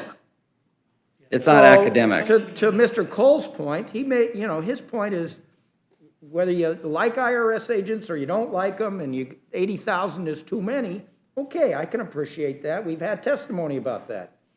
But this reporting piece has been something we've talked about in committee, but it is not in the bill. Well, again, the basic point is kind of hard to know when you get it an hour ahead. So with all due respect, I'll that's accept been that. my argument from the very beginning. We should not be doing this in this committee. That's a speaker decision. It's a wrong decision. This is a misusing, in my opinion, this committee for something it's not set up to do on timelines that are impossible to operate under. And when they don't have to be this quick, because frankly, we know the Senate can't deal with it this quick under its own rules. Let me ask you about something that I know is in the bill, Chair, and I, again, apologize. Talk to me, if you would, both of you, Mr. Ranking Member, about the distribution. Look, housing is a problem, no question about it. It's a problem all across the country. I probably see it more acutely in my district in rural housing. I have a lot of communities that literally probably can't grow because they literally don't have the housing stock that they need, that if they literally get a company or something, there's nobody there. There's not much housing there. So, yeah, I've heard lots of charges that most of this money is directed toward major cities. I'm not saying they don't have a need. I'm sure they do. I'm just curious about where the money flows and what the rationale is. Mr. Cole, let me just say that this bill helps urban areas, it helps rural areas, it helps to develop housing all over this country. Do you remember, Barney Frank, when we created the National Housing Trust Fund so that public and private interests could get together and create housing? That's for rural areas also. In addition to that, we've added money to CDFIs so that the CDFIs will now have money. And the CDFIs in the rural communities that maybe have not really been active can be active now because we have actively not only funded them, but very generously. I worked with Senator Warren on the Senate side for $12 billion. That was a bipartisan effort to fund MDIs and CDFIs. And they now will have not only the $12 billion, but we are moving $1.25 billion quickly to get out to these CDFIs so that they too can get in the building of units for those who need it desperately. That's rural and urban and suburban. It's everywhere. Thank you. Mr. McHenry? Well, first, as I outlined, the majority of the money for housing will, I'm sorry, the largest share of the money will go to two states, California and New York. I'll give you one example. So there's roughly $65 billion for the public housing capital repairs, and $10 billion of that is distributed through current law's formula. 10 billion of that roughly 65 is distributed through the current formula, which under that current formula, NYCHA, which is the New York Public Housing Authority, would get a majority of that $10 billion. Then on top of that, the remaining 55 or so billion dollars is left up to, quote, as determined by the Secretary, giving the Secretary of HUD complete discretion over how to distribute those funds. And so this is very, very different than previous monies that have been given to public housing across this country, not just in number, but in the way they distribute it. That's just the public housing piece. When you talk about vouchers, California, the reason why there's additional voucher money is because California is disproportionately a voucher state. And so between those two formulas they've created within this bill, within their attempt here, they are giving it to those states to the disadvantage of the rest of the country. Okay. Chairman Rahalva and Ranking Member Westerman, just two quick questions. First one relates to critical minerals. I sit on the Defense Appropriations Committee. It's one of the problems we wrestle with the most, the concern about the Chinese control over this. We know we have the minerals. We're not producing enough here, and we've all seen supply chain problems. Is there anything in the bill that really addresses that puts us on the road of being independent again? I'll go to the chairman first and then to the ranking member. Yeah, after, I think the one area that the concern was raised, and in discussions with the Senate, and not only discussions in order to continue to move this process forward, we had done the historic first and had royalties for hard rock mining and for the extraction of those minerals. Minerals that there's not one penny paid, even though, like in my state, the state of Arizona, on their public land charges for that extraction, a royalty on mining, but that was taken out. And so I think many of the fights that many of the conflicts that are going on nationwide and the ones that are highlighted around mining issues, the controversies there, it is when there's a public pushback. And I think that if anything, there is still a need to take this 1872 law and update it to deal with this century, to deal with process, to deal where, how you balance protection and conservation versus the needed extraction of a critical mineral. Those things need to be discussed, but when we have carte blanche and mining company and industry has almost total discretion, land agencies can't say no, and the controversies abound. And that's where the fight is, and that's where the fight shouldn't be. And I think hopefully with the work with Mr. Westerman to hope to see where there is potential middle ground on that 1872 law. But right now, the royalty concerns that you might be alluding to, Mr. Cole, is not there. Mr. Westerman? Thank you, Ranking Member Cole. And the simple answer is no, this bill does not help anything with our dependence on critical minerals. It actually worsens our dependence on critical minerals. The sad part about that is we have all these critical minerals. USGS has done mapping. They've got new technology called Earth MRI where they can look like 30 kilometers into the Earth's surface. And with meetings with them, they tell me we've got all the minerals and elements here in the U.S. that to meet all of our demands. But if we can't mine those minerals and elements, then we're not going to be able to meet our demands. And especially when we're so dependent on foreign countries, and it's not just China, although China's done quite a job of hoarding critical minerals and elements around the world. Batteries have cobalt in them. That cobalt predominantly comes from mines in Congo that are Chinese mines that literally are using child slave labor to produce this cobalt. We have cobalt here in the United States, but big deposits of it up in Minnesota, Superior National Forest. But there's been an ongoing battle about whether you can actually do subsurface mining and get this cobalt out. It's kind of a ping pong match. So investments around the world are going to different places. When we do things like subsidize solar and that's really heavily dependent on critical minerals and elements, we're essentially subsidizing the Chinese government who's building these solar panels. If you look at even uranium, we produce less than 0.5% of the uranium for our nuclear demands. We used to buy a lot of it from Canada and Australia, but Russia is our major supplier for uranium now because our allies and our domestic producers, although there's really not any, are competing with a state-run country of Russia, and they gain market share and put our allies and our domestic producers out of business. So this bill is actually going to accentuate and make worse our dependence on foreign countries for critical minerals and elements.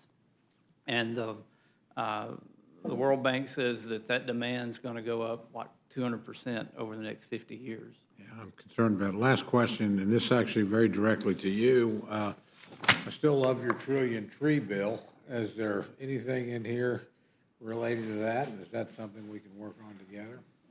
I hope it's something we could work on together. And, as I look at this bill, especially what we had in the natural resources component, we actually had an amendment to do oversight that got stripped out. I hope that was an oversight, that the oversight amendment got stripped out. So it's almost like we're freeing up money to be spent any way an administration wants to spend it with no oversight. But when we talk about energy and climate, and I come from this from a different perspective. My background, I'm a professional engineer and I've got a graduate degree in forestry, and I tell people all the time that engineers look at things with facts and logic and reason, and foresters look at long-term horizons, and that's usually not appreciated in Congress. But from an energy standpoint and a climate standpoint, the simple analysis is that what's being proposed won't work.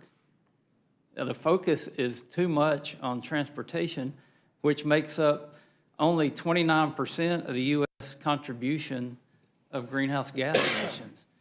And if we wiped out all of the transportation carbon emissions, you're still less than 4% of global emissions, and that's assuming all that electricity to go into the electric cars was being made with no carbon.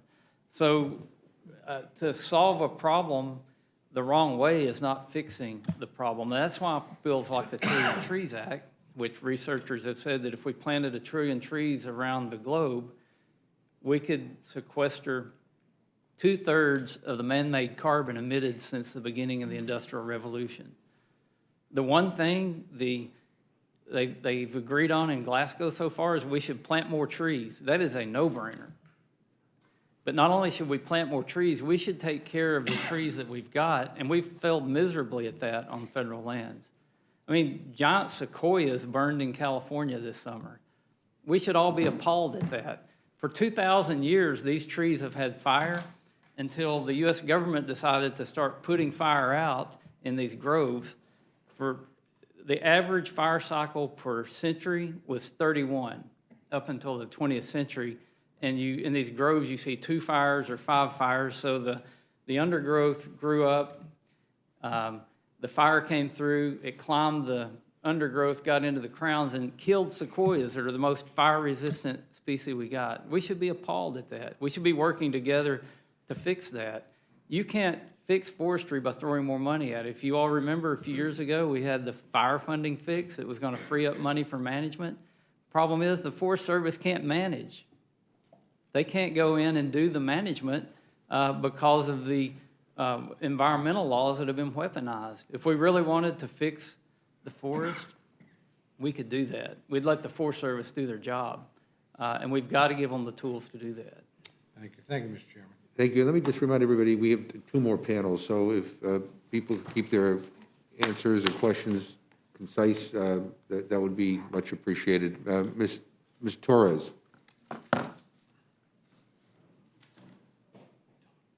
Thank you, Mr. Chairman. I'm going to skip this fine panel. I yield back. Thank you. Dr. Burgess. Sorry, so high-level negotiation. You yield going on back? here. No, I needed to, first off, I wanted to congratulate Chairman Scott. Your Atlanta Braves took the World Series. Congratulations. Thank you. And special year because Hank Aaron, that was his house that won the World Series. So good on you for having that in Atlanta, and you deserve all the accolades you get, even though you did beat a Texas team. Thank you. I appreciate the compliment. Thank you. Mr. Rouser, you mentioned supply chain a couple of times. Can you identify, because we've just had this bill, this language for a very short period of time, can you identify anything in the bill that will be immediate help with our supply chain problems? No. The one thing in the bill that would be helpful is the Port Infrastructure Development Program, and it had previously been funded in an earlier iteration at $1.6 billion, but it's only $600 million now. But here's the fundamental problem, and you know, labor was a huge problem before the COVID pandemic. And when you pay people not to work, and then you impose vaccine mandates as well, you're going to have a lot of truckers that are seeking other avenues. And all this just exacerbates the supply chain crisis that we're experiencing right now. Our total focus by Congress should be on the supply chain issue. We're really missing the mark here. Well, what immediate steps do you think should be taken to alleviate the problem? Well, I think number one, you have to incentivize people to work. We've got a lot of provisions in law that are encouraging, incentivizing folks to stay home for a variety of reasons. And that I think is a fundamental problem all across the board. Mr. Westerman mentioned the difficulty the Forest Service has dealing with some regulatory problems. Is there anything in the bill that alleviates, for infrastructure building, thinking now specifically of lane miles and overpasses, is there anything in the bill that will facilitate the construction of those structures to streamline the NEPA laws, to limit the amount of time that it can be tied up in a NEPA process? No. So we're still going to fund interminable examinations of projects we all know need to be built? Well, the problem here is you've had no bipartisan input whatsoever. And when you're trying to ram through a partisan product, you're not going to have as good a product as Congress can produce. When I first came to Congress, I joined the Agriculture Committee and the Transportation and Infrastructure Committee for a reason. They're two of the most bipartisan committees by history in Congress. And unfortunately, in both cases, they've not been this Congress. And you're not going to get the very best product when you don't have bipartisan input, and you certainly don't have as much certainty. And, you know, infrastructure, you need certainty. You need certainty in terms of the contracts, et cetera. And we need to have a streamlined regulatory approach so that it doesn't take 30 years to build a bridge or a bypass.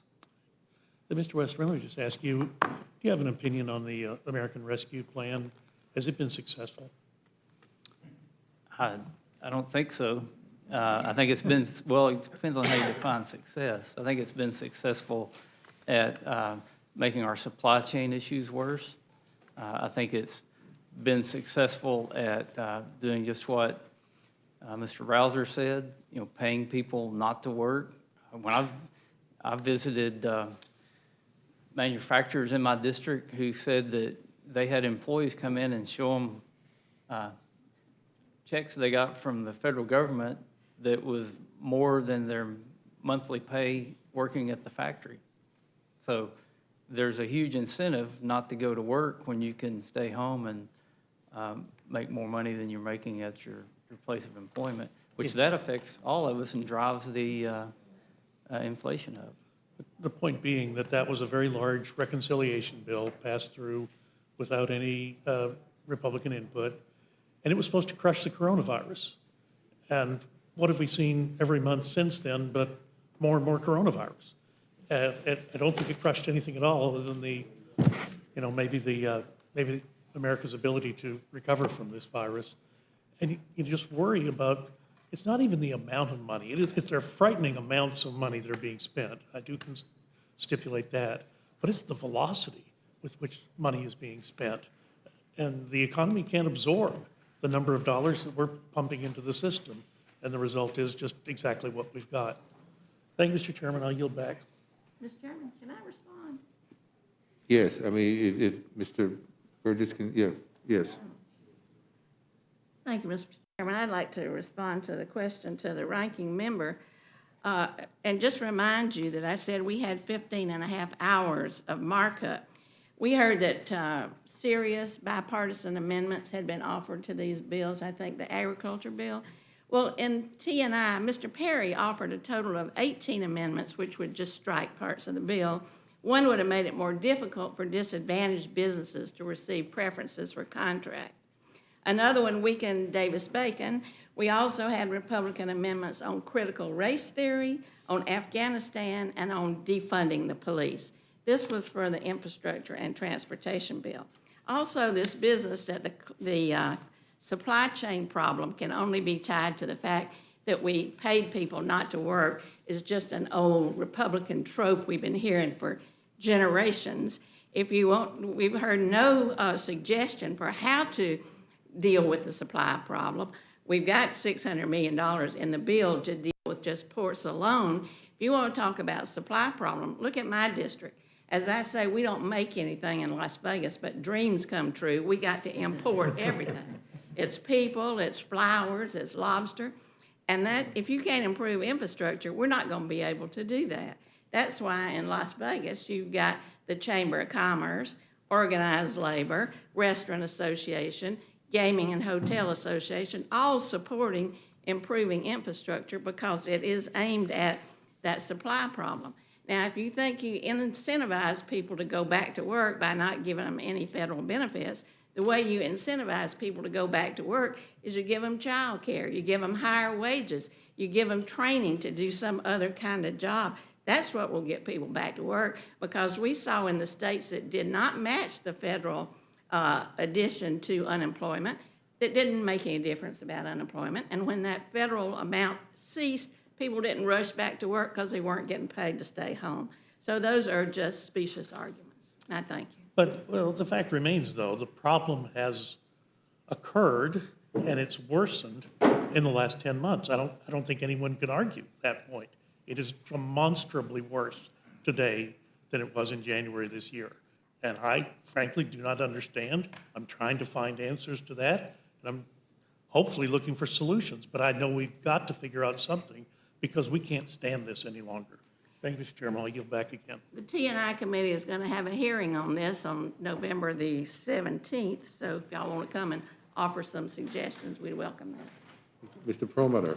Yeah, I'd say the biggest difference is that Joe Biden's president and Donald Trump is not since January, and that since that time, the economy, and as we've talked about, stock market's gone up 25%, GDP has gone up 9%, unemployment has dropped 30%.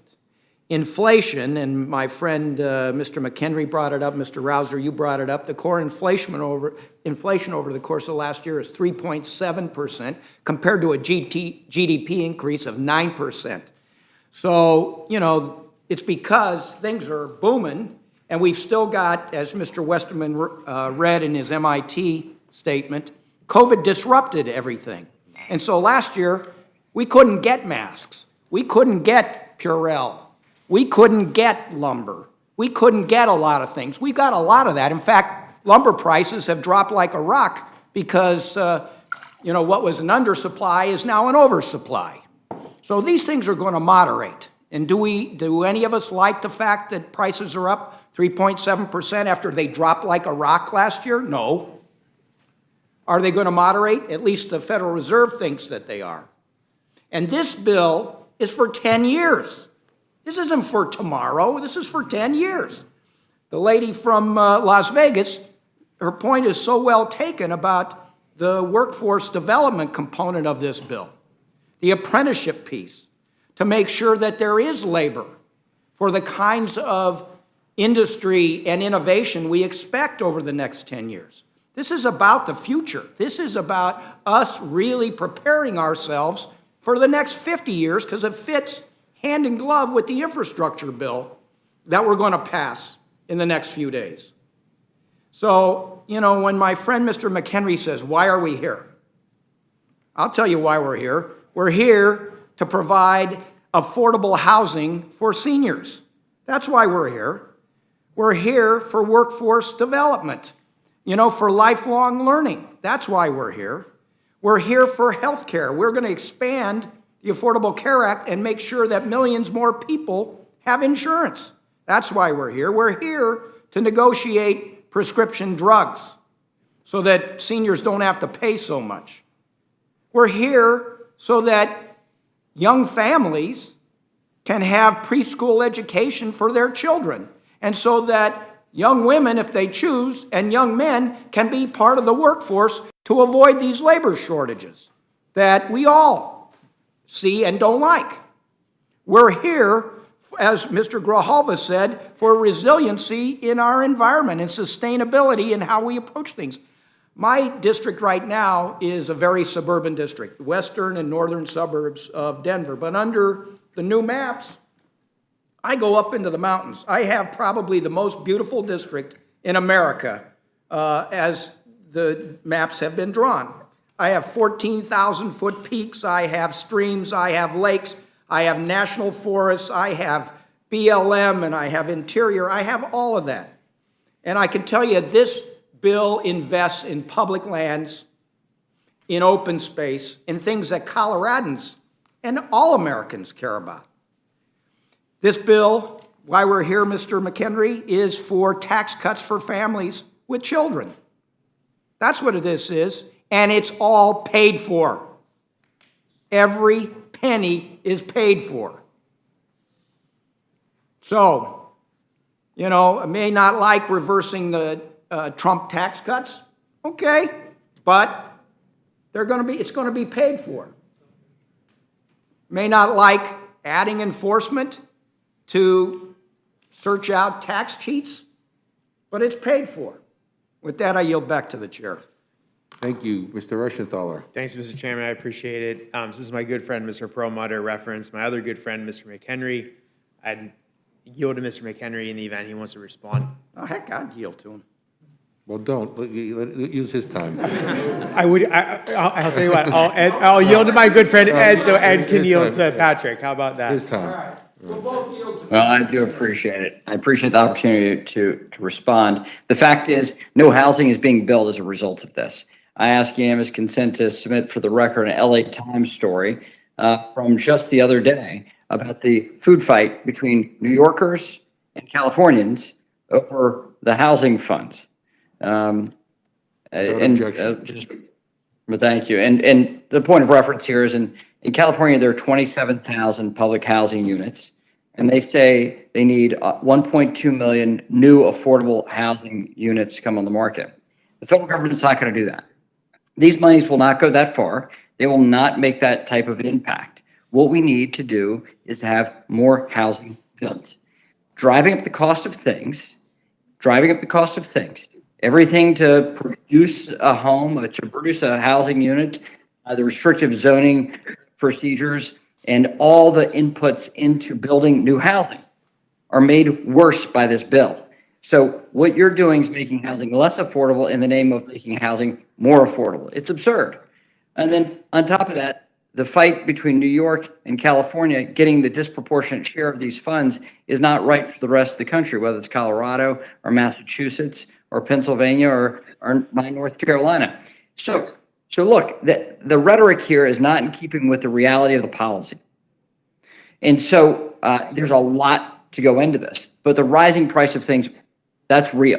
And if my Democrat colleagues want to say that what the American family is experiencing right now is not real, they're going to suffer the consequences of their constituents saying no to them and making it very clear that they're out of step with the realities of American families. The average price at the grocery store is more expensive now than it was a year ago, 2 years ago, 3 years ago.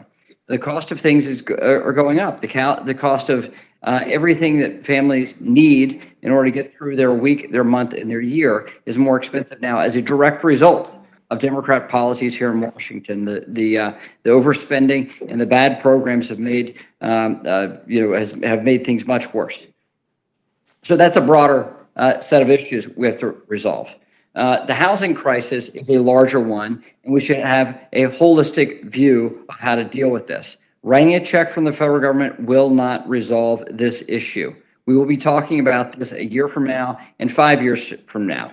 The pledge at the beginning of this from my Democrat colleague was that she would end homelessness if we simply wrote a $100 billion check.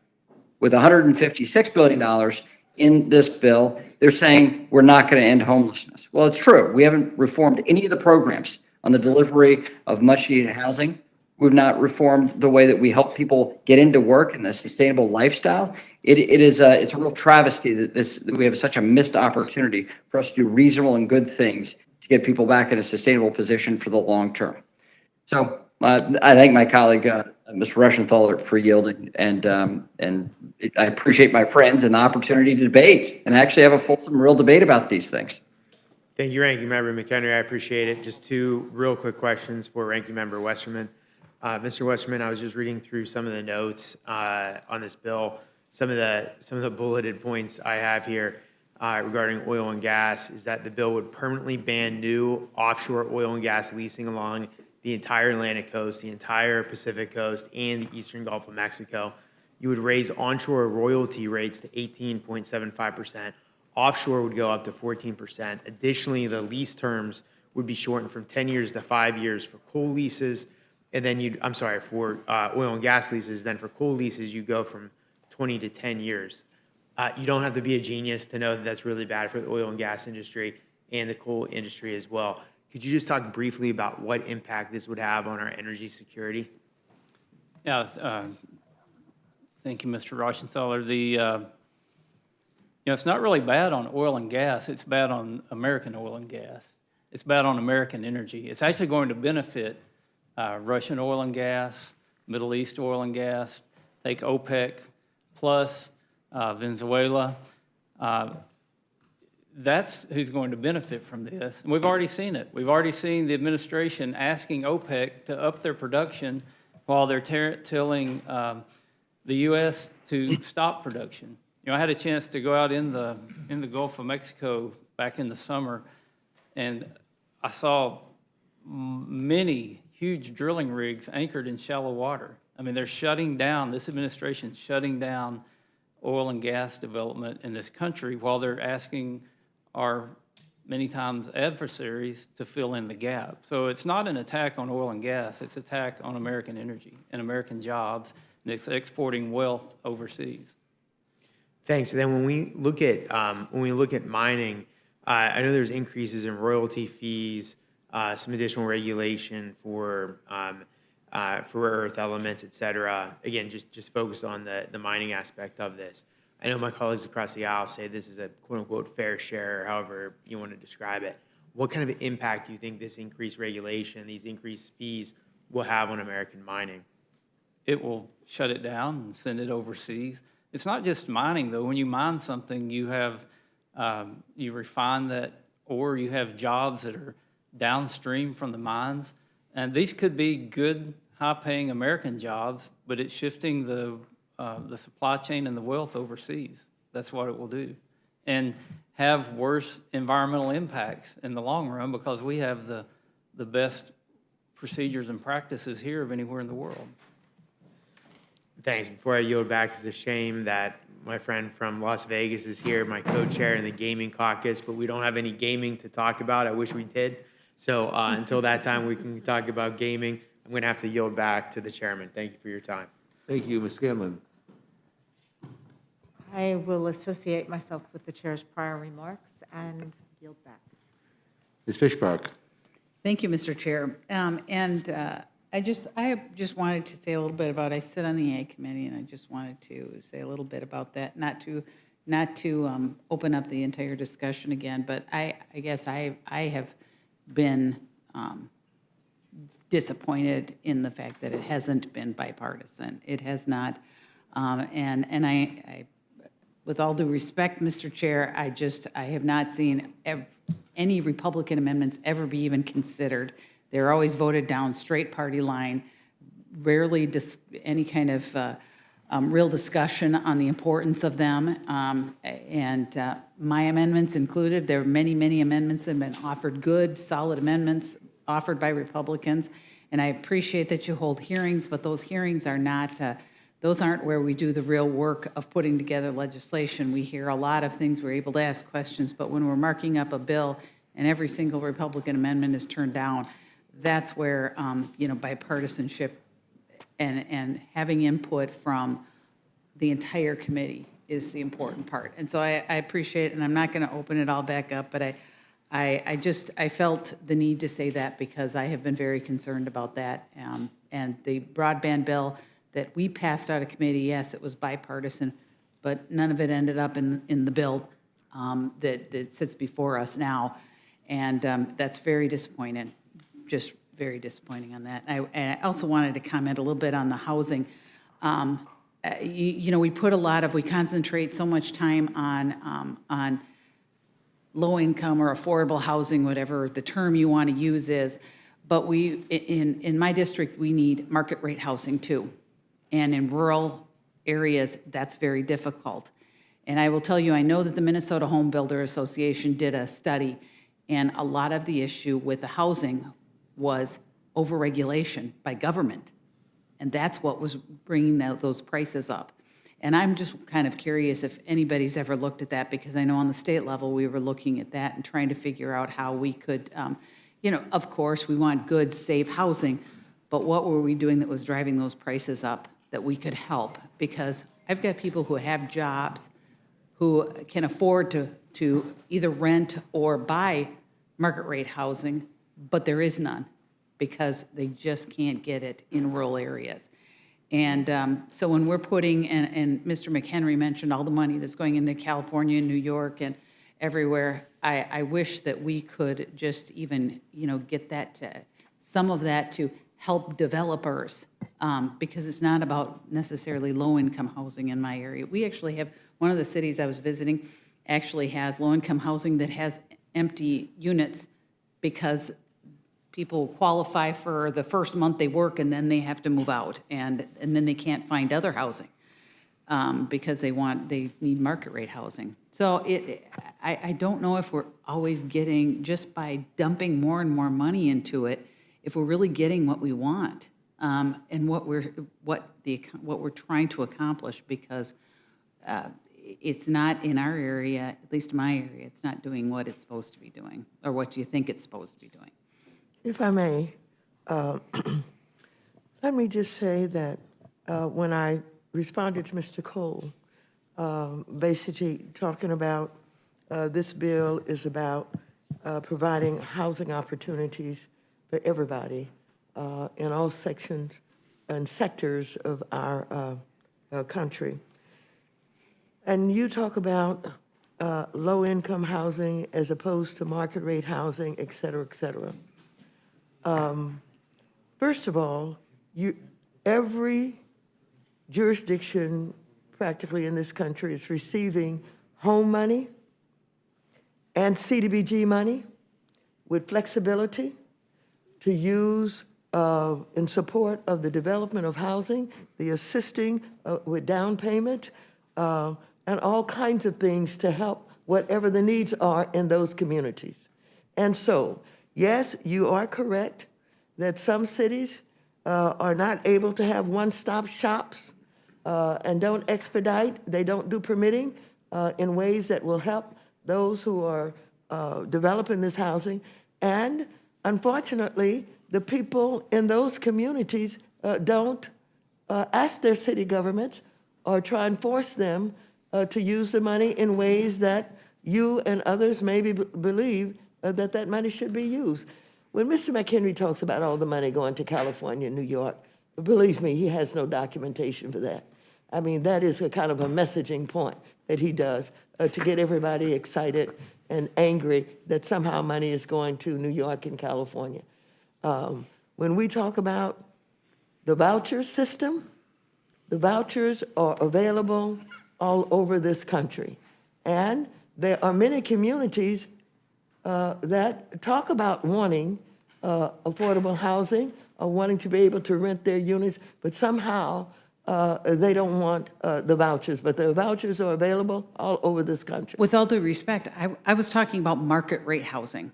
I was talking about folks. That's private sector. You're talking about private sector development. You're talking about those who are willing to invest in your communities because they see the opportunities there. They believe that they could have market rate housing and that people can afford it. And so I don't know what you're saying about the government and market rate housing. That's a private investment interest. Ma'am. Yes. I am talking about having developers come in and may need some help because there's overregulation and it costs so much.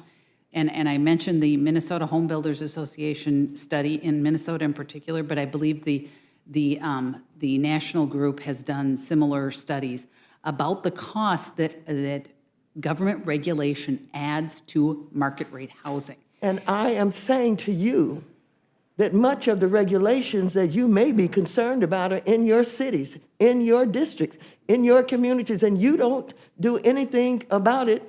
The people Well, in the ma'am, communities don't yes, do we anything about it. Reclaiming my because time. Reclaiming my time. You got your time back because I believe in reclaiming time. I do it all the time. But, okay.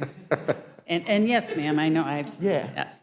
But I guess, and I will not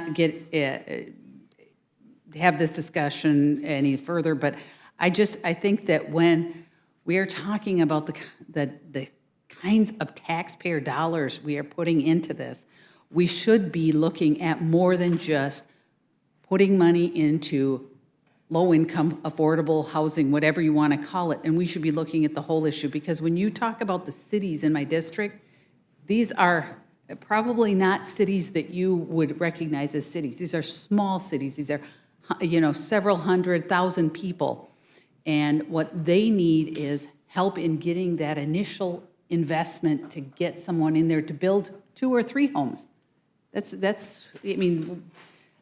kind of thing, and it's not that it has to be ongoing. It just needs to be that original kind of, and I will tell you, the people that I'm talking to are the city officials, and they are doing whatever they can, whether it be regulation. And so I guess I would just want to think that, mention my concern about it, but also if there were bipartisan talks about this in these committees and Republicans were allowed, this would be a discussion then, and there may be a solution that we could come up with. But because I am concerned, you know, that you can talk about bipartisanship all you want. And Mr. Chair, with all due respect, I know that you believe that you've been bipartisan, but when there is absolutely not one fingerprint of a Republican thought on any of these bills because they have all been turned down, I just have my concerns. And with that, Mr. Chair, I yield back. May I? I yielded back. I yielded back. Mr. Morelli can yield to you if he wants. Mr. Morelli, otherwise we'll, yeah. I'd be honored to yield to the distinguished chair. I want to give you an example. The $10 billion we got for disaster aid. That was a bill that your ranking member, along with the gentleman from California, Mike Thompson, $10 billion. That's bipartisanship that we did there. The bill to make our African-American land grant scholarships bipartisan. Whenever the ranking member would come to me and say, we have a problem here, we dealt with it. I tell you, the hallmark, one of the great examples was to see the ranking member and I on the middle of the floor while we're working on a bill. And who do I bring over to talk with at that time? Our majority leader, to hear the ranking member's input. So I see where you're going on this, but I have been on this committee for 20 years. I've been on it when we've had Republican chairmen and Republican majorities, Democrats, and so forth. And I know that much of the things that I achieved as I was coming along was done with Republicans working with me. And I don't take a back seat to anybody. I've got the scars to prove it, where I've stood up and involved Republicans, and we were successful in doing it. So I just want to remind you that $10 billion with Mike Thompson and your ranking member is an excellent example of bipartisanship among many others. So thank you. Yes, ma'am. If you wouldn't mind, because I've been referenced a number of times, and the chairman and I are good friends. We're great colleagues, and I think that he has accurately portrayed what the Agriculture Committee is capable of. And we do. We have the capacity, and we have a record of good, strong bipartisan work. You've actually showcased a lot of bills. I do appreciate the fact that you asked me to play good cop, bad cop with your leadership on the broadband bill. And we won't say who was which one was which you told me to do. But I would like to address what you're talking about makes my case, because none of that bipartisanship was allowed to find its way into this reconciliation bill. The $10 billion It was not in reconciliation bill. That was in the continuing resolution, which I appreciate that. But you've made my case. We have the capacity to do great bipartisan work with great outcomes where we allow everybody to come to the table. But the Democratic Party has not allowed the Republican Party to come to the table on this reconciliation bill and the past one. And I think you're doomed out bad outcomes, because I happen to believe, I'm a person that believes that you only get great outcomes when you do things in a bipartisan way, and everybody is welcome to the table. But the Republican Party, and even in the Agriculture Committee, which was amazing, was froze out. So I appreciate your highlighting all the good bipartisan work that we've done, but we're talking about the reconciliation bill, and there was no no opportunity for bipartisan work with reconciliation. I Mr. Chairman. would like to yield my time to the gentleman. I think it's my time, actually, Mr. Chairman. He has to yield. Yeah. Yes, I'm happy to yield to Ms. Titus. Thank you for whoever's time. I just want to repeat, 15 and a half hours of markup, total number of amendments, 57. The number of those that were Republican were 55. The number of amendments adopted were 6. The number of Republican amendments of the 6 were 4. So 4 of the 6 were Republican. We had 30 roll call votes with discussion. And in the bill is Rodney Davis's one federal decision, which is something that all the Republicans support, which is streamlining the environmental approval process. So you cannot say that T&I did not have bipartisan input. And they gutted every amendment with a second degree.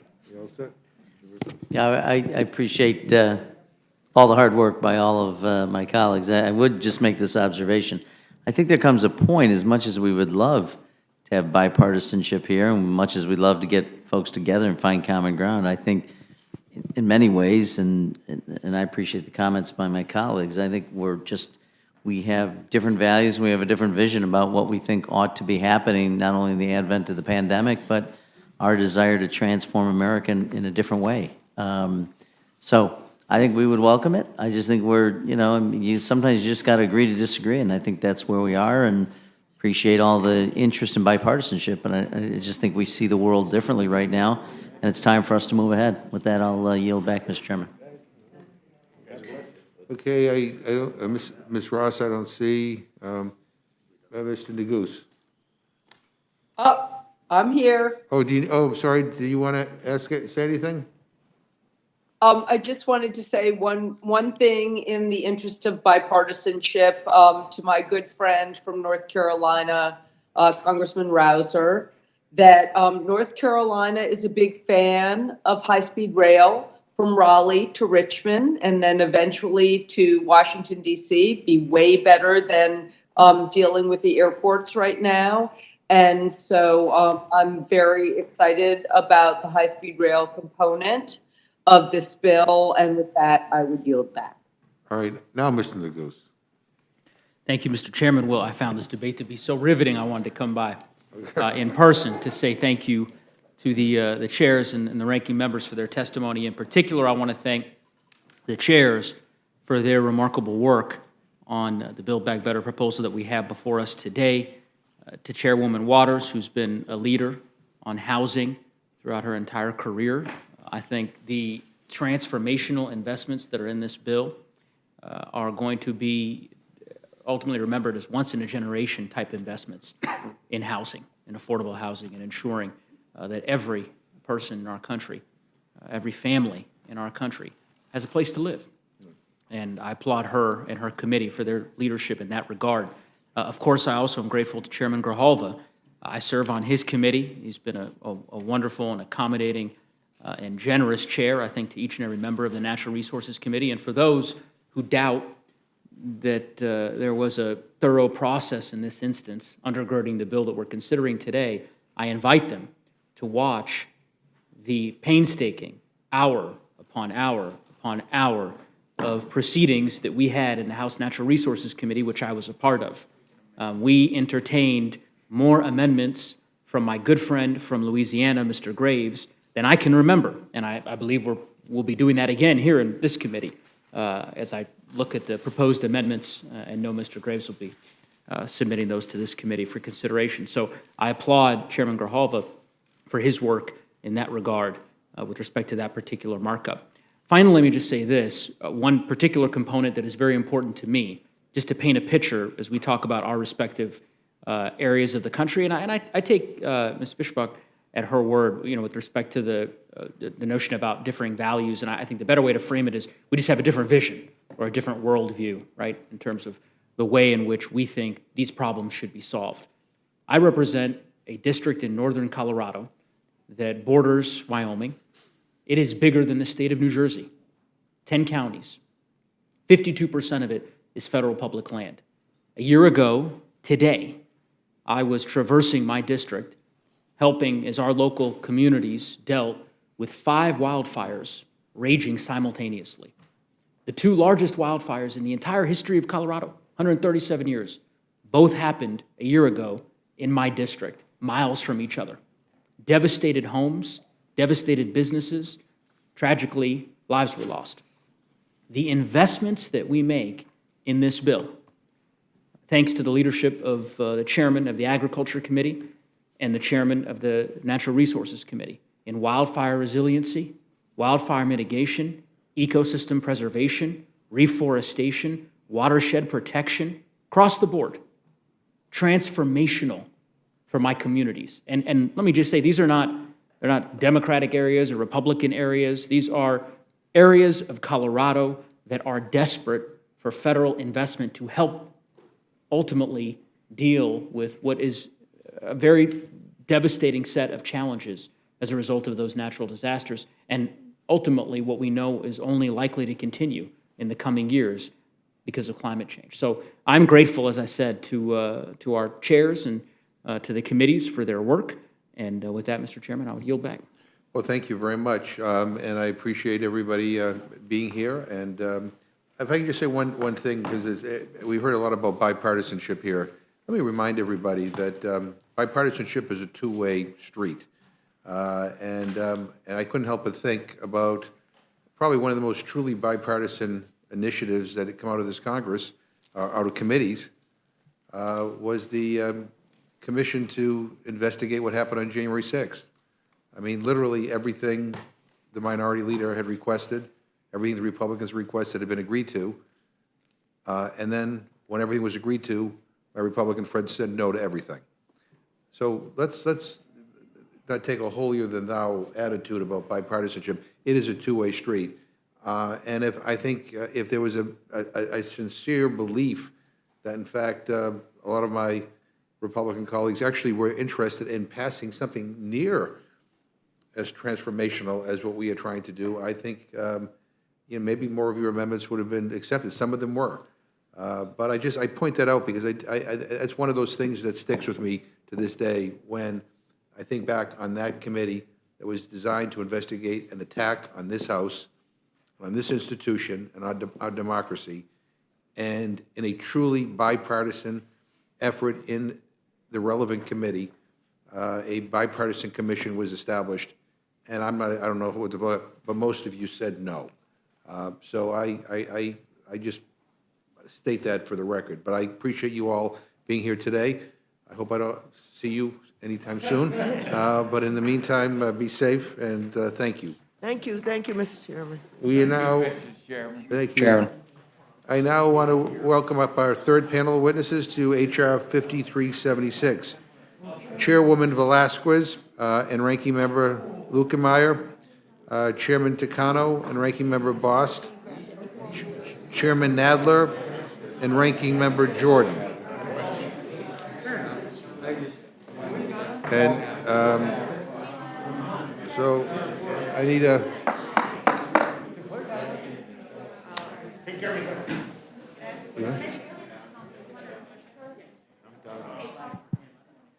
Test. So I will yield to Chairwoman Velasquez. I think you have to... Chairman McGovern? There you go. Yes, okay. Yes, can you hear me? Yeah, I can hear you. Okay, good. Chairman McGovern, Ranking Member Paul, and members of the Rule Committee. I appreciate the opportunity to testify before you today. Hold on. As you know, The gentleman will suspend for a minute. We need to have quiet in the room so we can hear the witnesses. Okay, you may continue. Thank you, Mr. Chairman. Thank you. As you know, the pandemic has devastated small businesses across the country. To build our economy back to pre-pandemic levels and beyond, we must invest in our nation's entrepreneurs. To that end, the small business title of the Build Back Better Act will make a $5 billion investment in SBA programs that go beyond recovery and provide long-term solutions to perennial challenges. This title invests nearly $2 billion for SBA to make direct loans of less than $150,000 and targeted loans of $1 million to government contractors and small manufacturers. Lending reports have shown that 7(a) loans under 150,000 have decreased by almost 53% over the past 5 years. This investment in SBA's direct lending program will fill those gaps in our lending market and ensure underrepresented entrepreneurs have the capital they need to launch and promote their businesses.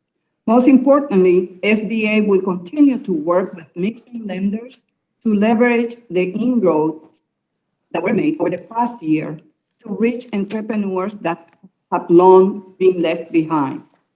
The Build Back Better Act invests more than $60 million to enhance the Small Business Investment Company Program, better known as SBIC. Since its inception, the SBIC program has provided more than $100 billion in capital to entrepreneurs across the country. Today's bills invest in the Emerging Managers Program, pairing new fund managers with highly experienced fund managers for expert guidance and advice. Turning to contracting, this package provides more than $100 million to increase federal procurement opportunities for small businesses and ensures small contractors can take advantage of the many projects sure to come from the infrastructure package. Additionally, $1 billion is dedicated to establishing a national network of uplift incubators to spur economic development in underrepresented communities. The uplift incubators will offer a wide variety of services, including incubator spaces, mentorship, and networking opportunities for Main Street businesses, as well as technical assistance for small government contractors. The investments are aimed at reversing the 40% decline in the number of small businesses participating in our federal contracting programs over the past decade and boosting entrepreneurship. As we all know, innovation is a key to success, and we invest nearly $200 million to expand the Growth Accelerator Competition Fund to enable gifted entrepreneurs to bring their ideas to the market and accelerate their growth. Our title provides capital to cooperatives and other employee-owned entities that play a large part in our communities and invest $105 million in providing a path to entrepreneurship for formerly incarcerated individuals to give them an opportunity to become job creators. In closing, small businesses are the engines that drive economic growth, employing more than 60 million Americans. They fund local tax bases, create good-paying jobs, and reinvest in our cities and towns. Put simply, when they are successful, our country is successful. This comprehensive package makes transformative investment in SBA that will put entrepreneurs all across the country on the road to long-term growth and long-lasting success. I look forward to answering your questions. Thank you. Thank you very much. Ranking Member Lukemeyer. Thank you, Chairman McGovern and Ranking Member Cole. As a Republican leader on the Committee on Small Business, I hear from and talk with small businesses all the time. From testimony in congressional hearings to conversations back home in my district, small businesses are facing extreme economic conditions right now. They can't find workers, they can't get products and goods due to supply chain woes, and their prices are rising sharply. However, working on these issues doesn't seem to be important, nor a priority for my Democratic colleagues. Instead, they want to push through trillions more in spending. I'd like to be clear, the proposals that are included in this legislative package are ill-advised and dangerous. The economic prosperity of our nation and our economic freedom is at stake. In early September, when this legislative package first started to move through the committee process, committee Republicans were given a 90-page document less than 48 hours in advance of the markup, filled with partisan spending that expanded Small Business Administration's direct lending authority, that duplicated current SBA private sector programs, that wasted taxpayer dollars and invited more fraud into the federal government. This is not the way to conduct effective and efficient policymaking that impacts small businesses across this nation. Republican committee members offered common sense amendments to increase oversight and protect small businesses from harmful policies. And for the second time this Congress, and in what used to be one of the most bipartisan committees in the House, Democrats voted down every single Republican amendment, ignoring the impact that inflation and tax increases will have on small businesses. This hearing is no different. This process has been a catastrophe, and one in which no member of Congress should be proud of. After starting and stopping this hearing and further delays, members of Congress were given limited notice when this actual rules hearing would restart. How can we sensibly and responsibly advance legislation in this manner? The answer is we can't. Before us today, we once again have proposals to duplicate private sector resources and new programs that have been created that lack oversight.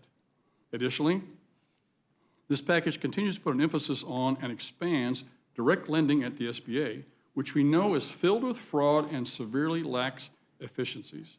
The customer services that is provided with the current Economic Injury Disaster Loan Program, also known as EIDL, is frankly a disaster.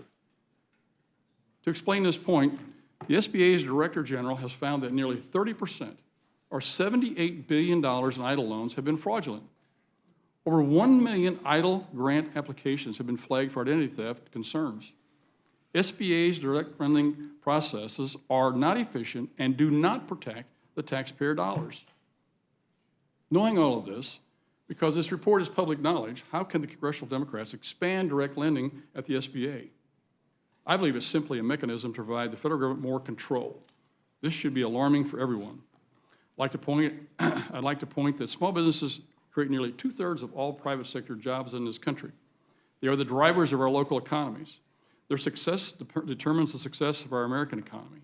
If we hold them back, which I believe this bill does just that, we are doing an economic disservice to our entire country. We should be focused on lowering taxes and not increasing them. We should be focused on creating a regulatory environment that does not overwhelm small business owners. Now we have a vaccine mandate that has been unveiled with absolutely zero information. How can a small business plan for the fourth quarter or the next year, for that matter, which with any certainty? We are already starting to hear from small businesses back home that they will lose employees because of this vaccine mandate. Small businesses are struggling, and this bill is going to make it even worse. More spending is not what we need right now. Small business must return to operating independently. Anything else is counterproductive.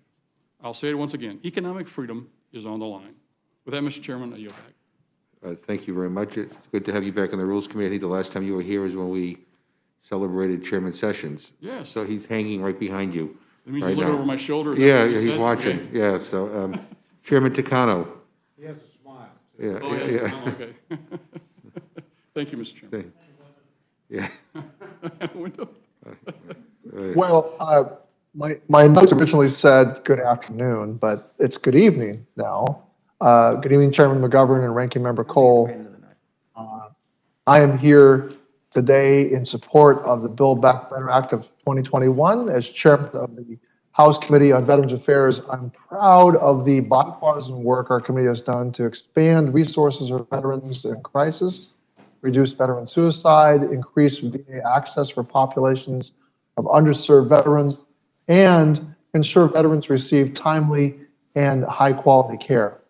Now, the legislation before this committee today will directly support our earlier efforts that I just described to you and just enumerated.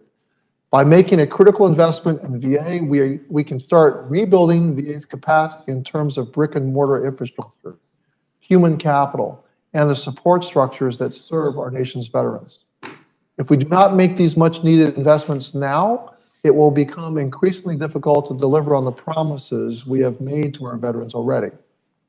As demand for care and services at VA continues to grow, the lack of purposeful, usable clinic space will force more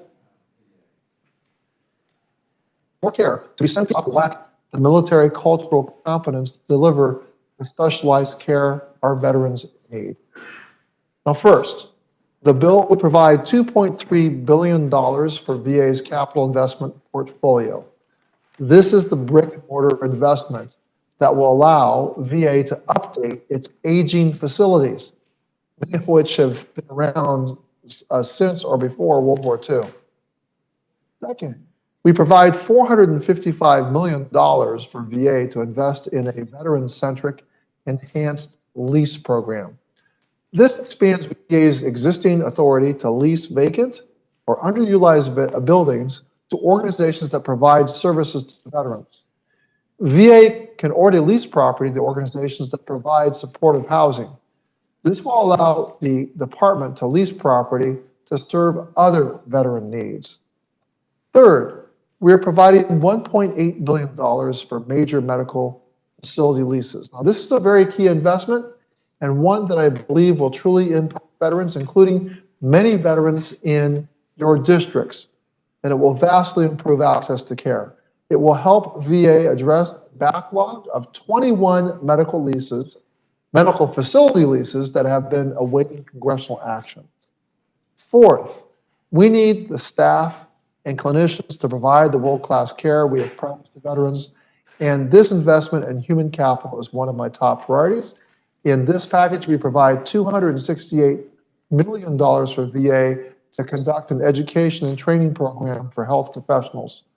We're authorizing VA to increase the number of health professions residency positions at its medical facilities by up to 500 positions over 7 years. This will help not only veterans, but the nation as a whole by addressing the overall shortage of physicians, nurses, psychologists, and other health professionals. Fifth, we are providing VA with $150 million to assist the National Archives and Records Administration in digitizing records that are needed to process veterans' claims for disability benefits. With this investment, it is VA's intention to have veteran records available on day one of the receipt of a claim at VBA. Sixth and finally, we have provided the VA Office of Inspector General with $5 million to carry out enhanced oversight of these investments, which will greatly aid us in our own oversight within the committee. Now, I'll end by saying that nearly 3/4 of Americans agree that it is time to update VA's infrastructure. The Build Back Better Act gives us the framework to begin that effort. And thank you, Mr. Chairman. I yield back. Thank you, Ranking Member Boss. Chairman McGovern and Ranking Member Cole, I want to thank you for giving me the opportunity to testify here tonight. You know, I'm here representing the Republican members of the Veterans Affairs Committee to discuss how this reconciliation package is the wrong answer for Americans' veterans. In the last 19 months, VA has received $243.3 billion in the largest base budget that's ever been had by the VA. VA has also received $40 billion in additional COVID relief funds.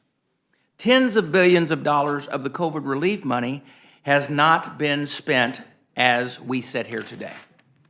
This bill will hand VA an extra $5 billion in a blank check, regardless of the facts that I just explained. Now, this is unnecessary and it's wasteful, to say the very least. VA most certainly has serious infrastructure issues. Republicans acted in a bipartisan basis in 2018 to get the Assets and Infrastructure Review, or the AIR Act, signed into law to fix those issues. The AIR Act is already underway to modernize the VA's medical facilities across the country and better serve our veterans. Making significant infrastructure investments outside of the AIR Act would be a waste of time and taxpayer dollars. This reconciliation instruction moves through the VA committee without even any meaningful opportunity for input from the minority or stakeholders in the veterans community. This bill text for the VA committee marked up was noticed on Saturday afternoon. The amendment filing deadline occurred on Sunday afternoon. My Republican colleagues and I offered 18 amendments. None of those amendments were adopted, including those that would have supported veterans in crisis, made smart investments in VA infrastructure, saved taxpayer dollars. Our markup occurred in the midst of the Biden administration's utter failure in Afghanistan. It was just 3 weeks after 13 service members were killed there. It was just 2 weeks after hundreds of Americans and our allies were left behind in Afghanistan. And it was just 2 days after the 20th anniversary of 9/11 terror attack. Those events devastated veterans and their families, particularly those serving in Afghanistan, and those who lost loved ones or battle buddies there. Calls, chats, and texts to the Veterans Crisis Line skyrocketed and remain higher than usual even now. My Republican colleagues and I begged Chairman Takano to focus the VA committee on supporting veterans through this crisis in Afghanistan. We had no higher priority then or now than letting veterans know that they are heard in Washington and their representatives in Congress have their backs. House Democrats did not heed those calls. Instead, they focused their attention on even more reckless spending. Last week, an hour before this committee met the first time on this package, the Democrats released a brand new committee print that dramatically cut the VA's provisions from $18 billion to $5 billion. The committee print we are discussing tonight is different from last week's, but it keeps the funding top line amount at $5 billion.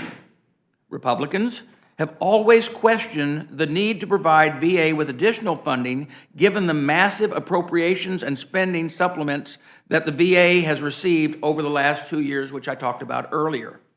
But the fact remains that these changes occurred behind closed doors without the opportunity of, once again, for the input from Republicans or stakeholders in the veterans community.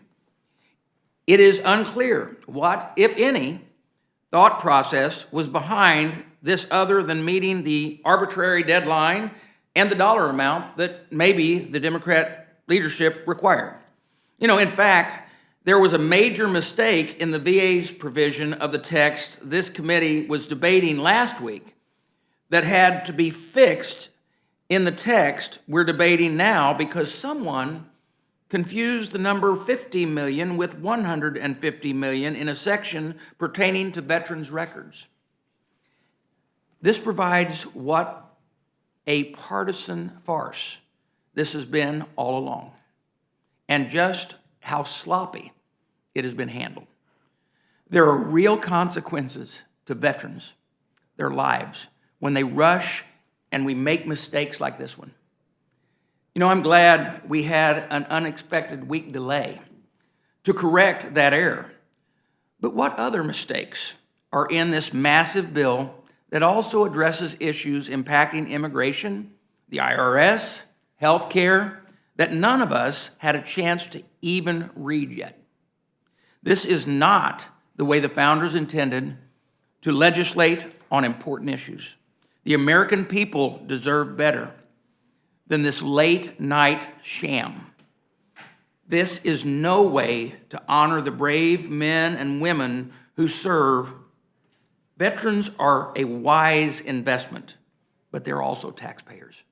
Like all Americans, they deserve much more than wasteful government spending.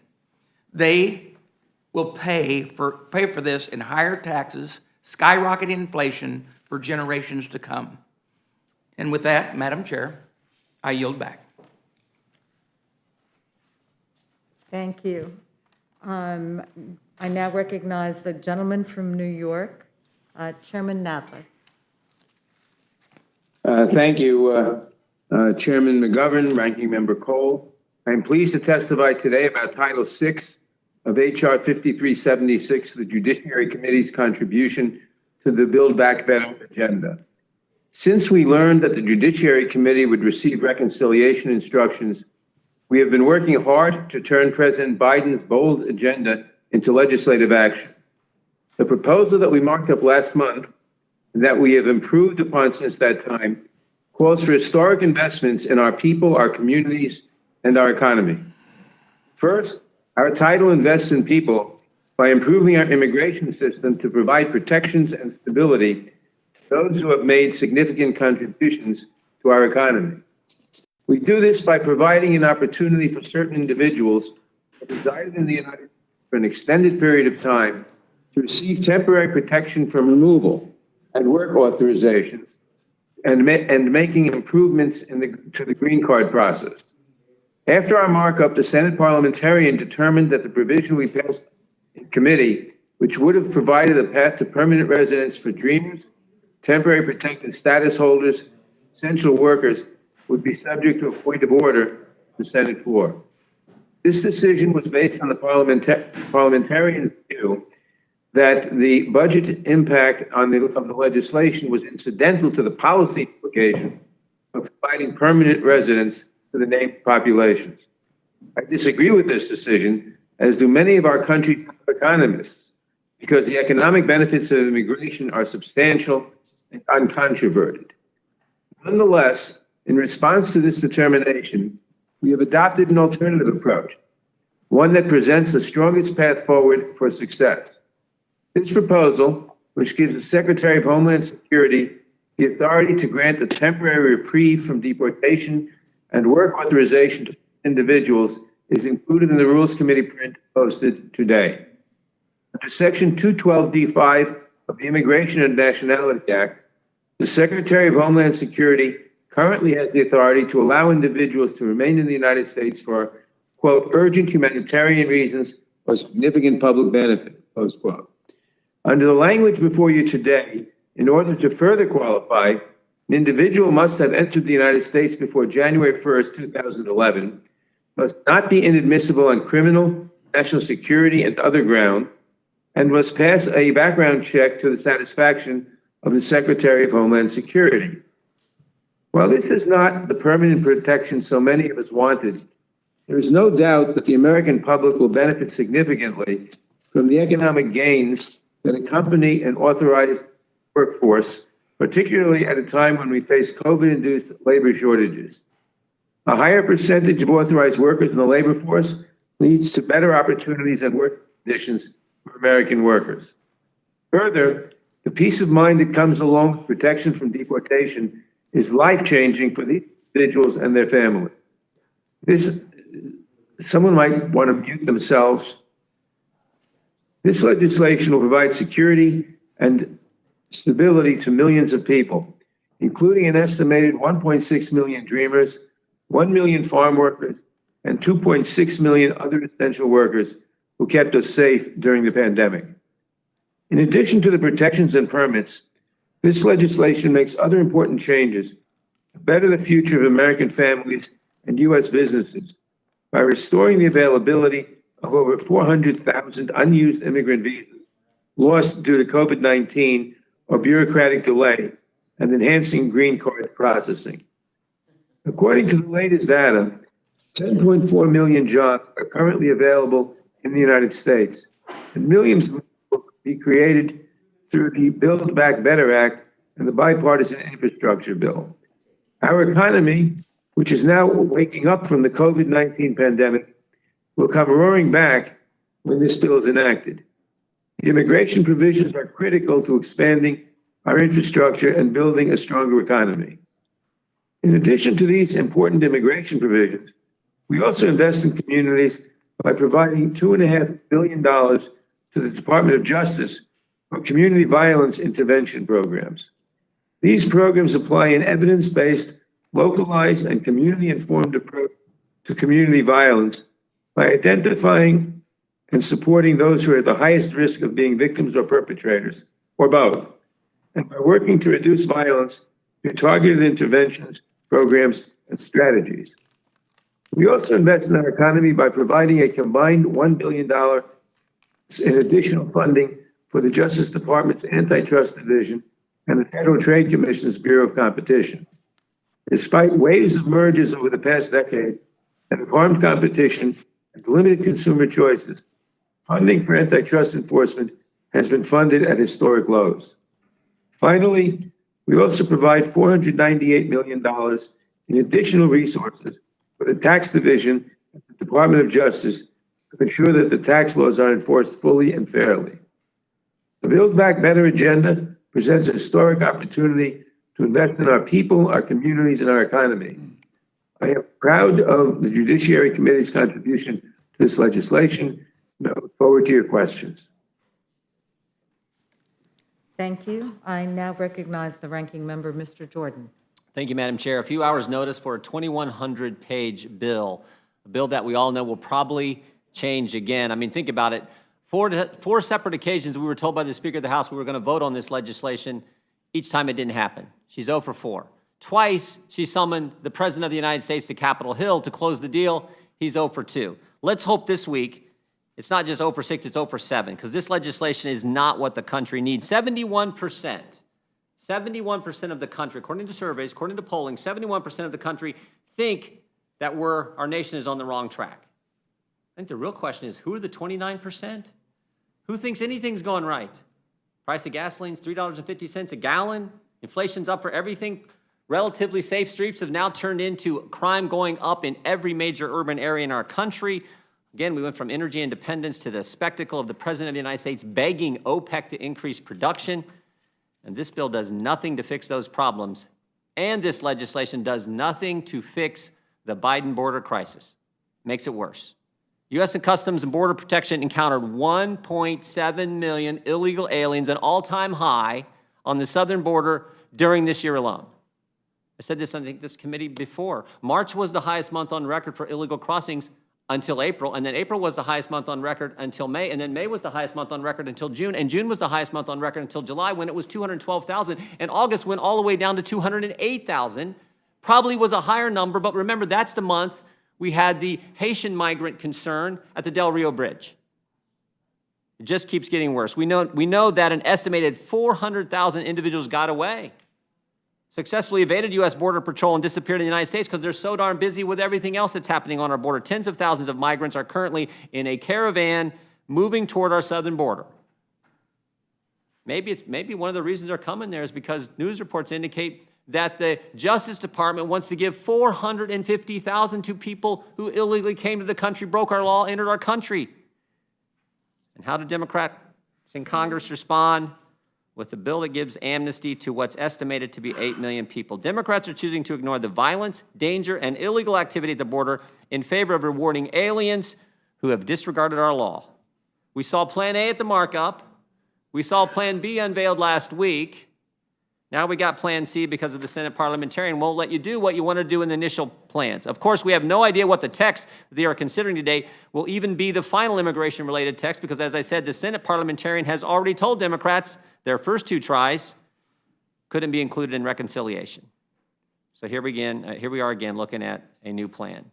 This plan abuses the statutory parole authority provided by Congress to the DHS secretary. This version of the bill requires the secretary to grant, quote, parole in place, which we all know is just another path to citizenship, again, for what some are reporting will be more than 7, 8, 9 million people who entered our country illegally. Parole is supposed to allow an alien to enter the United States temporarily and on a case-by-case basis and, quote, for urgent humanitarian reasons of significant public benefit, such as to receive medical treatment that the alien cannot get in his or her home country.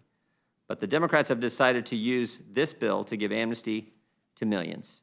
Also, loose document requirements will result in millions of fraudulent applications. We know that's going on. The DH Secretary is required to grant all of those migrants who entered our country illegal a work authorization. Under this bill, future DHS Secretary will be subject to the guidelines that Secretary Mayorkas writes in order to revoke an alien's parole.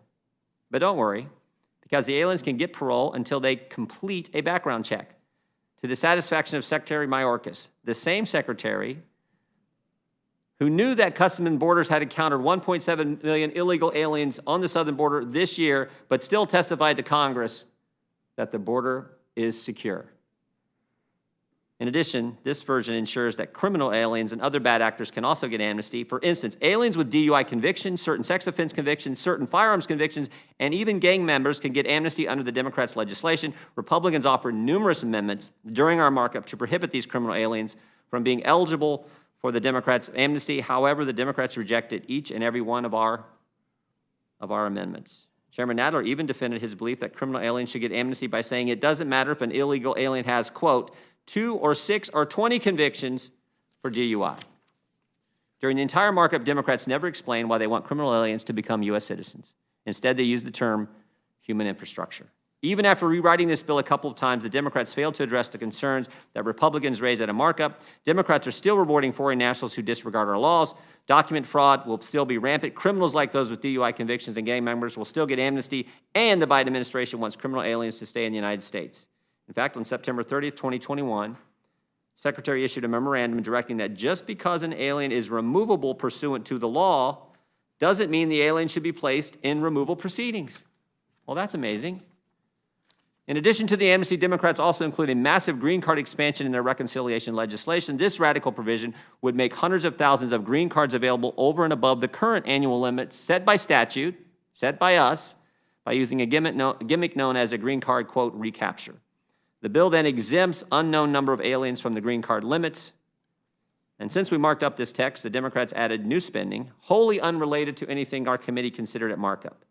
The bill now includes a $1 billion slush fund for the Biden DOJ and FTC to aggressively attack American businesses to make them fit the mold of their woke agenda. The FTC chair, Lena Khan, and the nominee for the antitrust at the DOJ, Jonathan Cantor, are on a crusade to remake the American economy. This is an effort to act as central planners to the American economy. Those taxpayer-funded bureaucrats will flood American businesses with lawsuits at a time when those businesses are already dealing with inflation, the threat of higher taxes, and of course, competition from China, not to mention the supply chain problems that we know exist all too well. And today, the Democrats added another $500 million for the DOJ's tax division. What will the tax division use $500 million for? Maybe to go after Americans. We know what the Treasury Secretary wanted. Any and all transactions in every single bank account over $600. I want to be able to spy on that. This is scary stuff. Americans know too well Democrats are willing to weaponize the IRS for political purposes, and we've seen in recent weeks how the Biden DOJ under Attorney General Garland is using the Department of Justice for partisan goals, including to target and silence American parents who simply want to speak up in favor of the proper education for their children. If enacted, this bill will just empower these types of abuses. The reconciliation bill won't help American families, won't help our economy. America deserves better, and as I said at the start, I hope this is 0 for 7 this week and that this bill does not pass. I yield back. The gentleman yields back. Mr. Cole, would you like to raise any questions? Yes, I would. Thank you very much, Madam Chair. Just some quick ones, try and get through it. Mr. Lichtenmeyer, just if I remember your opening statement, you made the point that earlier in this process, I think you said in September, you'd gotten a 90-page bill only 48 hours before a meeting. If it makes you feel better, that's 47 hours more than we got for a 2,135-page bill. So I just want to ease your pain a little bit, let you know you can come join the Rules Committee, which is not normally a committee of original jurisdiction, and should not be doing any of this. Yeah, and you'd be amazed how much happier you would be with your current circumstances. I do have a serious question. I know during your committee's consideration of legislation, Republicans raised concerns over the duplicative nature and lack of oversight of many of the programs which receive funding in the legislation, along with increased risk of taxpayers to taxpayers by increasing government guarantees. We've had several iterations of the bill. Have any of these problems improved in any noticeable way? No, they haven't. The final document that we have in front of us, there's 3 programs right now that are duplicative, and they're duplicative because the private sector already does this. You know, I don't know why we need as a government, to try and do the same thing that private sector does, and quite frankly, does it pretty well, unless you've got another agenda. An agenda would be that the government wants to be able to be more control. So the duplicative stuff, and the problem with it is that there's no oversight. And the oversight there doesn't, you know, these are taxpayer dollars, and some of these programs are direct lending dollars where we've, as I indicated in my testimony, the IG has indicated that there's as much as 30% of it is fraud. And you know, the second comment that I made was they're trying to, in this bill, to have another new direct lending program when we haven't cleaned up the other one yet. We're working with the Inspector General to try and come up with some things that the SBA can do to clean this mess up. And when we suggest that these things be done. The IG suggests that they'd be done. The SBA folks' leadership says, well, okay, we're going to do it. We find out later that the staff blows them off and doesn't do it. And so we find that the IG's recommendations are not followed. So therefore, these programs without oversight are going to be ripe for fraud, the fraud to continue that's already in the agency. And those are all of our dollars. This isn't a partisan problem here. These are Democrat dollars like they're Republican dollars. Everybody's dollars here, the taxpayer dollars. I view my job as to point out the problems and protect those dollars and find ways to improve the program so they can be helpful to small businesses and protect the dollars for the citizens and taxpayers. But we've got some severe problems, and this is not me saying this. This is the Inspector General who has gone through these things, and we're working with him to try and find ways to fix these problems. And we're working on a bill to try, frankly, fix this direct lending problem, which is just horrible. You can't have a third of your program be fraught with fraud. That's just not acceptable. Mr. Boss, in your comments, you made quite a point, I think, about the amount of money we've directed toward the veterans situation, veterans issues, and certainly toward the VA. And I always actually tell this to people at home that this is actually something Congress tends to agree on. That is, I mean, we really do. Democrat or Republican have tried to put more and more resources there. I've watched this budget go up continually, and I've been generally supportive of that, whether Republican or Democratic president, Republican or Democratic Congress. It's absolutely something I think the American people want. And I always point out some of my constituents. I have a lot of veterans facilities. It's a military-heavy district. Two of the premier military facilities in the country, Tinker Air Force Base, Fort Sill Army Post are there. So we have VA hospitals, we have VA homes, we have lots of stuff, and people are happy to do it. I mean, they really, so no complaint about that. On the other hand, I've read enough concerns about the VA in terms of everything from constructing hospitals, which we now have, I guess, the Corps of Engineers doing because they weren't doing a particularly good job. So just give us, it's been an unprecedented amount of money. How comfortable are you that the money has been used well and has gotten to where we all want it to go? Well, let's look at what we've got given over the last 19 months. Under the former administration, the budget was raised to a higher level than it's ever been before, and that's $243.3 billion. And then, because of COVID, we came forward and started adding money on top of that through each one of the COVID relief bills to the tune of $40 billion. And then this bill, it gives $5 billion, but no guide on where that money is going. It's unnecessary, it's wasteful, it goes too far. Of course, maybe with the amount of inflation we have, maybe it doesn't go too far because everything's costing so much more. But I will never apologize, as you made the statement. I won't apologize for giving to veterans, they've earned it. But the VA, remember this, is the second largest bureaucracy in the world. The first day of fiscal year 2022, we learned that the VA essentially lost $250 million in one account. Hey, but don't worry about it. They found $300 million over in another account they didn't know they had. Folks, we have a responsibility of oversight.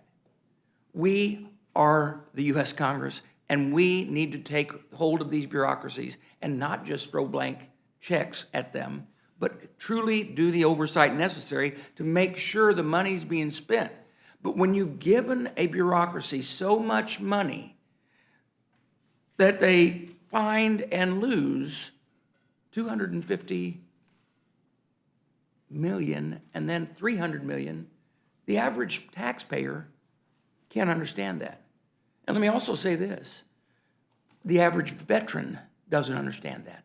Because what you want to remember about veterans, they're taxpayers too. They want their services provided, but they don't want their taxes wasted. That's why we have such a problem with this. you know, we're willing to work with the other side of the aisle, but we need to have sensible oversight. And throwing money at this at these large bureaucracy without the oversight is not wise. It's interesting to hear, there's a lot of common thread between Mr. Luetkemeier's testimony and your testimony in terms of the competence of, and the oversight of dollars. Mr. Jordan, let me turn to you. I think you've got someplace of this panel the most interesting problem. We all would agree, and you pointed out pretty eloquently in your testimony, we have a massive border crisis underway. I mean, unprecedented, worst in decades, over a generation. You know, you can turn on the television, just watch the television and then compare it to the rhetoric you hear out of the administration and see if your eyes and your ears tell you that they're both true. It just can't be. So there's a lot of money in here. Can you tell me, is there any money in here for construction of a border wall? Is there any money in here for additional agents? Are there any tools in here that would, at the border, give the ability of the Border Patrol or enhance the ability of the Border Patrol to actually control it, particularly given, you know, we know it's not just a people issue. We know drug seizures have tripled. We know human trafficking is a horrific problem. So what additional tools, resources have we given the Border Patrol to deal with an unprecedented crisis? Great question. I think the question here that people had, no, there's not. In fact, that's the problem. When you tell the world you're not going to build a wall, when you end the Remain in Mexico, the NPT program, and then you pay people who came here illegally $450,000, I mean, you're sending the wrong message, and that's why the caravan's coming, that's why people continue to come. And we focus on the numbers so much, we forget the suffering that takes place.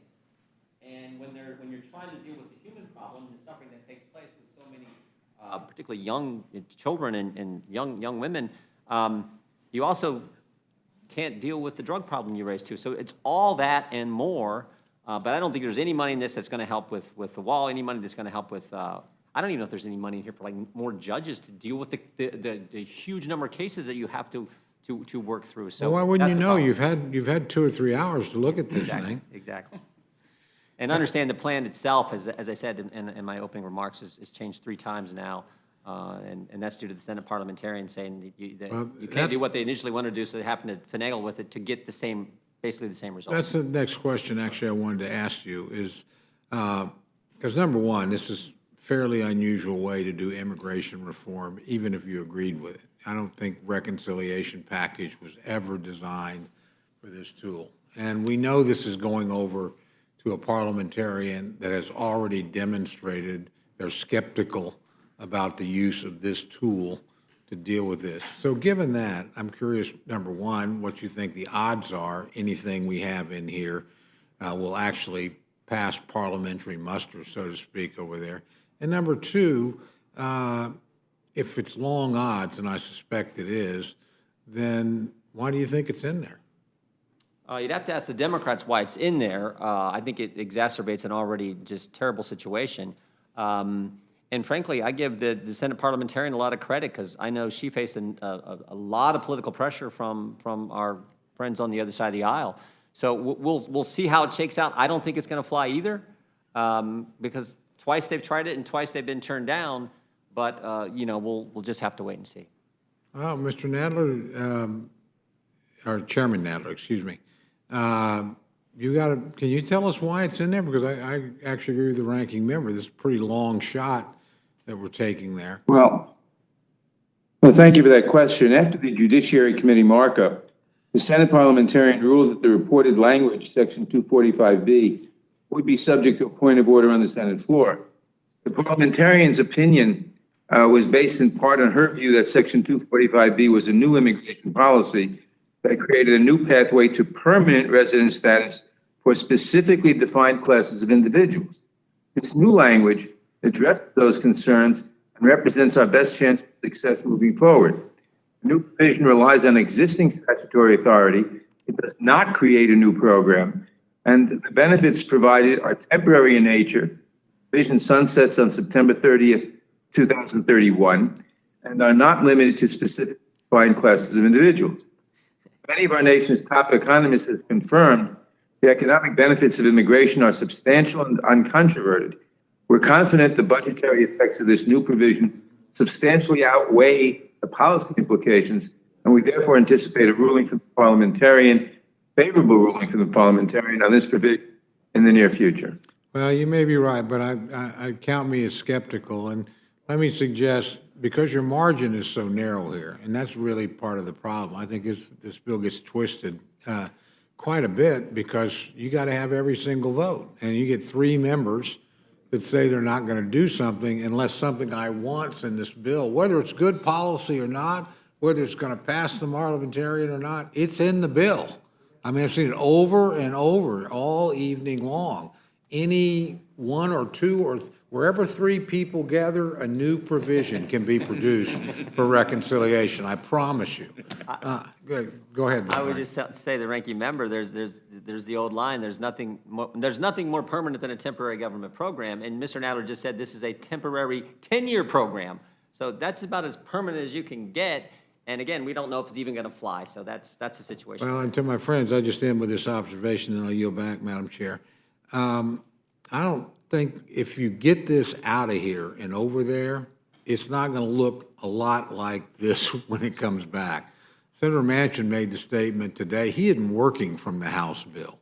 So, he's working from whatever. He's going to basically cut a deal on his side, and that's going to be what you guys get. And it's not going to be all this stuff that we're working on, whether you agree with it or not. That I suspect that, and then you're going to have to decide whether or not you like it, whether or not it was okay for one guy to basically write the legislation. Now, I'm not saying he's not improving it in some ways. Certainly cutting it down to size, particularly if he holds ground and says, I'm not going to fund programs for 2 or 3 years that we know you intend to fund for 10. I'm not going to be fooled and let what you say is $1.75 trillion really be anywhere from double that to even more, according to the calculations of our staff. So this is just kind of a charade of an exercise. But I commend all of you for coming in and offering your testimony and your points of view. Appreciate it very much. And yield back, Madam Chair. Thank you. And I'll recognize myself for whatever time rules allows. I do find it interesting that we're having, this conversation about whether or not the bill is too large. There's too many pages to be read, although most of them have been released over time. We've heard from several of our chairs already that there have been markups, there have been amendments, there have been all kinds of things considered, which at least as, in the history of reconciliation packages, at least this one's been printed and it's not just, notes in the margin, which we've seen become a problem in the past. And I'm so pleased that Mr. Jordan is recognizing the fact that there's trauma to children coming across the border. Sure is. But I think he's conflated a couple things here. When he talks about paying illegal aliens to come to this country, paying $450,000, that's not paying people to come to this country. That's settling a lawsuit for human rights abuses for the prior administration torturing children by pulling them away from their parents. So, I just would regret it if you were confused about that issue. Chairman Nadler, I think when you introduced the sections of this bill dealing with the immigration provisions, this isn't an amnesty provision, is it? No, it is not an amnesty provision. The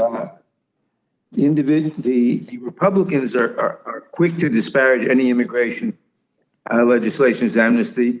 This legislation provides an opportunity for certain undocumented individuals to receive temporary protection from removal under work permit. The benefits under Section 60001 will not be available beginning September 30, 2031. Further, these benefits are not just handed out to anyone. As noted above, all applicants must pass criminal background checks, screening procedures, and will be denied relief if they pose a threat to public safety or national security or are inadmissible under specified grounds. No matter how many times the Republicans may say it, This provision is not amnesty. Thank you. I was also really pleased to see and hear provisions providing for community violence reduction programs. We've seen, in my district, we've seen a 60% reduction in gun violence in one of the communities because federal funding has become available to reduce community violence. So I wholeheartedly support the expansion of those programs. Mr. Takano, there was a suggestion that money is just being thrown at the VA with no requirements. Can you speak to that? Yes, Madam Chair. That is completely untrue. We have, first of all, enhanced oversight over the monies by providing out of the $5 billion allocation, $5 million to the Office of Inspector General to carry out enhanced oversight of the investments that we propose to make. You heard me outline where we expect the $5 billion to be allocated. I will mention that the bill will provide $1.8 billion for leased facilities that would clear 21 facilities. Most of these facilities are in Republican districts.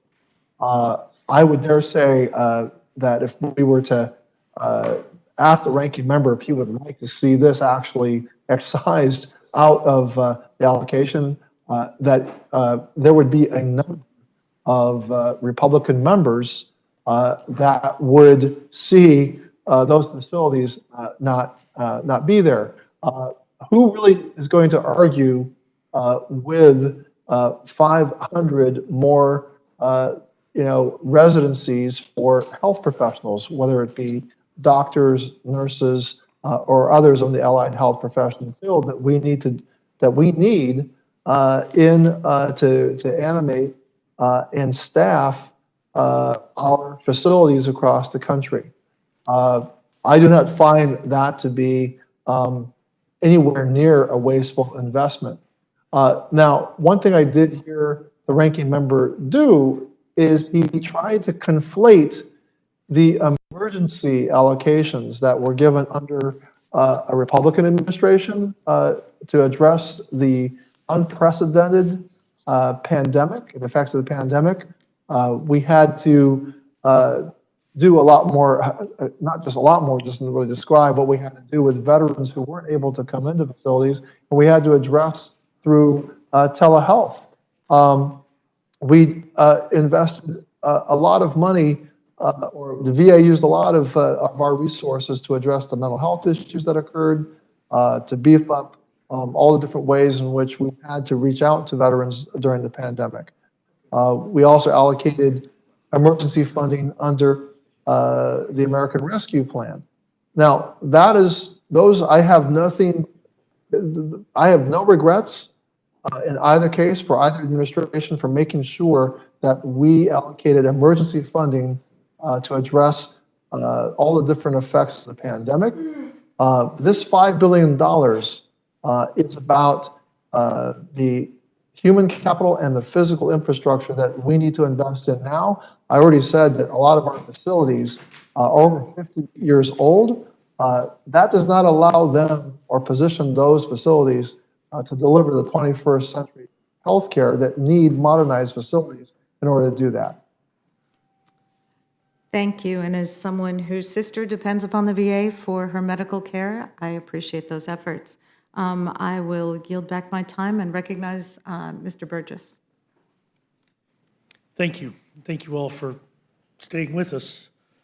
Mr. Luchtenmeyer, let me just ask you mentioned when you were giving your testimony on the difficulties small businesses are encountering, the workforce issue, and the problems that occur as a result of the vaccine mandates. Did I hear you correctly when you addressed that? Yes, that's correct. Yes, they're the 100 employee level. The definition of a small business is anybody under 500 employees. So you're capturing a lot of businesses in the 100 to 500 range. And I can give you an example. I've got a steel fabricator at home there, 180 employees. You know, I live in a very rural area, and those folks are a little reticent to get their shots. And so that business doesn't know what they're going to do, because if they force them to do this, they're going to find they're going to be short probably 30 to 50 employees. And so they're already short from the standpoint there's not enough people in the area there to fill their needs. So they're very concerned about what's going to happen. And you encounter similar stories in the public sector, hospitals, first responders, police departments, fire departments. Look, I've been vaccinated multiple times. I feel comfortable with the fact that vaccinations are available for this illness. I'm grateful. But I also recognize that one way to drive oppositional behavior is to mandate it. And I've told people from the beginning, the previous administration, this administration, if you mandate it, you're going to make it more difficult. Why not explain to people why it's important and let them and their doctors make that decision? We made a big mistake early on in the distribution aspect of this and not involving physicians' offices. We had a big vaccine hub in my area, and I supported it. I thought it was a good idea. We got a lot of people vaccinated very quickly, but we cut out the individual physician offices, and I think that was a mistake, because people do consult with their physicians, and they do generally believe their physicians. One comment I'd like to make, though, is, you know, right now the proposal is for 100 employees. The concern by small businesses is the 5 employee to 25 member shops is they've seen what happens before. You start here, and suddenly that drops down to 50, and then it's down to 25, and pretty soon it's everybody. And so they're all very concerned about this, and because of uncertainty, it just lends itself to concerns, to the lack of people wanting to invest. How am I going to run my business? What should I do with regards to expanding? I mean, it really contracts what's going to happen. And I think you see in the GDP numbers, they're going down, down, down. And I think that's symptomatic of all of the things that are occurring. And this uncertainty is going to continue to cause those. Correct. I believe also it's a cause and effect.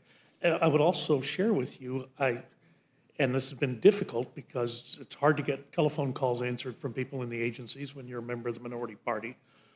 But I do not understand the reluctance in accepting someone's status of having been previously ill and then recovered, and not accepting their immunologic status as a stand-in for the vaccine.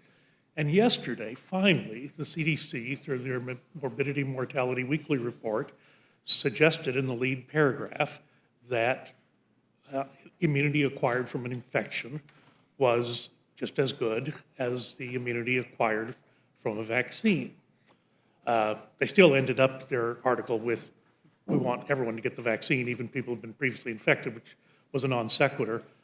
I will also tell you that when we encountered problems with monoclonal antibody deliveries in Texas, we were kind of cut out of the system for a while. I don't know why, but we were.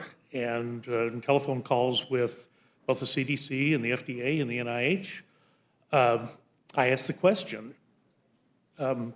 Convalescent plasma was used quite effectively early in the course of this disease. There were some areas where there was no other therapy available, and convalescent plasma did work. So I asked the question, look, I've been vaccinated so many times I can't count.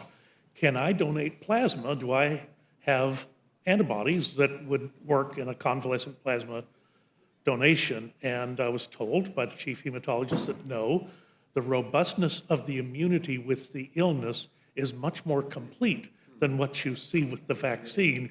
QED, I mean, thank you, CDC, for coming around to that realization when you all knew it all the time. I think we're going to learn a lot more about this over time. I do encourage people to frequently consult with where the bulk of the evidence is leading. But the last thing we need to do with a constrained workforce right now is to be jettisoning people because they won't comply with an arbitrary mandate. Ranking Member Jordan, I just got to tell you, that was the most complete and thorough recitation of the problems at the southern border that I have ever heard. And I encourage your staff to pull down that clip and play it repetitively for every news outlet that wants it, because you, in encyclopedic form, went through and detailed all of the problems. Now, let me just ask you something. In one of our, well, it was probably 2 or 3 panels ago, when we had the folks here, Energy and Commerce, Ways and Means, dealing with public health and benefits, all these new benefits, childcare, extended workplace benefits, expanded advanced premium tax credits for the Affordable Care Act, all of these additional benefits.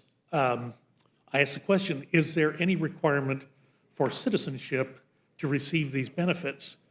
And basically, I got no answer. Nobody knew. It sounds like, from what I'm hearing from testimony from the Judiciary Committee, that it's quite possible that not only is the answer to that question, yes, of course, but we're even going to make it more straightforward, because I think if I heard the chairman correctly, we're going to be providing state IDs, driver's licenses, other form of documentation that will make the collection of these benefits much more straightforward. Do you have an opinion on that? I think you're right. I think it's more than possible. I think it's likely that what you just described will in fact be the outcome. And again, that's a concern, I think, to American citizens. But I think that's where it's headed. Well, and here's the frustrating thing. I'm from Texas. We got a big problem with this. Sure do. We have spent a ton of state money doing the work that the federal government should have been doing, securing our southern border. Governor Abbott has tried everything at his disposal to do the work that the federal government should be doing. He cannot arrest people for the same reasons that an American agent or American law enforcement could detain someone. So the state government, the state law enforcement is constrained. But here's the problem.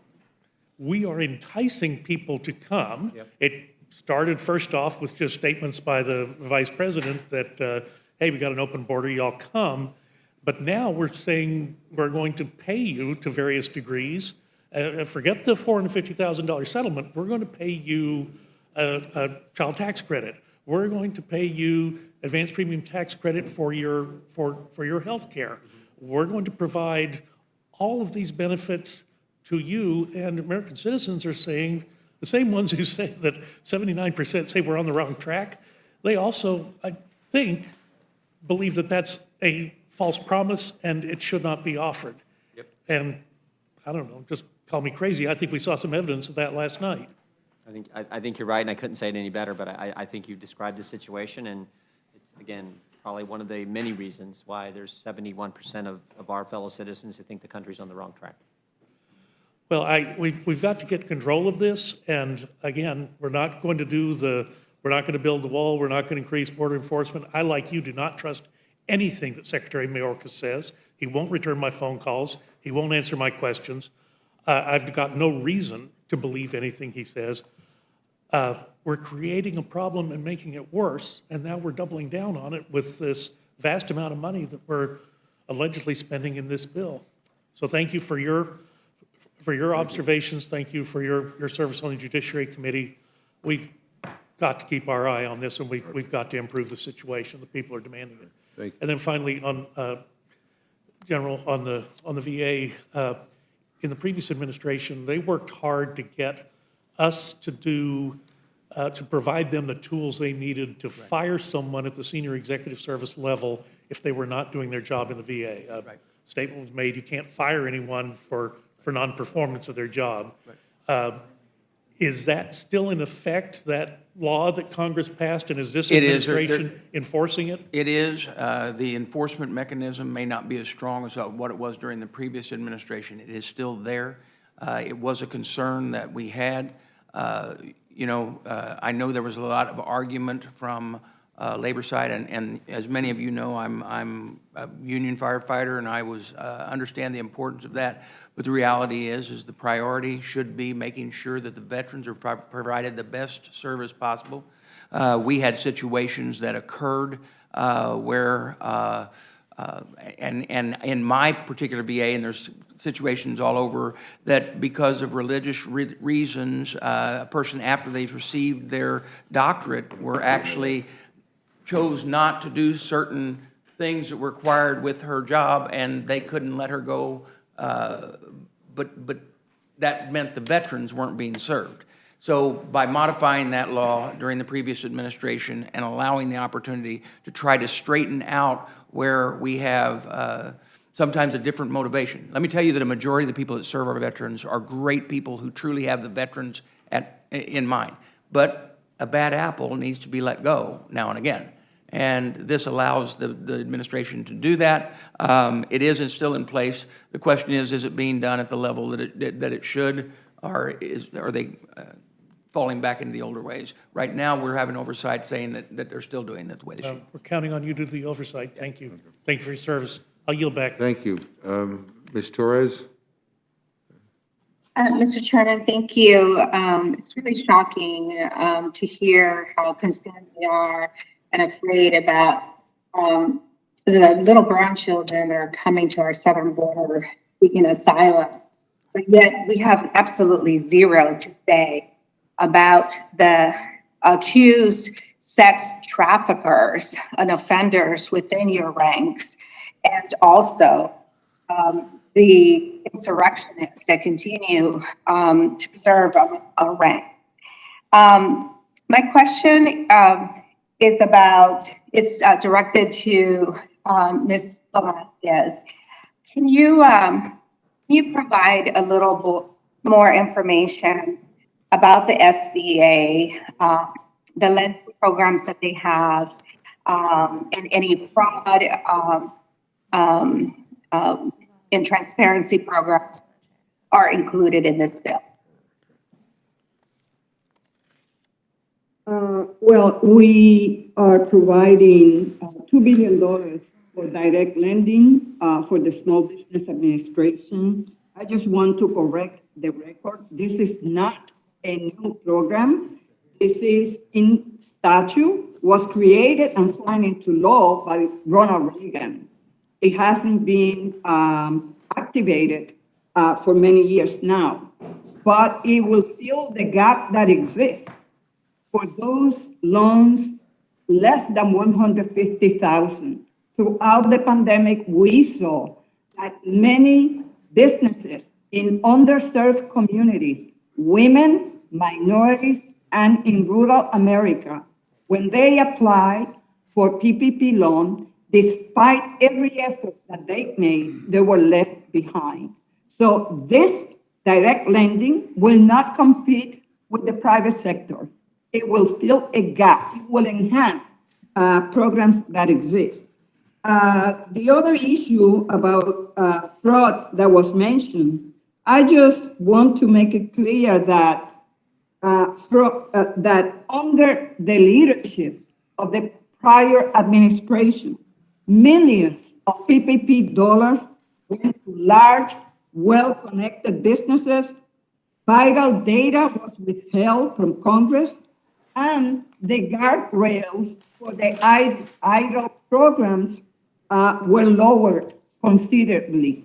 And the fraud and mismanagement that happened and that people are discussing here happened under the Trump administration, not under the Biden administration. And in fact, listen, we all care about being good steward of taxpayers' money.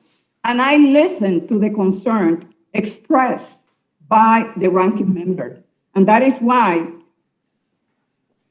in this allocation that was provided to the Small Business Committee of $5 billion, we allocated $12.5 billion for the IG because we believe in strong oversight. Thank you for that clarification, Mr. Chairman. I yield back. Thank you very much. Mr. Reschenthaler. Thank you, Mr. Chairman. I just want to note that in solidarity with my former ranking member, I have taken off my jacket. That's for you, Jim. And with that, Mr. Chairman, I yield back. That's the best questioning I've heard all night. Mr. Perlmutter?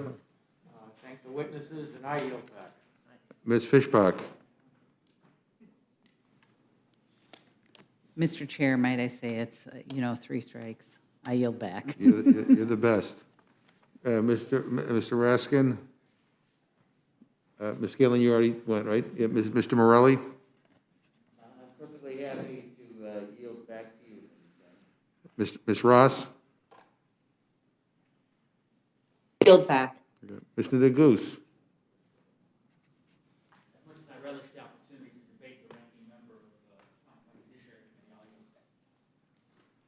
And, yeah,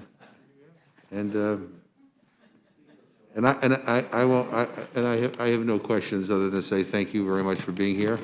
And you're dismissed. Thank you. I now call our next panel. Representative Perlmutter is going to be testifying, along with Ranking Member Lucas, Chairman Thompson, Ranking Member Katko, Chairwoman Maloney, and Ranking Member Comer.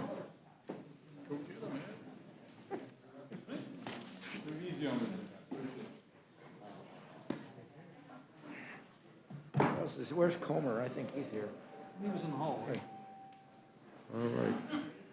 Next time. Next time. So, I know that Mr. Thompson and Ms. Maloney are in. Yeah. Yeah, there they come. Here they come, right? Yeah, let's, you and I slide down. Okay. I'll let those go. Absolutely. All right.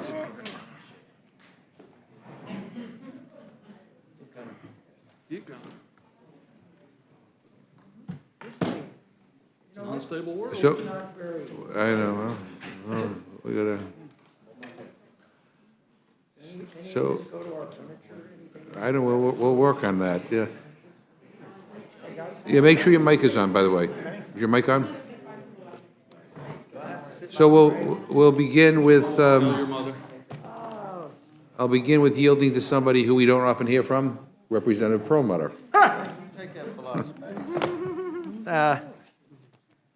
Thank you, Mr. Chairman, Mr. Ranking Member.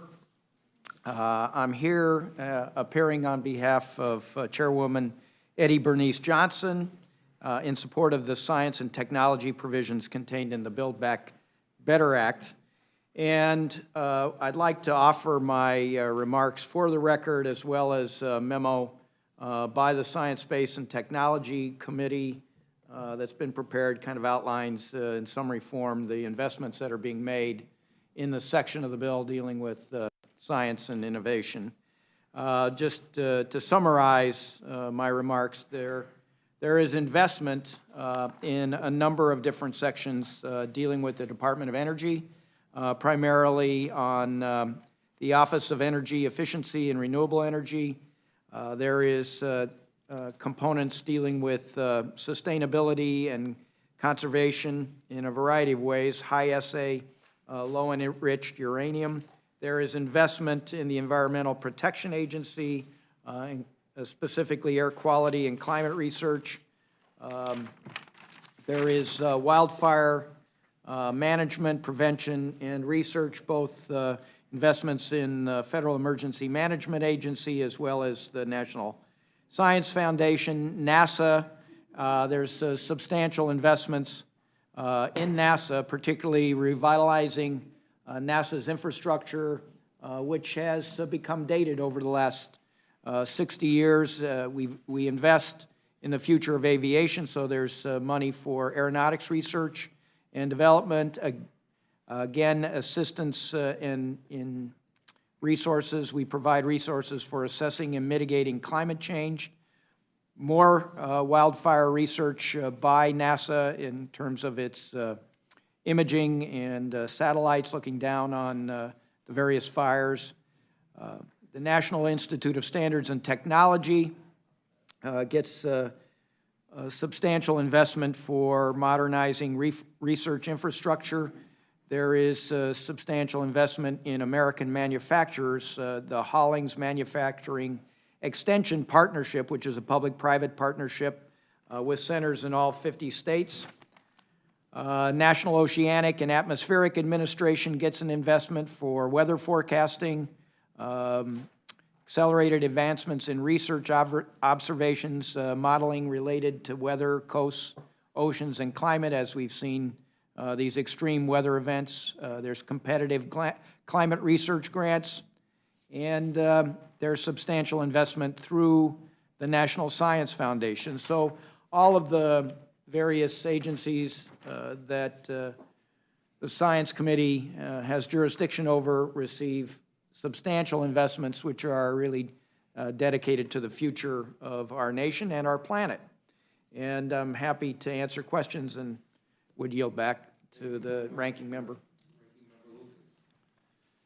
Thank you for allowing me to speak today, Chairman McGovern and Ranking Member Cole. And I'd probably be remiss if I didn't mention just before I start my remarks that I have a great deal of respect for this committee, having appeared here many times through the Farm Bill process.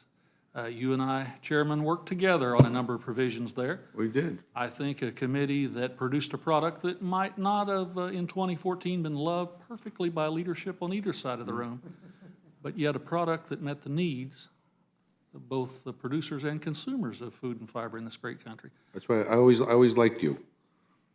Thank you. By the same token, I'd note that I'm very fond of your ranking member, because for 40 years we've worked together, both in Oklahoma and here, to try to make a real difference for people. So again, I have a great deal of respect for this committee. But with that, I must say, earlier this year I came to speak to the committee ahead of the House vote on the first $1 trillion reconciliation package. When I told you that the Science Committee hadn't even had a chance to provide input into the bill. Here we are for round 2, or maybe 2.5, with more trillions of taxpayer dollars at stake. I suppose I should be glad that this time at least, the Science Committee was given the chance to vote on our portion of the bill. Unfortunately, I can't be sure that the next text I'm being asked to testify on is going to be even the final text considered by the Rules Committee or brought to the floor. The latest version of the bill includes massive changes from what the Science Committee reported in September and additional changes from the version I was prepared to testify on last week. The bill includes funding of new programs that weren't considered by the Science Committee, and the draft drops important provisions adopted in committee, including a provision to prohibit the use of Chinese forced labor for energy projects. The bill also drops a bipartisan provision to ensure geographic diversity of research infrastructure funded in the bill. This is just the tip of the iceberg for this legislation, and every day in the last week, I've read rumors about more changes to the package, changes that would rewrite whole entitlement programs and sections of the tax code. We haven't seen text of those changes, not to mention we don't even have scores from the Congressional Budget Office to estimate the true budgetary impact of these proposals. In fact, I don't even know if we'll have a score before members will be asked to vote on this, what could be called a giant package, on the floor. That's irresponsible at best, and a dereliction of duty in this time of growing federal deficits and rising inflation. My Democrat friends are operating under the slimmest of majorities, and always remember, I understand the fundamental principles of a representative democracy. The majority has the right and the responsibility to govern, but the minority has the right and the responsibility to be heard, to be the conscience of the body. So I can understand, with this narrow margin, why the majority is resorting to some partisan tactics and gimmicks to bulldoze opposition to this bill. There is no deadline that requires us to vote on this bill before it's been read or scored. This is simply an attempt to ram through before even more opposition arises to the flawed package. Meanwhile, Congress does truly have urgent matters to address. We're dealing with the worst inflation in a generation, and Americans are paying for Washington's actions with higher prices at the gas pump, at the grocery store, and just about everything else. Energy costs have alone increased by nearly 25% in the last year. As inflation rises, Americans must stretch every dollar further and further. But instead of addressing this real problem, the Speaker, the Majority Leader in the other body, the Chairman of the Senate Budget Committee in the other body, are just pushing through more government spending. I worry that this is reckless, it's even irresponsible, and Mr. Chairman, it's no way to run a railroad. I oppose the measure. I urge my colleagues in the majority not to push this bill forward and force Congress to vote on this massive, what I fear is flawed and rushed piece of legislation. And with that, I've been brief, I think, and I look forward to whatever questions or discussion we have in the committee. And thank you for giving me a chance. Well, thank you.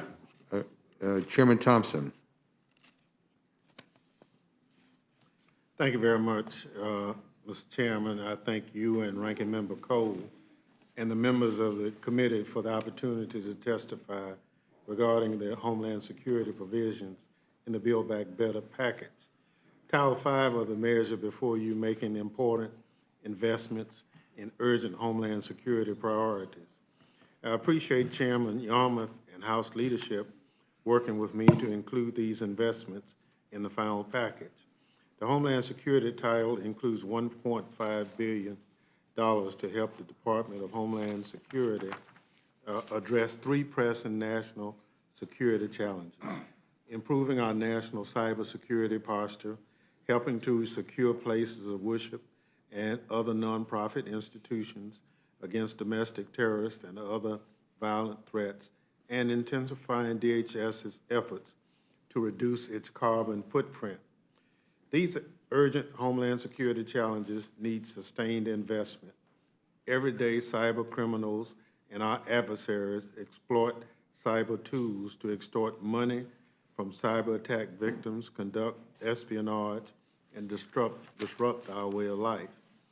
All of us have stories of people being held at ransom by some nefarious actor in cyberspace, whether it's a school district, county government, city government, or private industry. So part of what this investment will do will help secure that infrastructure. The other thing is the domestic terrorist attacks on houses of worship, whether it's a synagogue, a mosque, or what have you. There's money in there to help secure those facilities against those threats. So we support it. I wish we had additional monies to support other things, but we see the benefit in it, and I yield back and look forward to any questions. Well, thank you very much. Ranking Member Katko. And I appreciate the opportunity to speak here today before the committee. Chairman McGovern, Ranking Member Cole, members of the committee, thank you, and allow me to testify in this portion of the Committee on Homeland Security's Build Back Better Act. Like many of my Republican colleagues, I share the concern and frustration over being completely shut out of this process. And at the risk of being a bit avuncular here, I have a very good working relationship with Chairman Thompson. I work very well with him. And I dare say that if we had an opportunity to do this ourselves together, we would have done, it would have been a much different product. And unfortunately, we didn't have that opportunity. Not only were Homeland Republicans not part of any discussion or drafting of this legislation, but the text has significantly changed from what the committee marked up in September. And it's likely to change yet again in similarly non-transparent way without any input from the minority, any. And that's just not like what we do in Homeland Security. The Homeland Security title of the reconciliation package originally included $865 million in funding for CISA, or the Cybersecurity Infrastructure Security Agency. Since our committee's markup, it seems the majority has made significant changes in the dark to increase the funding to $1.5 billion, including an astounding $900 million for sustainability environmental programs. I don't even know what that means, and it's not delineated what that means. While Homeland Republicans broadly support CISA's mission, and Mr. Thompson and myself have done a lot to enhance our mission, improve their capabilities, throwing various amounts of money at random CISA programs without need-based analysis may ultimately undermine their mission. Nowhere does the bill even mention ransomware, which is a preeminent cyber threat and the subject of many recent high-profile attacks. Given the cybersecurity risks facing our critical infrastructure, I've long advocated for CISA to be a $5 billion agency within the next 5 years, and the fiscal year 22 Homeland Security Appropriations Bill already put CISA on that path with a 16% increase. Well, I'm very pleased to see that CISA's resources have mostly been met by recent appropriations. Homeland Republicans oppose the irresponsible spending in this package.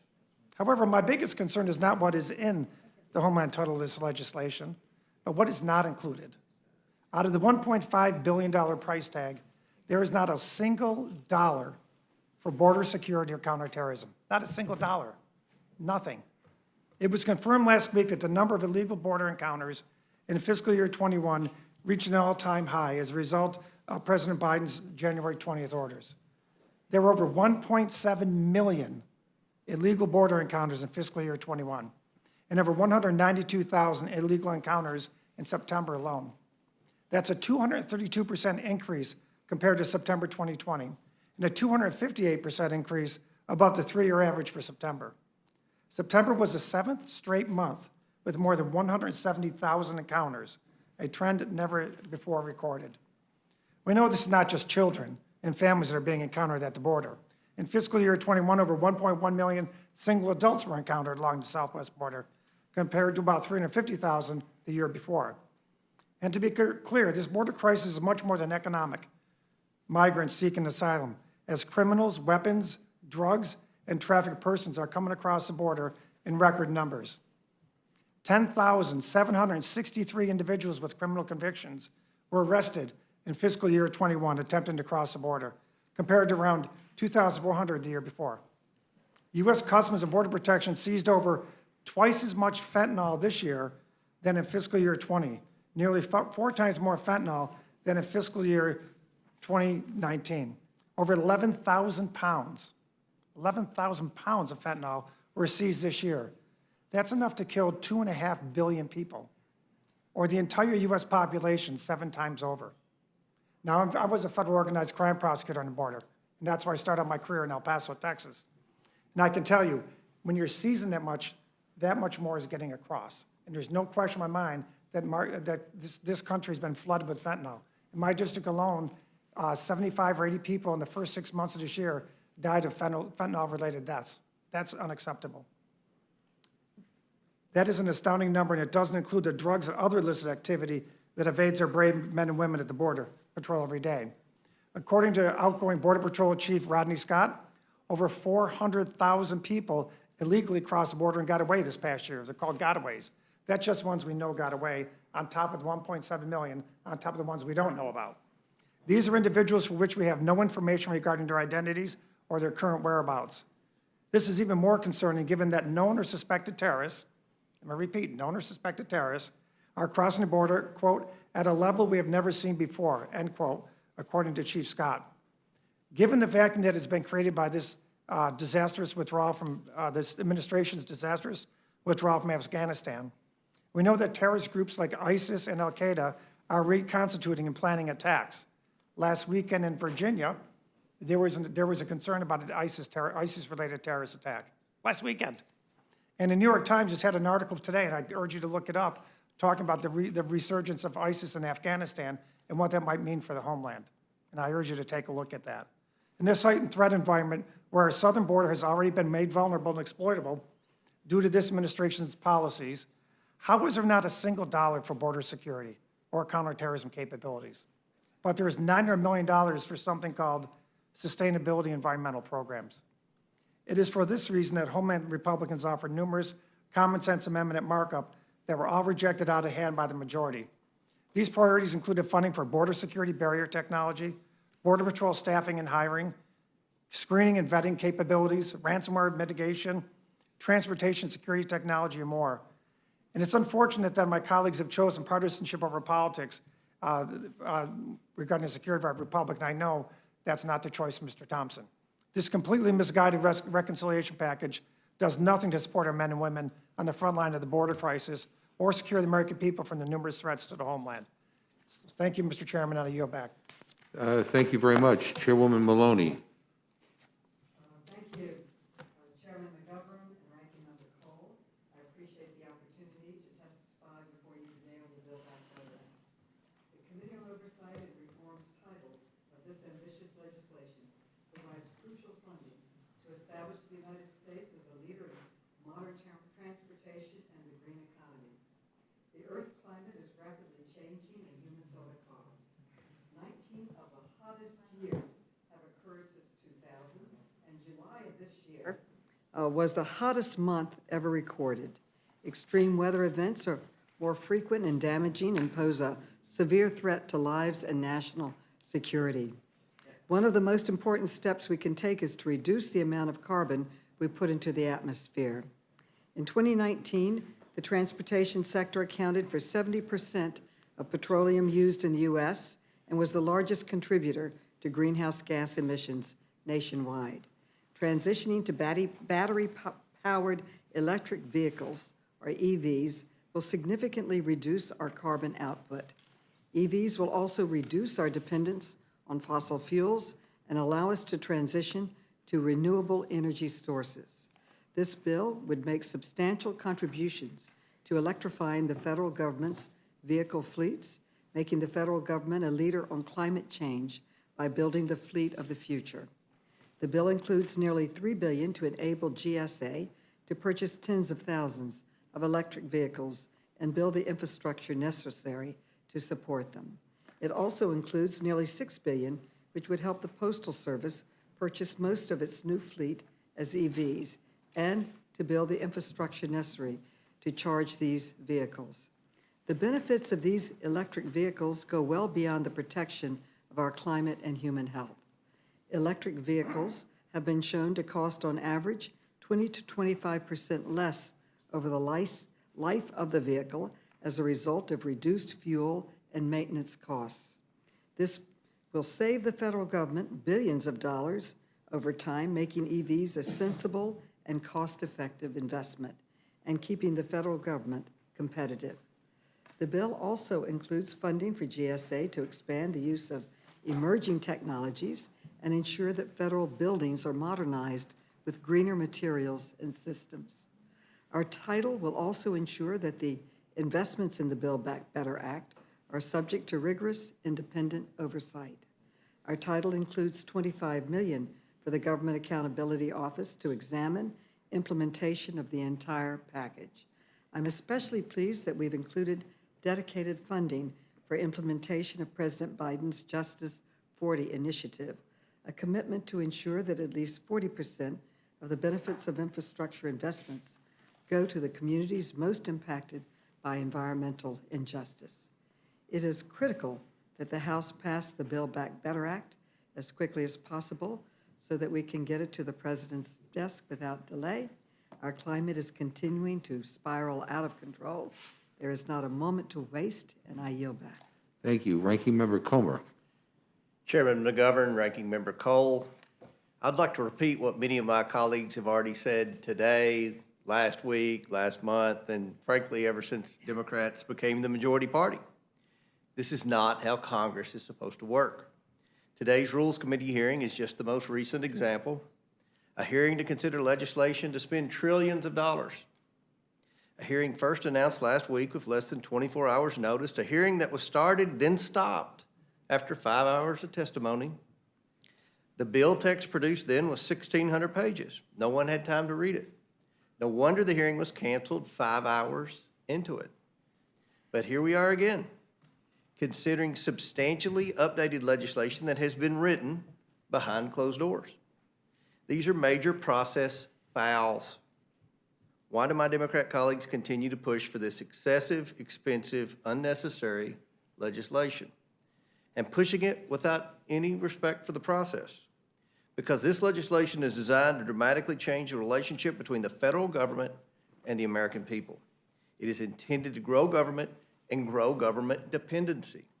And they don't want to be transparent about it. They don't want American people to notice. Quite frankly, the Democrat leadership is so confused about how to govern its own caucus, let alone an entire country, that many Democrats would probably join my complaint in being left out of the loop and jammed by this backwards process. And we see this confusion in the Oversight Committee about what is even in the package. While a month ago, Democrats wanted $7.4 billion for electric vehicles for the Postal Service and the federal fleet, they now want $9 billion. What's the justification for this increase? Your guess is as good as mine. Committee Republicans debated and rejected paying for electric vehicles during our May postal reform markup. The Postal Service is supposed to be self-sufficient, meaning Congress isn't supposed to be buying its vehicles.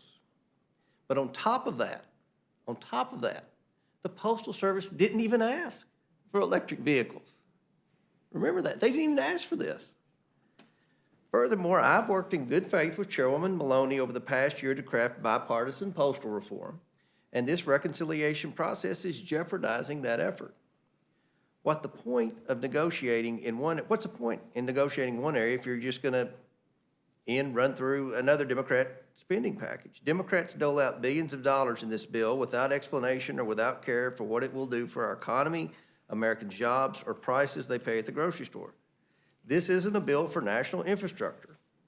This is a bill for Democrats' interests, pet projects, and Green New Deal socialist priorities.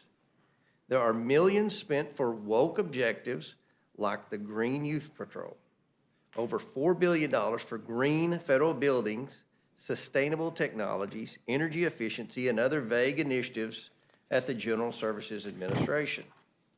Mr. Chairman, unfortunately, I have no faith that the Democrats have any idea what some of these appropriations are meant to accomplish. They are so excited to spend money, they're just printing numbers and writing zeros and hoping some stick. Out of the massive original $3.5 trillion reconciliation package, the Oversight Committee had jurisdiction over $7.5 billion. Democrats blew past that and added another $8 billion. Did we have any explanation why they blew the reconciliation cap? No, but it's not surprising. Democrats have seemed more interested in having the IRS survey Americans' financial transactions and personal banking than legislating transparency. This process does not bode well for the American people who are realizing prices are going up at the gas pump, at the grocery store, and for almost every purchase they make in President Biden's America.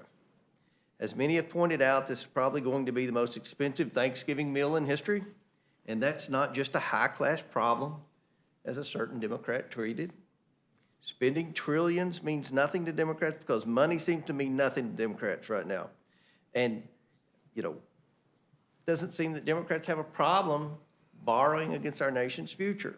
But it means something to the American people, Mr. Chairman, who now suddenly find themselves with less money of their own as costs of goods rise and the purchasing power declines. And unfortunately, that's just in time for the holidays. So this is not responsible government, and it's not the way to run the House. I yield back. Well, thank you. I'm going to let that sink in for a while. Mr. Cole, do you have any questions? Yeah, for you, Mr. Chairman, thank you very much. To my friend, Mr. Comer, while I agree very much with your substantive points, some of us on this committee were delighted that last week was only 5 hours and we got out of here, so we appreciate the chairman's generosity in that regard. Mr. Comer, how many bipartisan provisions were there in the reconciliation instructions your committee marked up earlier this year? Unfortunately, there were no bipartisan provisions. Representative Keller had an amendment that he introduced to provide the National Archives $10 million to help veterans access their records, and that was incorporated in the reported text to the Budget Committee. But we're unclear where that stands right now. So in other words, has it been stripped out as far as you know or can tell? I cannot answer that question, unfortunately. I don't know. You've had 2, 3, 4 hours. I mean, it shouldn't take that long. I think it was pulled out somewhere during the process, but I wouldn't bet my life on that. Okay, well, we'll let it go. It's just, it's clear it's been extraordinarily difficult to do any real oversight here, certainly from the minority's perspective.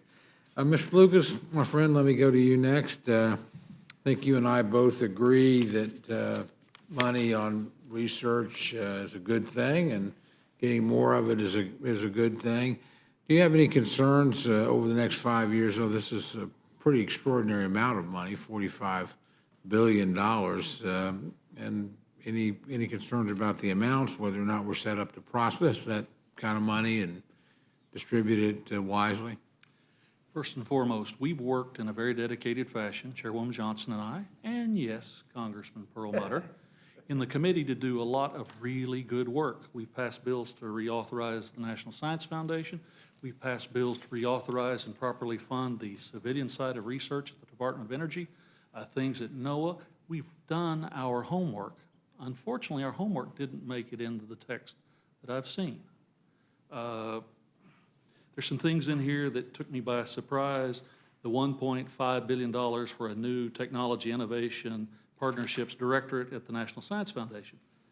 It's hard to argue with the title, the wording in that line, but this was not in the mark that was reported out of the committee. This has been airdropped in without debate or discussion. I'm not sure how it's going to be carried out. That causes me great angst. And I must acknowledge to you, Congressman Cole, one of the things that we have worked in a very dedicated fashion on the committee is to try and dramatically increase the funding for basic research in this country so that we can compete with someone on the other side of the Pacific and maintain our technological and scientific advantage around the world. But that means a steady, consistent stream of resources so that the research institutions and the universities can properly utilize that. I worry in some of the things, especially coming from the other side of the building, and I'm not sure yet what the final science provisions will be. No one can be, because from what I read in the paper, that's not been negotiated yet with a couple of people over there. I worry that if we put these dramatic sums of money out, and in a year or two we forget to follow through, we will do to the scientific community what we did to the aerospace industry in Apollo. We'll create this great expectation. We'll point men and women, people in a direction of a scientific pursuit, and then suddenly it'll be gone in 2 or 3 or 4 years. That's the kind of thing that causes me great angst, Congressman Cole. I want to move the country forward. I want to maintain the advantage that we have developed since the 1930s in the scientific world. Our friends, the Chinese, certainly have figured it out. They're spending lavishly. They're stealing enthusiastically everything they can lay hands on. But we can't just pretend we're them. We have to follow the model, I think, that we've established. Okay, you and I are both from an energy-producing state and energy of all kinds. I mean, most people don't know this, but we're, I think, number 2 in wind power, and 40% of our electricity comes from wind. You know, while we're, well, you're bigger. You're not on a per capita basis competitive. And by the way, our grid works in February, so. But anyway, there's a lot of energy-related concerns here, and you know, we're all familiar with what's happening at the pump. We're all familiar with what looks like is going to be happening with heating and cooling bills. Anything in here concern you about energy costs and what that will do? As best I can determine, we spend 100 times more money on R&D funding for DOE's Office of Energy Efficiency and Renewable Energy. I'm not sure how they utilize a 100 times increase in an effective way. But I would suggest to you, only the federal government can be involved in the kind of research that will take us to the ultimate energy source. That's fusion, using the principles of the sun, not fission, not atomic bombs, using the principles of the sun to create the ultimate, steady, consistent, clean form of energy. But we have to have a way to survive economically and individually until we get there. That's why on the committee, we pushed so hard for things that enhance the resources we have now. Natural gas, carbon sequestration, utilizing that as a transition fuel to get to that next source. You know, Tom, that I represent a part of Oklahoma that was made infamous by Mr. Steinbeck in his book about the grapes of wrath, something my father would not allow in the house. My part of Oklahoma was literally economically destroyed because of bad decisions made by government. Yes, you can argue that in the 1920s and the 30s, when we started into the Depression, the Federal Reserve shouldn't have tightened the money supply, and Congress shouldn't have spent less, and the executive branch should have done different things.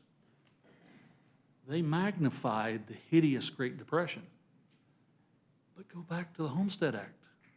Our problem started almost a century before the Grapes of Wrath was written. The Homestead Act. You remember that wonderful concept, 160 acres? Raise your 6 kids, your 3 hogs, your 2 dogs, and your 4 horses? It worked great in Indiana. It worked great in Illinois, Iowa. When they applied the standard outside of the Midwest, it set people up to starve. I had 10,000 neighbors.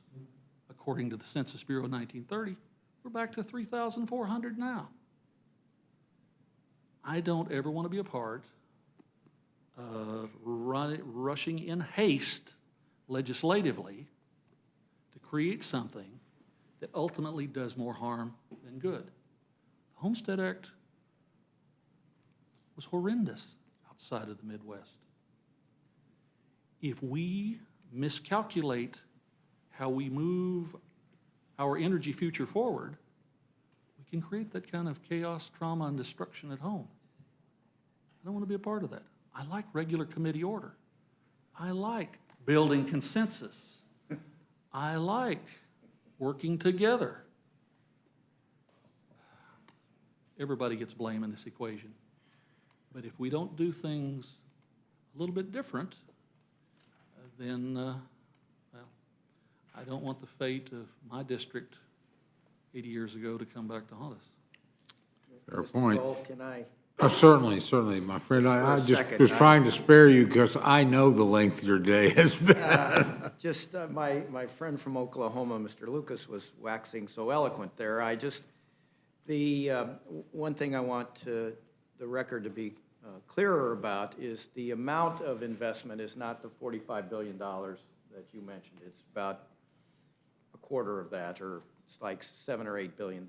And one of the things that Mr. Lucas did mention is there is $1 billion that is dedicated to the Office of Energy Efficiency and Renewable Energy for various projects and demonstration projects for wind, for fusion. It could be any of a number of different things with respect to the environmental impacts of produced water. It's the overall investment here, though, is in things, and this is over the course of 10 years, that really upgrade the facilities that fall within our jurisdiction, whether it's the NOAA facilities, the NIST facilities, the NASA facilities. We've worked so much on just different projects that the facilities themselves, the bricks and mortar, need to be upgraded so that we're competitive with China, with Russia, with the rest of the world, and we want to bring these things up. I'd like to see more investment than what is currently in Build Back Better. But I don't think my friend from Oklahoma can quarrel with the need for us to be upgrading this infrastructure. Certainly.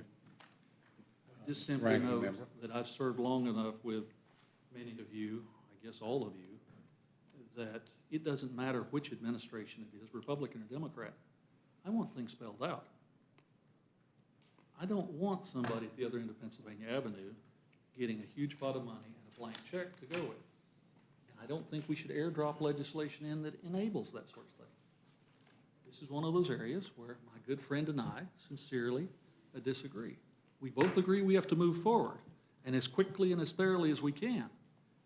But if you're a Democrat, you might not always have a Democrat president. I've served under some interesting Republican presidents. We have a legislative responsibility to spell things out. Airdropping is like dropping. Thank you. Mr. Katko, again, you're on a committee, you and the chairman have a wonderful relationship, frankly, and I know your committee's worked in bipartisan agreements in a lot of areas like cybersecurity, so let me just ask you, you said something, but I just want to make it clear for the record. Were you included in drafting process of this legislation? Unfortunately, no. And that's very uncharacteristic. I mean, today's a good example. We had a hearing today on cybersecurity that was terrific. It was collaborative, it was terrific. And Benny and I working, Mr. Thompson and I working together, have done a lot already this term to help CISA become a much better agency. And that's the type of things I hope we can get back to after this. You know, I will note just briefly for a second, I know it's a long day for everybody, but the American people are watching us, whether we realize it or not. And they see what's going on here. And, you know, I dare say if the tables were turning, we win a majority, we might be doing the same thing.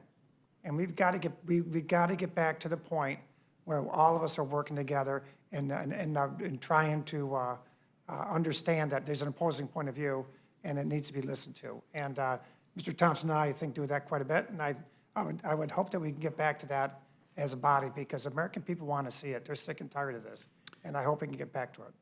I'm going to ask you a question similar to what I asked Mr. Jordan in the last panel, and you alluded to this in your testimony. Does this legislation prioritize securing the southern border? And we have unprecedented crisis, unprecedented. Oh, you know, everything you read, most people in 20 years, most this, most that, There's nothing- most drugs, most there's nothing human for the southern trafficking. border in here. And you know So any new money for a wall, any new money for personnel, any new technology deployed, any new tools that would help the Border Patrol, just make sure that we don't have such an unprecedented flow of people? No, and there's a concern with that, right?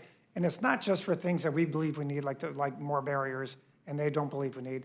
It's for things like dealing with the crisis at the border, which destroys the budget of Customs and Border Protection.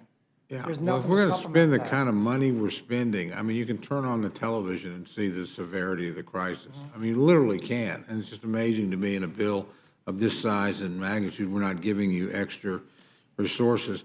Similarly, you know, we all watched the debacle in Afghanistan. I don't think you can describe it as any other way.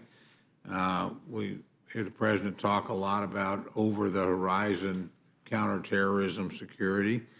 We all read pretty alarming accounts of terrorist groups reestablishing themselves in Afghanistan. Does this legislation prioritize counterterrorism capability?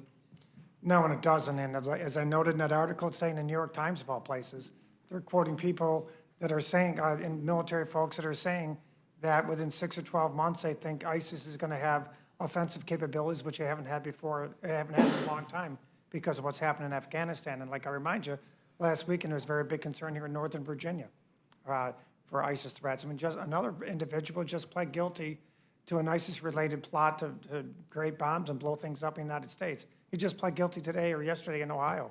So the threat remains real, and we should look at that from a funding standpoint. And it's best when you sit down and talk about it together and talk about the issues. And I'm quite certain if we did, there'd be funding there for that. All right, you mentioned you had a great hearing on cybersecurity. Obviously, we've got a lot of vulnerable transportation infrastructure. Mr. Lucas in his district could tell you we've got very vulnerable, you know, pipeline facilities. The most important oil terminals in the country are you know, essentially, I would just say very exposed. Anything in this bill to deal with any of those kind of problems? No, sir. Again, Mr. Chairman, that just, it's striking to me. We're getting ready to spend a lot of money, and a lot of it's on pretty worthy things, you know, and, but when you're talking about no more money on the southern border, when you're not talking about securing transportation, you're not doing anything about counterterrorism, those are threats we all know about. I mean, they're not secret. So I just, you know, I'll leave you the last word, Mr. Katko, but, yeah, you know, it's either at the minimum a missed opportunity to do this, because we're going to spend a lot of money, you know, if this thing comes to fruition. And at least in these areas, I'm just very surprised they haven't gotten a higher prioritization. Listen, Mr. Cole, I can tell you right now, this simple fact, and I think I probably speak for all the committees here. If we were left to our own devices as chairman and ranking members, I can guarantee you we could come up with a much better product than this was. That's the bottom line. You sound like you should be an appropriator. We always say the same thing. You know, if they just leave us alone, we'll get you a good deal. With that, thank you, Mr. Thank Chairman. you. Go back. Ms. Torres.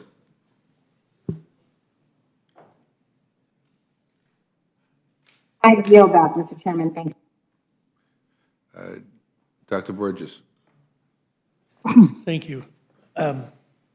Katko, while there may not have been any money for security at the southern border, there is a lot of money that will be available to people who arrive here. And unfortunately, that is going to increase the pull factor on these historic numbers that we've seen coming across our southern border in Texas.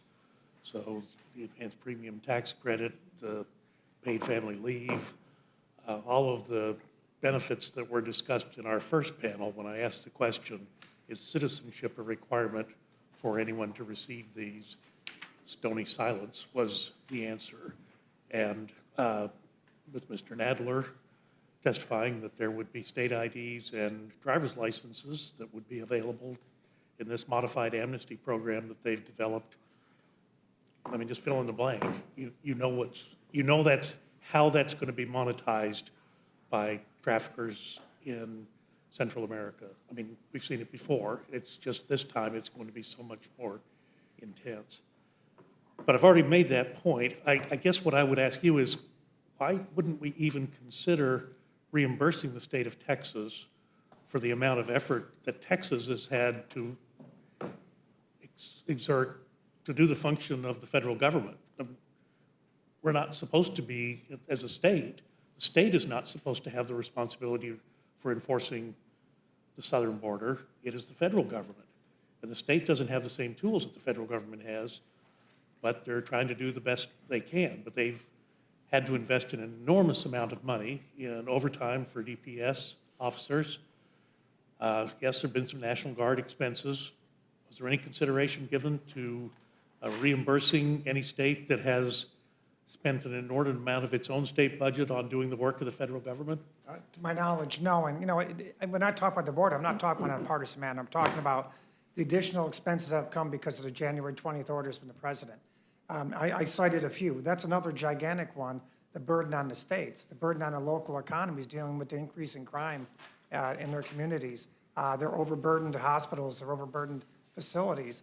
That all costs money, and not all of those being reimbursed. Some of it is, but not all of it. I want to go back to one central point.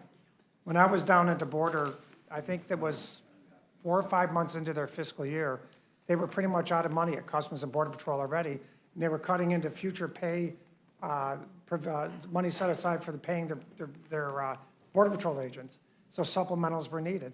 We're going to need supplementals again because we don't know what the budget's not going to provide for it. None of that's in here either. There's an awful lot of expenses at the border. And don't forget, there's another surge on its way up here.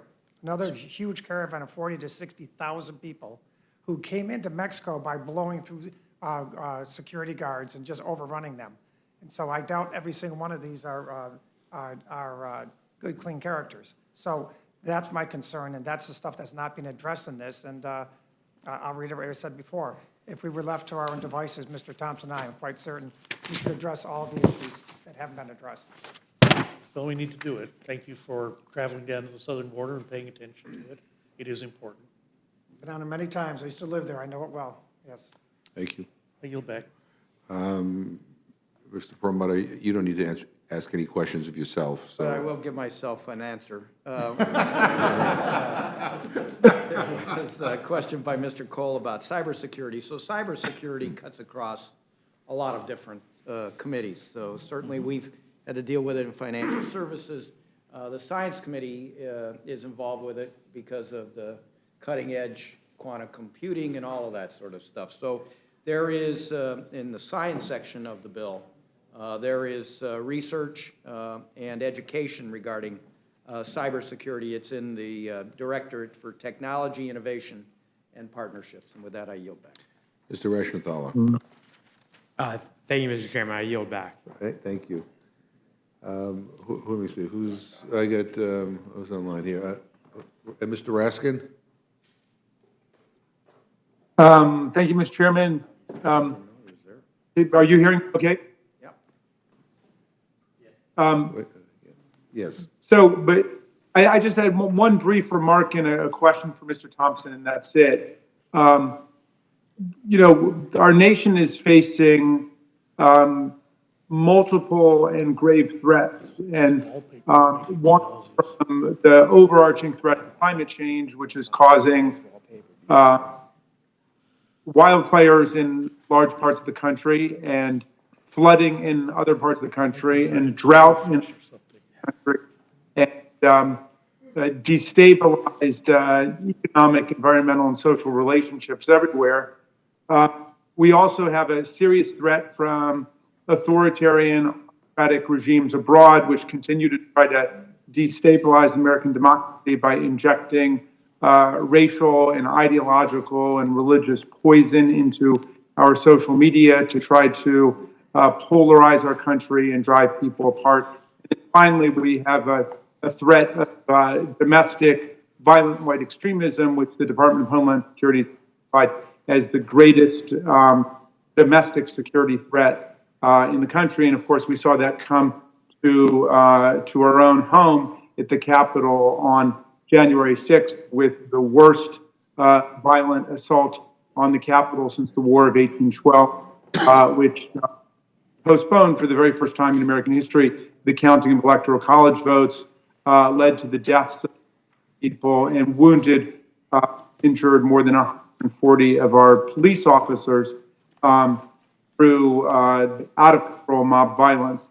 So all of these things are real, and I wonder if Chairman Thompson would address the way in which massive investment in infrastructure that we're about to undertake, along with the massive investment in our social infrastructure together, will solidify and strengthen our democracy for these major challenges that confront us in years ahead.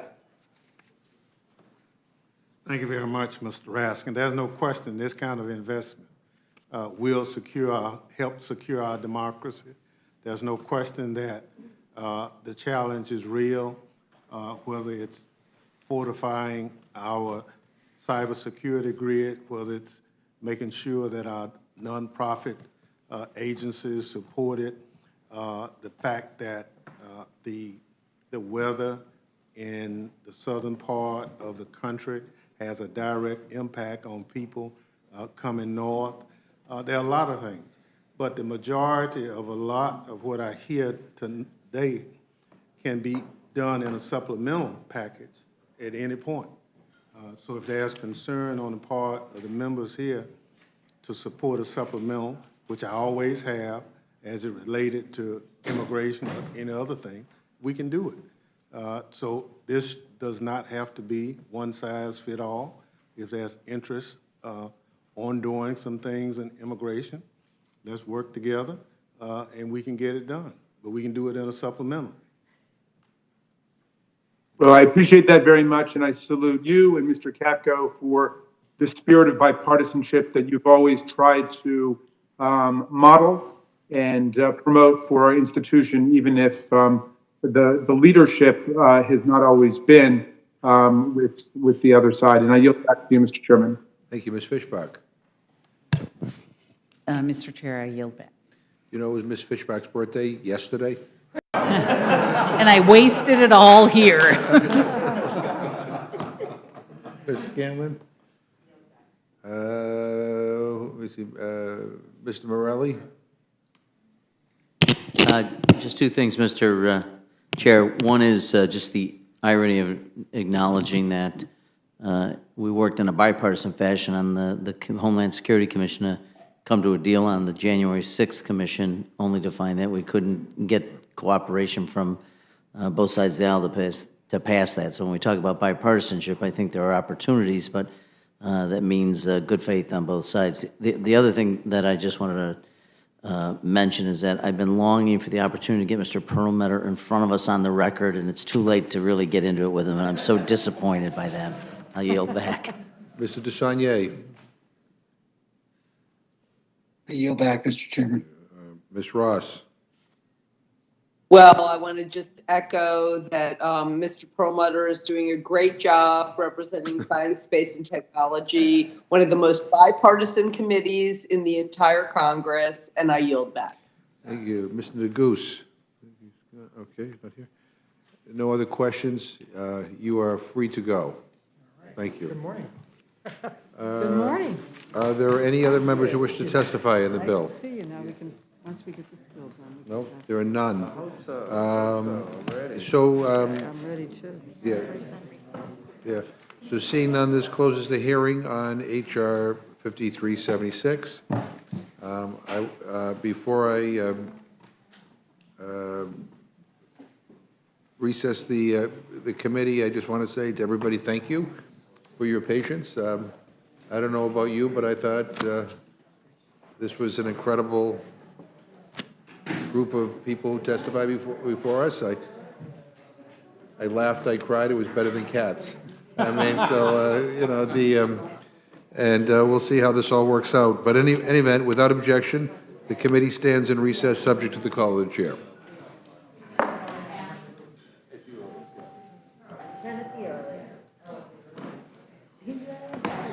Guys, take care. Wait.